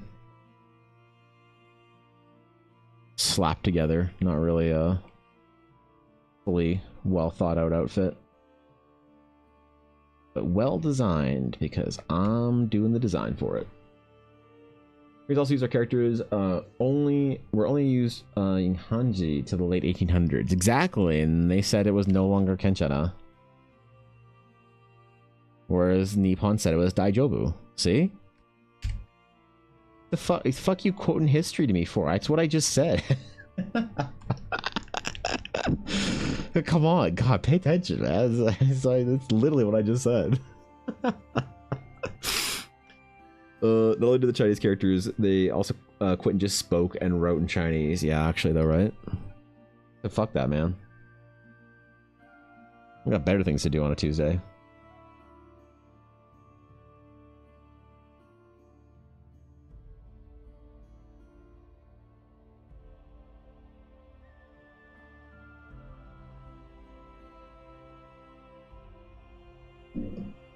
No, you peasant? Okay, I'm sorry. Yes, ma'am. God, it's so annoying to have a crazy rich billionaire's daughter for a friend.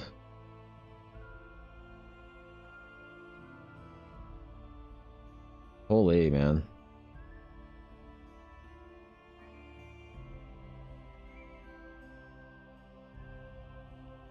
She can be such an asshole sometimes.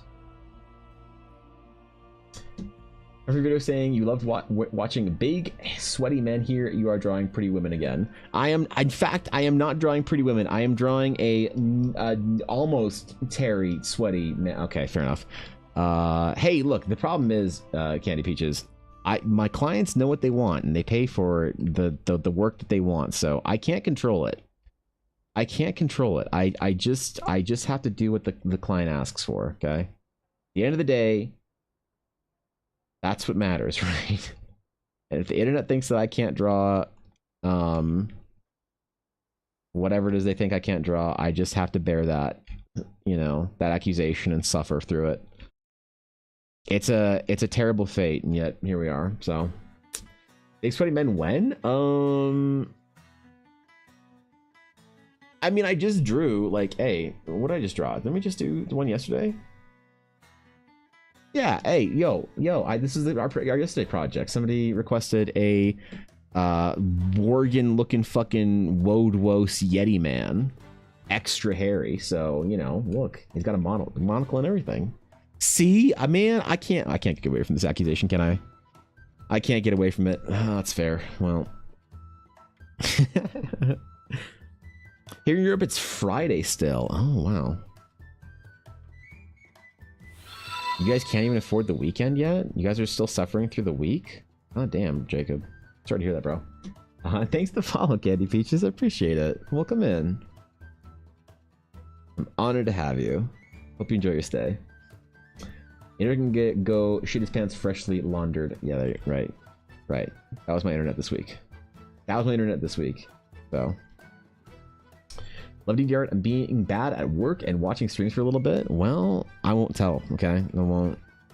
You're doing proper mental detoxification of corporate emails and whatever else you do for work, so don't worry about it, Dingo. Yeah, don't worry about it. You're doing fine. I'm also at work right now, and I should be drawing big, hairy, sweaty men. In fact, I'm not. Holy, can you believe that? We're both suffering through our fates, I guess. You know? You build cabinets? Alright, well, you know, fair enough.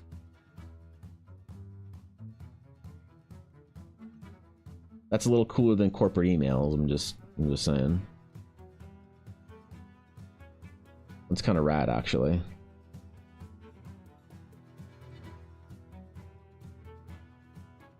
Cat. Forgot your laundry? Go Koi. Take it out of the washing machine. Get it in the dryer before it gets sour. What are you doing?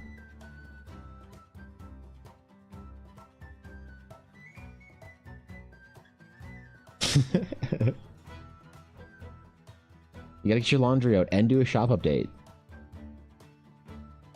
At the same time. So I could buy your new sticker pack.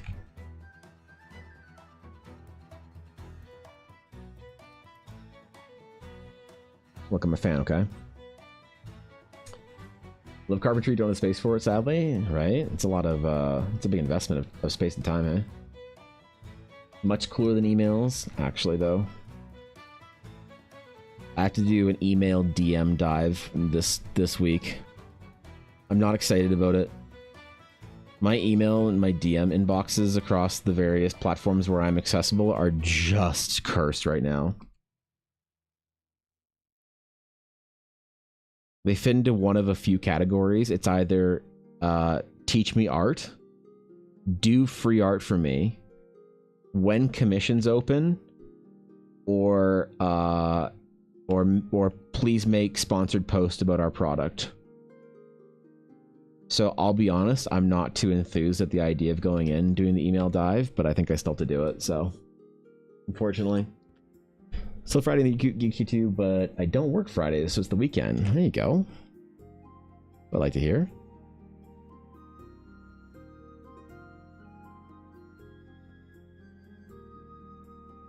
I think we're taking a weekend day off one of these days or one of these weeks.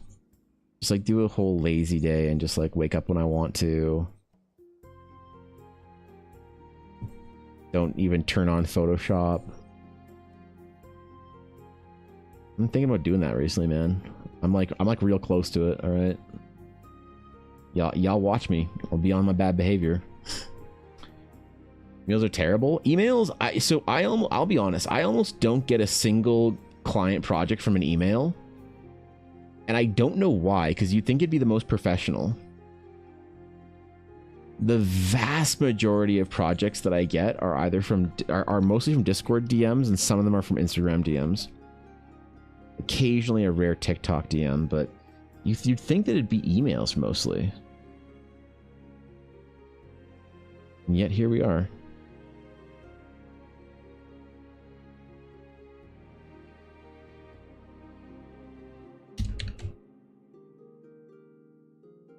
Oh, he's so handsome, man. I'm liking this design already. Okay, boots. Okay. Stretch break. We know where to find your email address, to be honest, so DM it is. It's somewhere. I think if you scroll down on Twitch, it's there, you know, because I need to have like a professional email. The problem is somebody at some point in time grabbed my email off my Twitch page and gave it to like an emailing list of like people who email nobody streamers for things. So I get emails all the time for sponsorships for shit like that. What happened to AB or season? Thanks 100 bits of Dury. I just don't think TTS went through there. That's weird. I just heard the alert, but yeah, thanks, man. I appreciate that. Hey, look. Thanks, Adurio. Maybe emails will become a thing of the past, or is it too much wishful thinking? No, I think it's too much wishful thinking. I think emails are fine if I'm getting like corporate, like client emails, like NDA and project and contract stuff. But for just base like average person commissions, it's not ideal, I'll admit.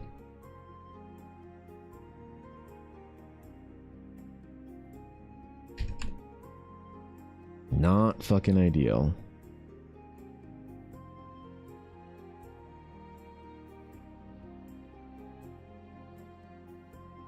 And I wish I could do something about it, but here we are.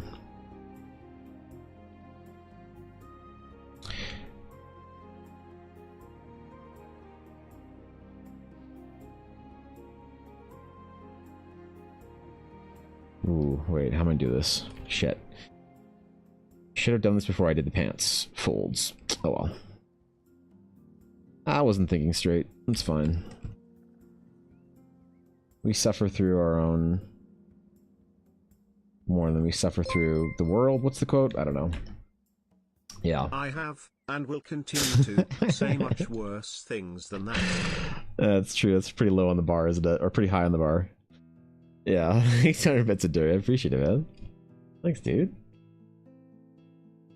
Thanks, homeboy. Goddamn. No more emails, only meetings. Oh, no, cow. No, don't say it. Second ones actually almost didn't go through. That's hilarious. just like bugged out or some shit or lagged.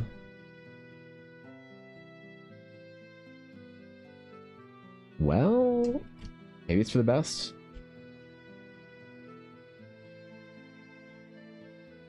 No, come on, man. I'd never imply that. I'd never imply that shit. Yo, Jade, thank you for the follow. I appreciate it. Welcome to the stream. Honored to have you, my friend. Okay, let's do this the right way, I think.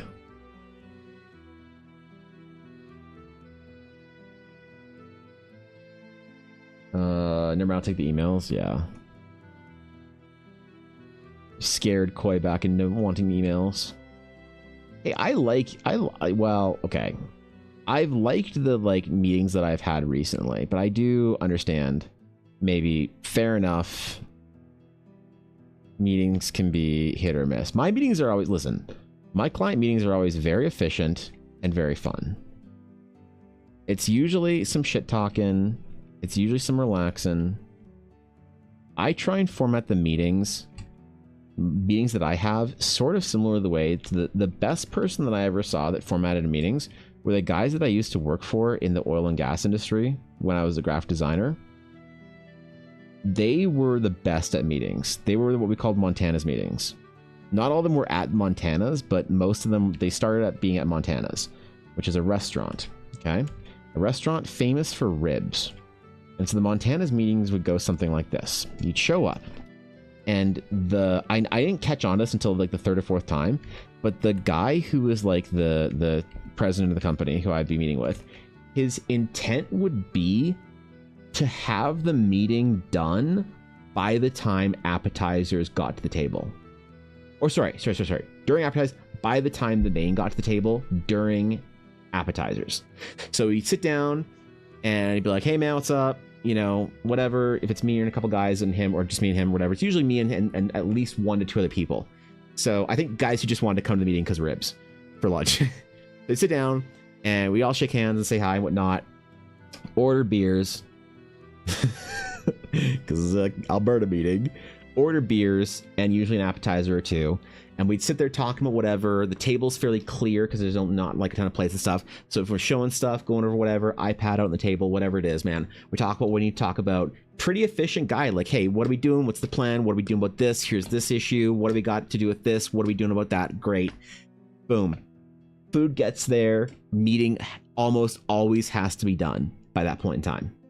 You can chit chat a little bit about the meeting a little bit more, but like the important shit had to be done by the time food got to the table.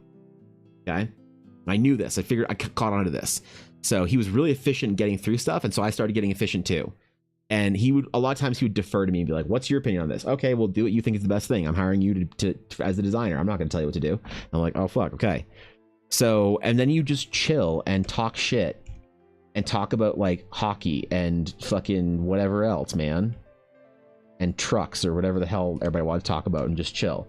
And it was great because you enjoyed the meeting. You left feeling like you just hung out with the boys over lunch as opposed to having a big long work meeting, because you didn't. And then you leave the meeting feeling real good. And they go back to the office and I go back home or wherever. And that was that, you know? That was that. And I learned how to do meetings really efficiently because of that. So I try and get my meetings done pretty quickly, pretty efficiently, and then we just shit talk for a while and chill out, and then, you know, or maybe a little bit of that at the beginning or whatever, and then you're done. Boom. It's great. If you haven't tried it, try it. Go for food. Be done by the time the food gets there. I think that's why I ordered an appetizer, so that we had like a timeline to stay to, you know? Ribs are great. They are, right? Willing to bet you didn't see it, but there was an artist offering a course I saw on Twitter the other day. I was wondering if you knew who they were. I'm gonna have to go find the name again. Was it Silessa or Artwood or Artwad? Those are the ones that I know that are doing a lot of coursework right now. No, I mean, to be honest, my Twitter is diseased. And I say that with all the love and affection in the world, but my Twitter is VTuber Twitter right now because that's all the VTubers I know use Twitter. Still, none of them use Instagram, and I have no idea why. And so I followed a bunch of like my friends and people I knew and whatnot from Twitter, or on Twitter from the streaming sphere. And so I don't have a real Twitter. I have Glitch Stars and Glitch Stars adjacent streamers like Minnie and Ashy and Luca and Arendelle and whoever, posting their memes and shit posts. And that's my Twitter experience right now. So the artists moved away from Twitter and are all on Instagram now, except for the couple that are on Blue Sky. So, great place to have a meeting at. Big Sky Barbecue. I've never been. Never been. But I believe it. I believe it. Lunch meetings are great, man. I was always told that my meetings were always very efficient. I didn't waste any time. I was a no-nonsense designer. So, a good thing to be told about yourself, I guess, right? I think that's a compliment. It was Jewfoot had to find the post. Honestly, maybe I know their art, but you know how I am with artists and their names? Zero clue who that is. If they're well known enough, I'd probably know them from their work, 100%. But unfortunately, the name does not ring a bell. I apologize to Master Foot. Taylor minded mostly art Twitter. I don't really care about streamers Twitter, despite being in it. Yeah. Yeah, I mean, my power move on Blue Sky was unfollowing everyone. And I liked my Blue Sky timeline a lot more after that, because I had no reason to check it. Weird how that works out, isn't it? Yep. Strange how these things happen.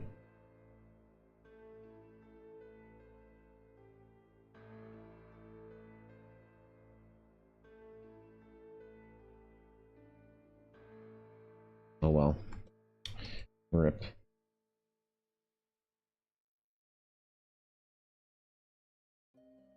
Yeah, it's clean. I'm enjoying this. Good shit. I want ribs. Go get ribs, Koi. What are you doing? The fuck you doing? Go order you some Swiss Chalet ribs, bro. You got time? What else are you doing today? Right? Don't lie to me. Don't pretend like you got any deadlines coming up here.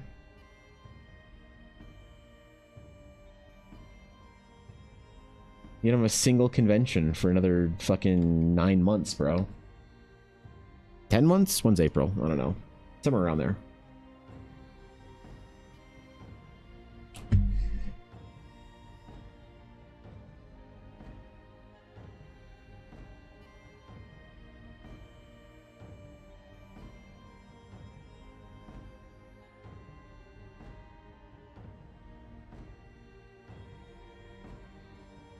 You have one next week? What the hell? What convention do you have next week?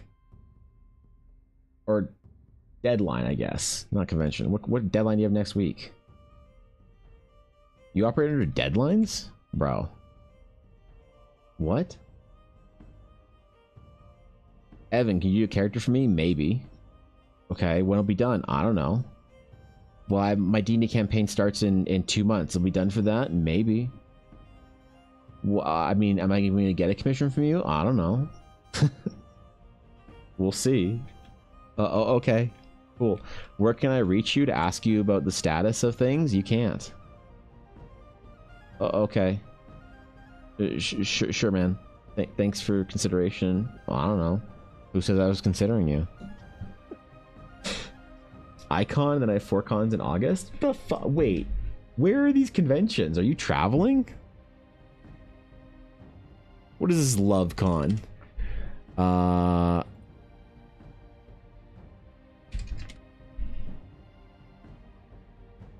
Manitoba.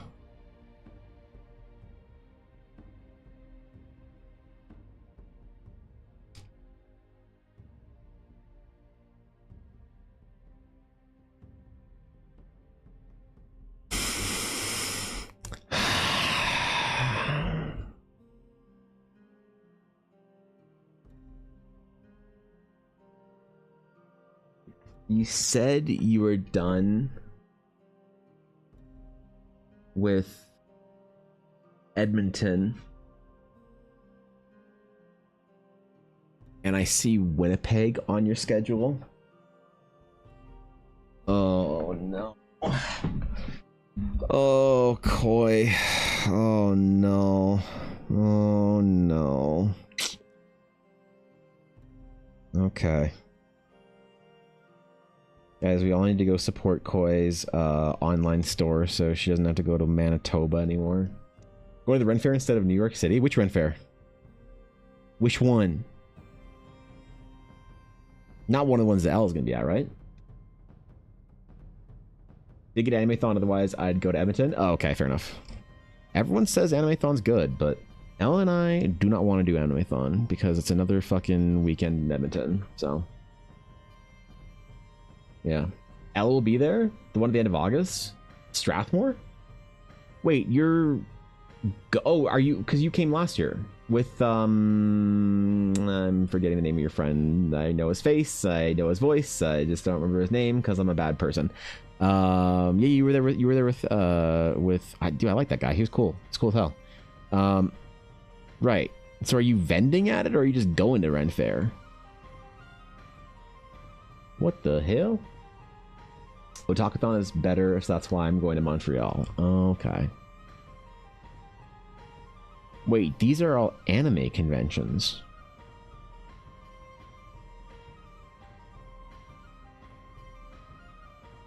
That would imply that you were a fan of Japanimation, otherwise known as Japanime, in 1998. More funsies than last year. I was with Curtis. Yes, thank you, Jesus. Okay. Yeah, dude. That's cool. Well, I might see you there then. Are you going to be dressed up again as a fine, noble lady from dynastic China?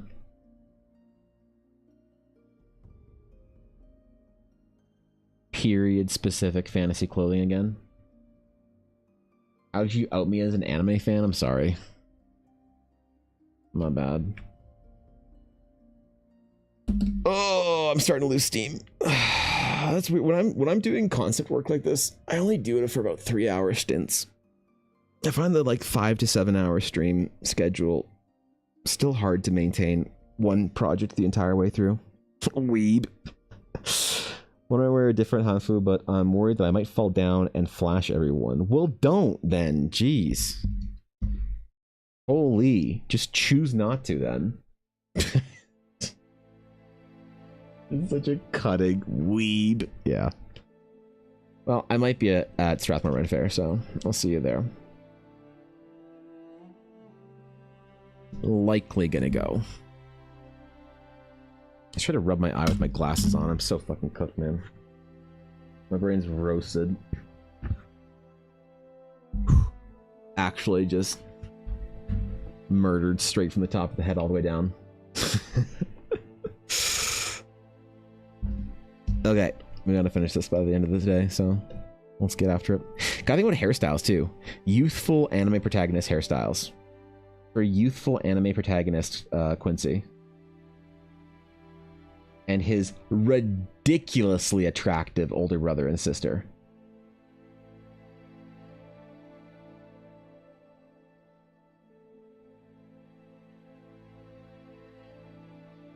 I was like, listen, I'm willing to go down for this one. Twitter already, or sorry, not Twitter, the fucking TikTok. TikTok already thinks I don't know how to draw normal characters. If I have to draw more attractive characters and have them think that I'm the problem, I'm willing to do it.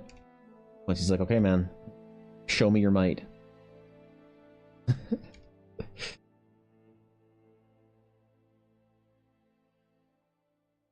We agreed on the mission. Man bun time, unironically. Okay, like Quincy's brother has to have the wispy sort of like bad boy hair, you know, the elf ears, and then the cool like messy kind of like samurai man bun, right? So yeah, Oh yeah, you have no idea. Wait. I was like, can I give him like the K-pop e-boy eyeshadow thing? Quincy's like, yes. Perfect. We both understood the assignment. We knew what to do. We reached an accord on what his brother's vibe should be. It was not a difficult one to come to confluence over. So, damn it, I wasn't in symmetry. Oh god, I'm so dumb.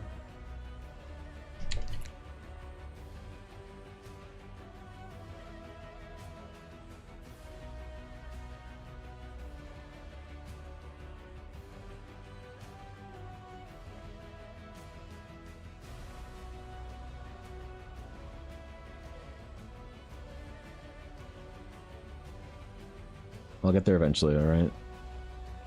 Don't wait up for me. Take me a minute. What's up, Firemaster? What's going on, dude? Good to see you, bruh.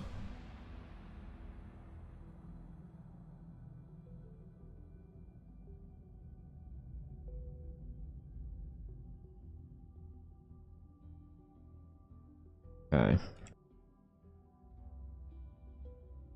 Do like kind of a cool wrap thing around the side. The boots were enchanted to be more comfortable and proficient for walking and travel. So I need to put some sort of like arcane enchantment on them. Jesus, dude, why are my eyes so itchy? What is with this fucking allergy shit?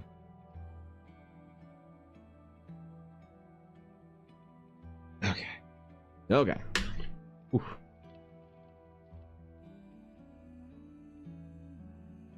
I ironically love man buns. Yeah. Well, I'll have the character for you.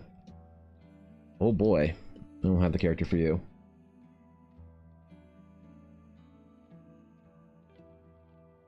God, I'm so excited for this project, man. Just so creatively invigorated. Like I'm gonna be able to do like my best shit for this. This is gonna be legendary. Maybe a new benchmark for me for character designs and the illustrative side of things as well.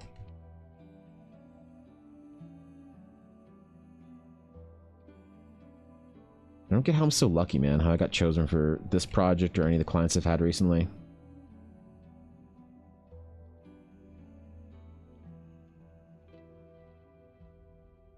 So unbelievably fortunate.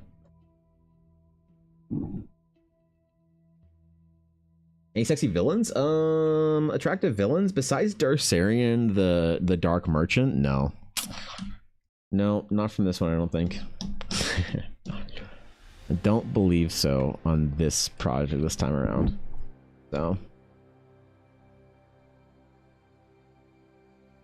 Yeah, sorry, bro. I'm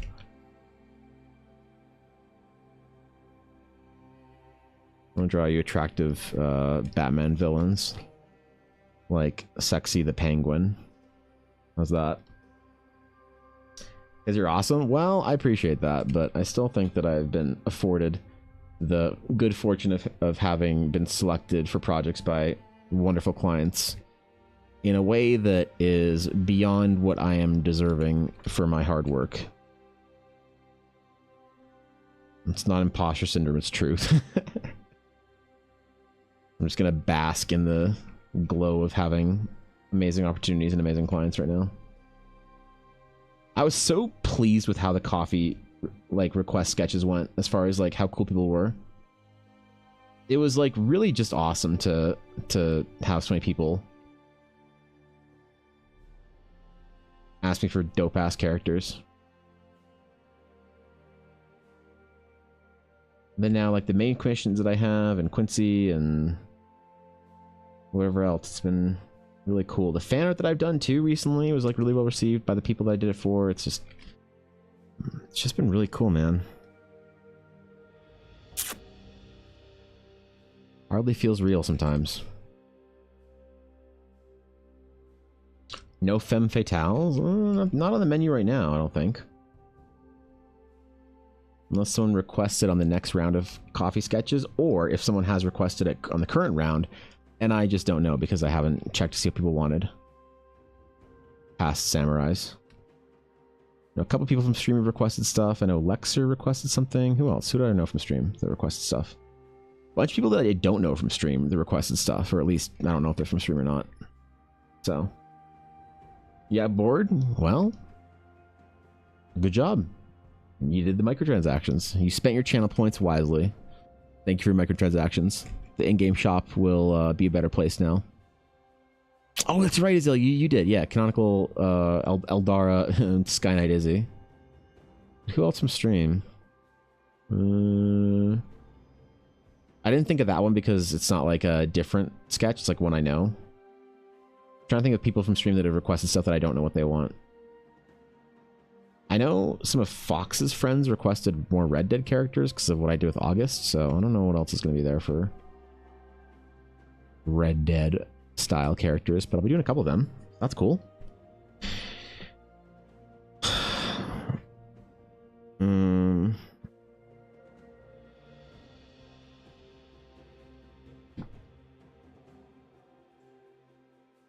Do some more of our filigree style ornamentation here.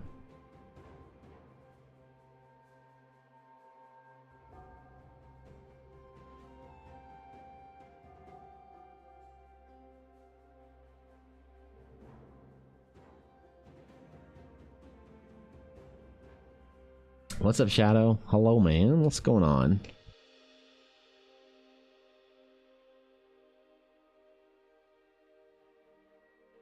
Yeah, this kind of works. Boots are one of the things that I'm going to do a bunch of variations on, I think, to really get right, because they're supposed to kind of stand out. But you don't want them to be like they're supposed to stand out. In my interpretation of how I want to sort of try and work with them, they need to stand out narratively, so that when you read the sort of the narrative about them, you're like, oh yeah, that makes sense. But not stand out to the point where they're like a main character feature for when you're like reading about the character. You're like, wow, look at the boots. They're not supposed to overpower the rest of the design, but they're supposed to like be important enough and kind of stand out enough that when you kind of read about the character, you're like, oh yeah, I see that. When it kind of comes up, you know?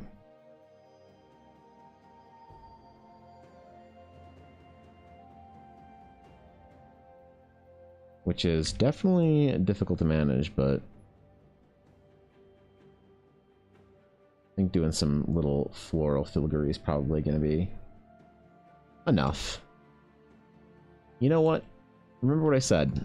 I'm trusting myself on these designs. Taking a breath. Not overthinking it. And we'll iterate as we need.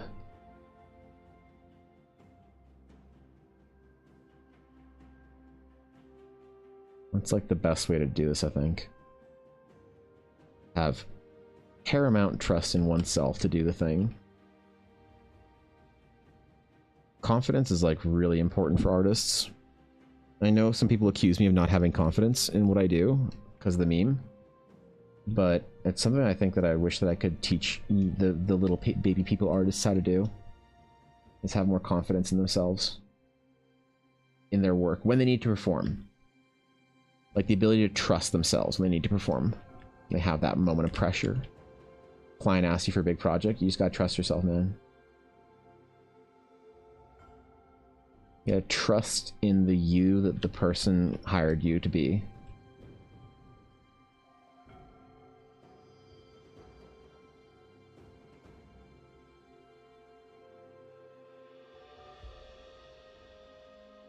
Understand that you can perform it, you can do it, even if it takes time to iterate on. Important feature, I think, of the baby people artists in the modern era. Is learning confidence. Accent but flow? Yeah.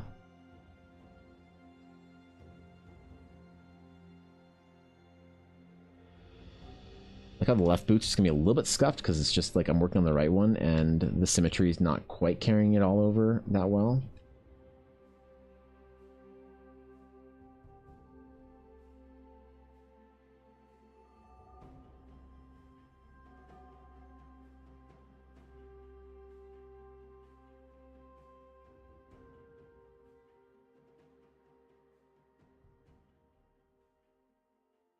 Yeah, do a little Little things like that. Give it a little more design detail than I normally do. A little more personality, maybe, than the rest of the traveler's clothes he's wearing.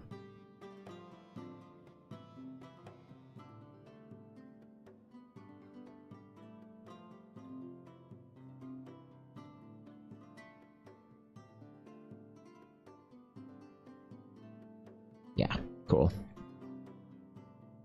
It's a cool design so far. I like it.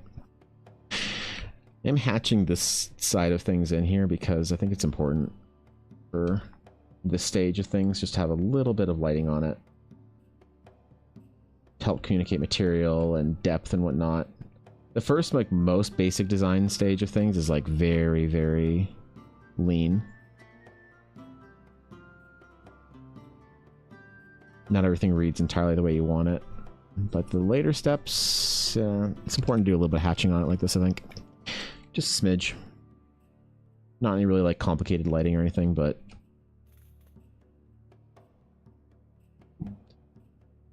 enough that you can kind of tell what's going on. So very true, because you don't believe you can do something even if it's within your powers, then you will fail to do it. Yeah, I mean, that's probably like obviously like applicable advice to everything.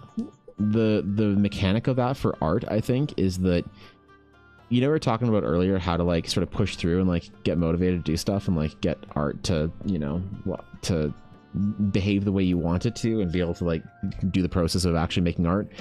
The thing that comes from that is also, once you're able to like kind of do the art, you need to balance being able to like enjoy the process and be relaxed and not overthink or overstress or squeeze too hard to do it, with being able to you know, push and really flex your abilities and stuff.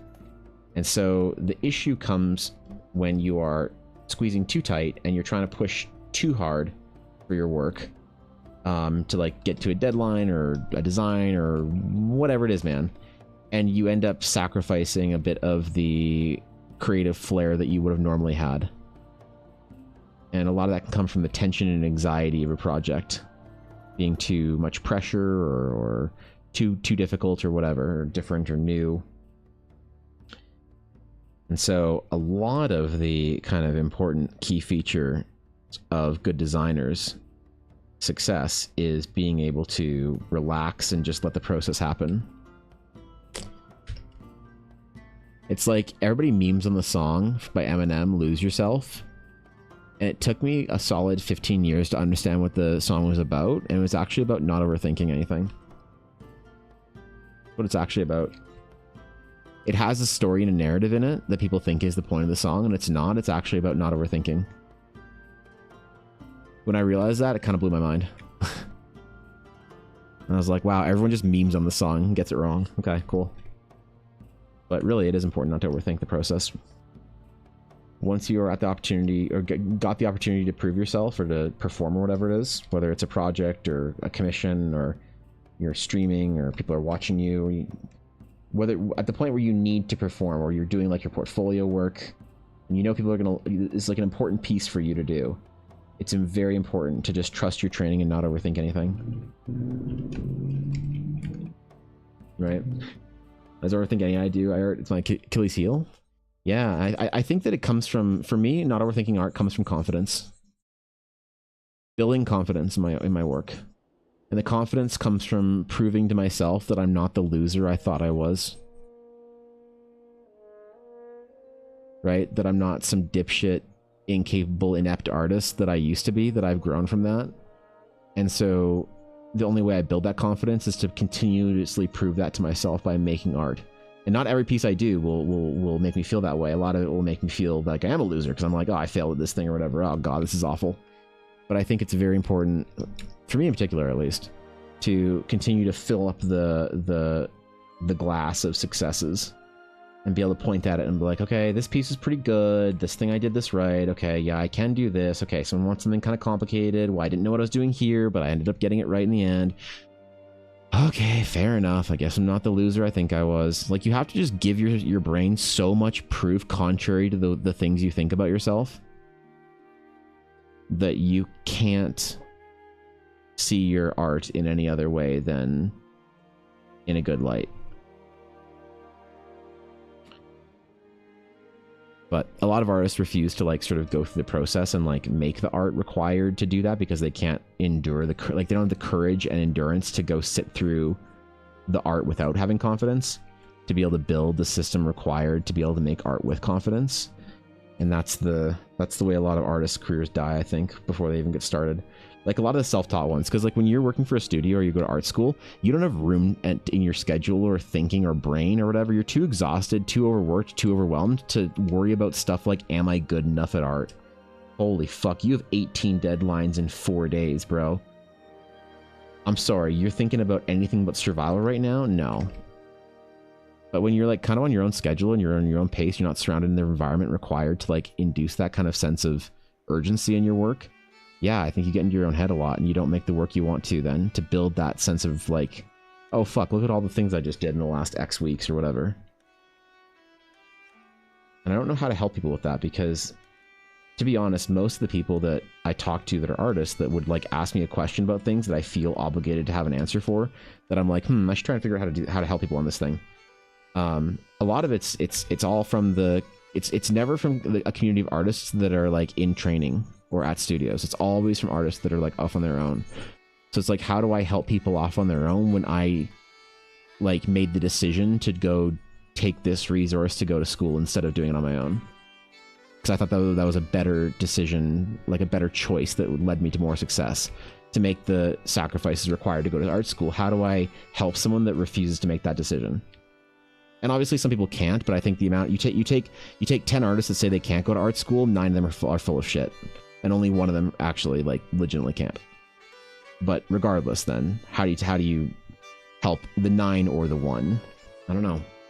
What about Thorkin? You mean overthinking? I must have low standards because I'm like, this is okay, I love this. I don't know about that. Overthinking, I mean like getting in your head about whether or not you can do it or not. You know? A lot of years of therapy to get there, but the process was worth it for me. Learn to overcome the gross and breathe. Interesting. Yeah. Scrapping nearly completed work. I can't even imagine. Yeah. Yeah. Fucking illustrators, man. Holy shit. They don't understand the concept process. Oh, God. She thinks she's so cool. Fucking merchant billionaire Chinese rich girls. I swear to God, man. As she types this from her diamond encrusted keyboard in her parents' 13th Vancouver apartment. Okay, I'll stop. I'll stop. I swear. I'm done. It's the last one. Not last one. Last one. Blue Sky, you honestly get more traction completely unironically if you use hashtags. You can even put them in your profile and your account will show up when people search things like D&D. Really? I don't know. I don't really think that there's like, personally I've made the assumption or the assertion that Blue Sky is not worth my time. That it's a vestigial whatever growth that, I don't know. I could try it. I could try doing some like seeing if like, I don't know. When was the last time? Okay, so, you know, some of my work does get... It's Silesian. Wait, I should follow Silesian on Blue Sky. I don't follow anyone. Shit, should I rebuild my following? Fuck. Damn it. Should I rebuild my following? I just really like... I think it's funny to not follow... Like, to be... Like, you're an irrelevant nobody like me, but you still do the 0 following thing that Eminem does, and that all the cool people do. Fuck, man. But I want to follow my friends. Ugh. Where's the new post thing? There it is. All right, I'll try it. You know what? I'll try it. We'll leave it over the weekend. We'll do a little experiment. We shall do an experiment. We shall do this. Okay, here's what we're gonna do. We're gonna run an experiment. I'm gonna take some advice here. We're gonna take him. We're gonna take. We're gonna take Brooklyn. We're gonna take her and her. All right. Wait. How does is I what right? What the fuck? Okay. Some quick character. Whoa! What the fuck is this lag?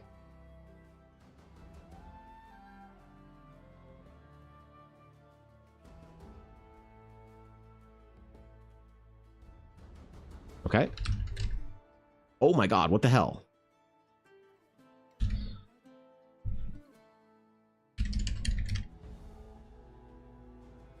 Hashtag. What hashtags do I use? There are 30 million people on there. There are, but if you look at the daily posts on Blue Sky, they're going down at a tremendous rate. Blue Sky might have. I thought it was more than 30 million. I thought they had 50 million users. Blue Sky might have tens of millions of users, but their daily posts and daily interactions are bleeding out like a wounded animal. D&D, what hashtags are good in Blue Sky? Probably, I don't want to use probably the Twitter hashtag or the fucking. I mean, I could just. Does Blue Sky punish you for using too many hashtags, or should I just rip my Instagram hashtag fucking stamp? Your activity isn't worth the energy, right? Yeah, you read about that.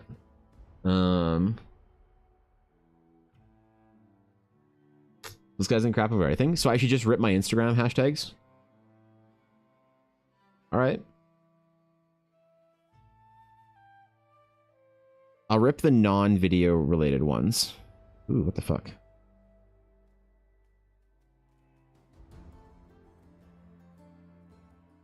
We'll rip out game.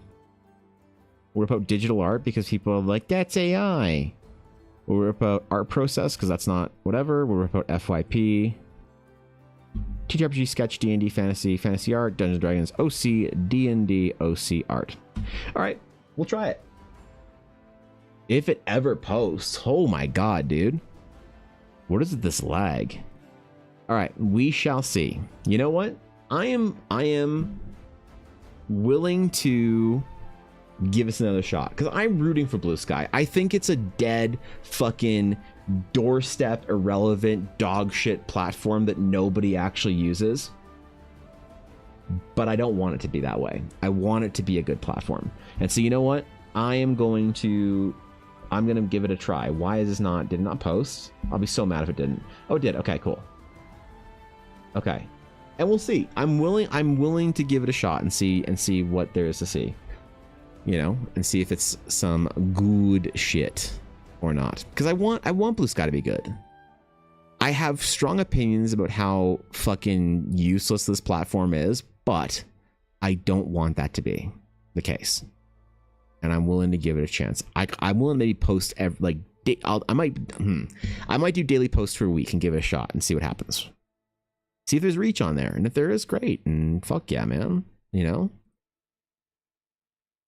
Blue posts.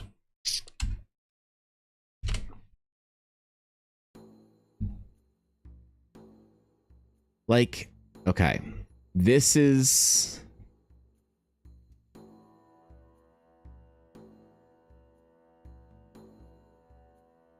this bad. That's not good. That's not good, man. This is not. So the thing is, you can look at data like this and be like, well, so what? At the height, don't compare it to this, Evan, because that was the height of everybody not liking Twitter. Compare it to this. So about 2 million, you know, unique daily likers. And now it's only at like 1.2 million. So what? It's gone down by, let's even say it goes down to 50%. Let's say that it's gone down to 50% as many daily likers as it was, you know, sort of like not at the height, but like, you know, at its sort of non whatever peak. And like look at that, man. That's pretty good. Spiked up, boom. The problem is that for a growing platform, this is not a good. We are not pleased with this number. This needs to be in the other direction at a greater percentage of increase for the platform to be doing well.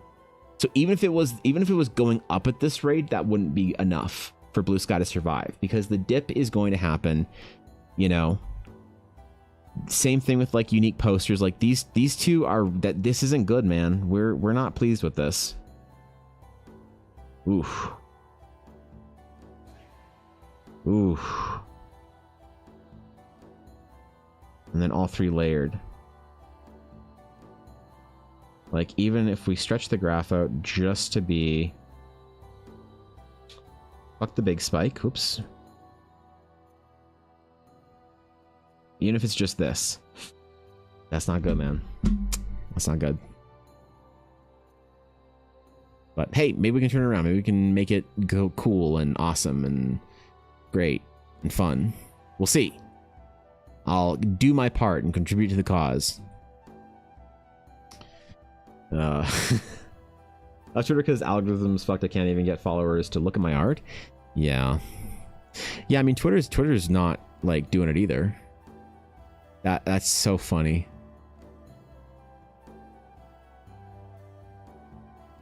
What the fuck? I didn't even tag. Wait. What the fuck? I didn't even tag you.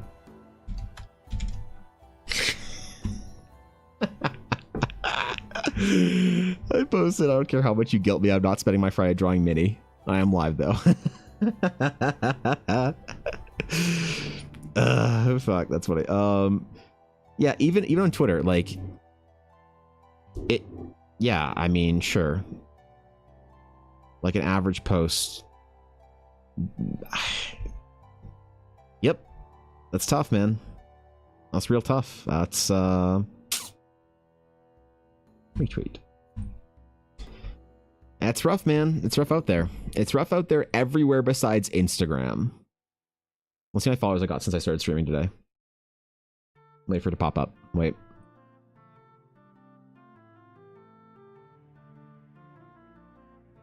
Like 26 in 5 hours?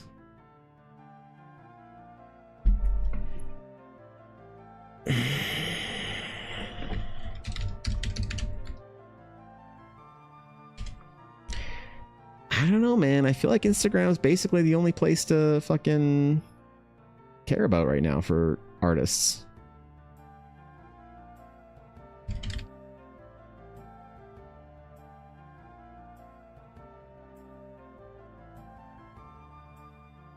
Oh, what? It wants me to log in for Social Blade stats for Instagram? Get bent. Fuck you. All right, well, whatever.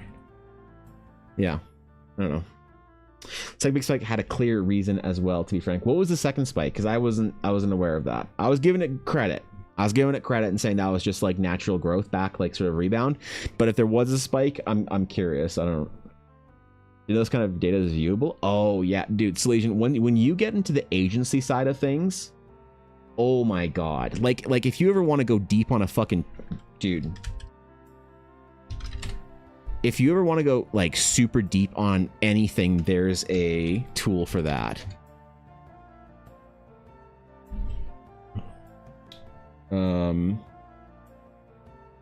Right, like you can do everything, like even on Twitch, right? Like, oh shit, dog, I'm the 40,000th biggest streamer on the platform. Let's go, man. What percentage does that put me? I'm in the top 0.59 of all channels. I'm in the top 20,000 of all English channels. Let's go.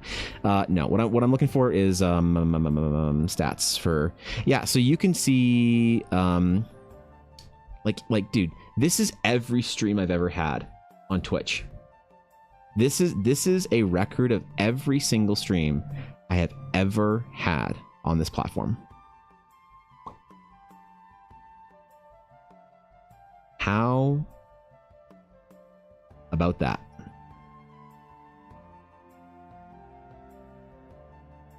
Pretty cool, huh?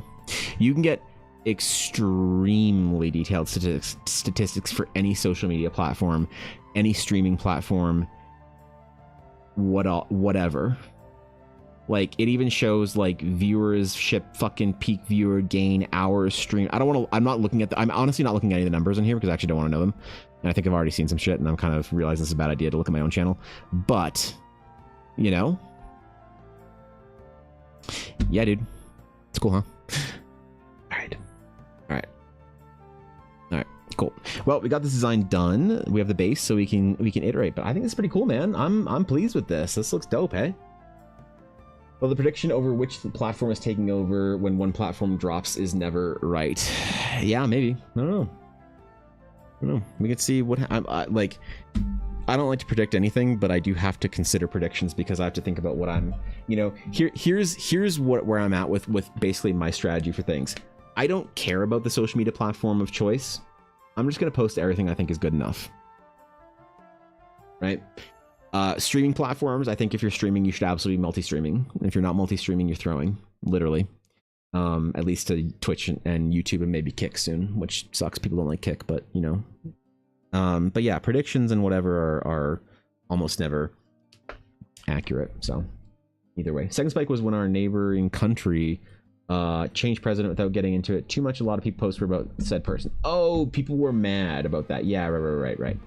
Which was, I think, the downfall of Blue Sky. In my opinion, the downfall of Blue Sky happened as soon as Blue Sky said, man, Twitter's a toxic place where no one talks about art and creation. They just whine about current issues. Let's all go to Blue Sky, where it's an artist first platform and a creativity first platform and whatever. And then they all started whining about the same fucking issues over there. And it was like, that's when it's dying. That's when I realized that it was fucking cooked. So, because if I have to hear someone complaining about whatever issue it is in the world, I'm immediately muting. I'm unfollowing them, or if they're big enough that I can't unfollow them without causing drama, I'll mute their dumbass. And that's just the way it is, right? So, I don't know. Yes, hello. I can't whine anymore. Nope. Oh shit. Yep. Well, no more bloating. No more whining. Back. Gotta fix my Blue Sky account. D. You know what? Whine away on your Blue Sky. If it's therapeutic and you're having fun, you know, get after it, I guess. So anyway, hey guys, I had fun this week. Thank you for chilling with me. We got cool projects to talk about, I guess, and cool things. So weekend's gonna be a little light for Eldara work. I'm giving myself a little bit of time. Obviously, I have to help Elle with Rent Fair, and then I got a couple of hours I'm gonna spend at the mall doing Pokemon Go stuff because I enjoy it, and I really want to get Ella that Pokemon she really wanted for Pocket Monster Go. So I hope you guys have a wonderful week, whatever. Hope you guys have a wonderful rest of your week on the weekend. I will see you on Monday. Hopefully not a single missed stream. No any appointments. My internet's fixed. All right. So, until next time, my friends.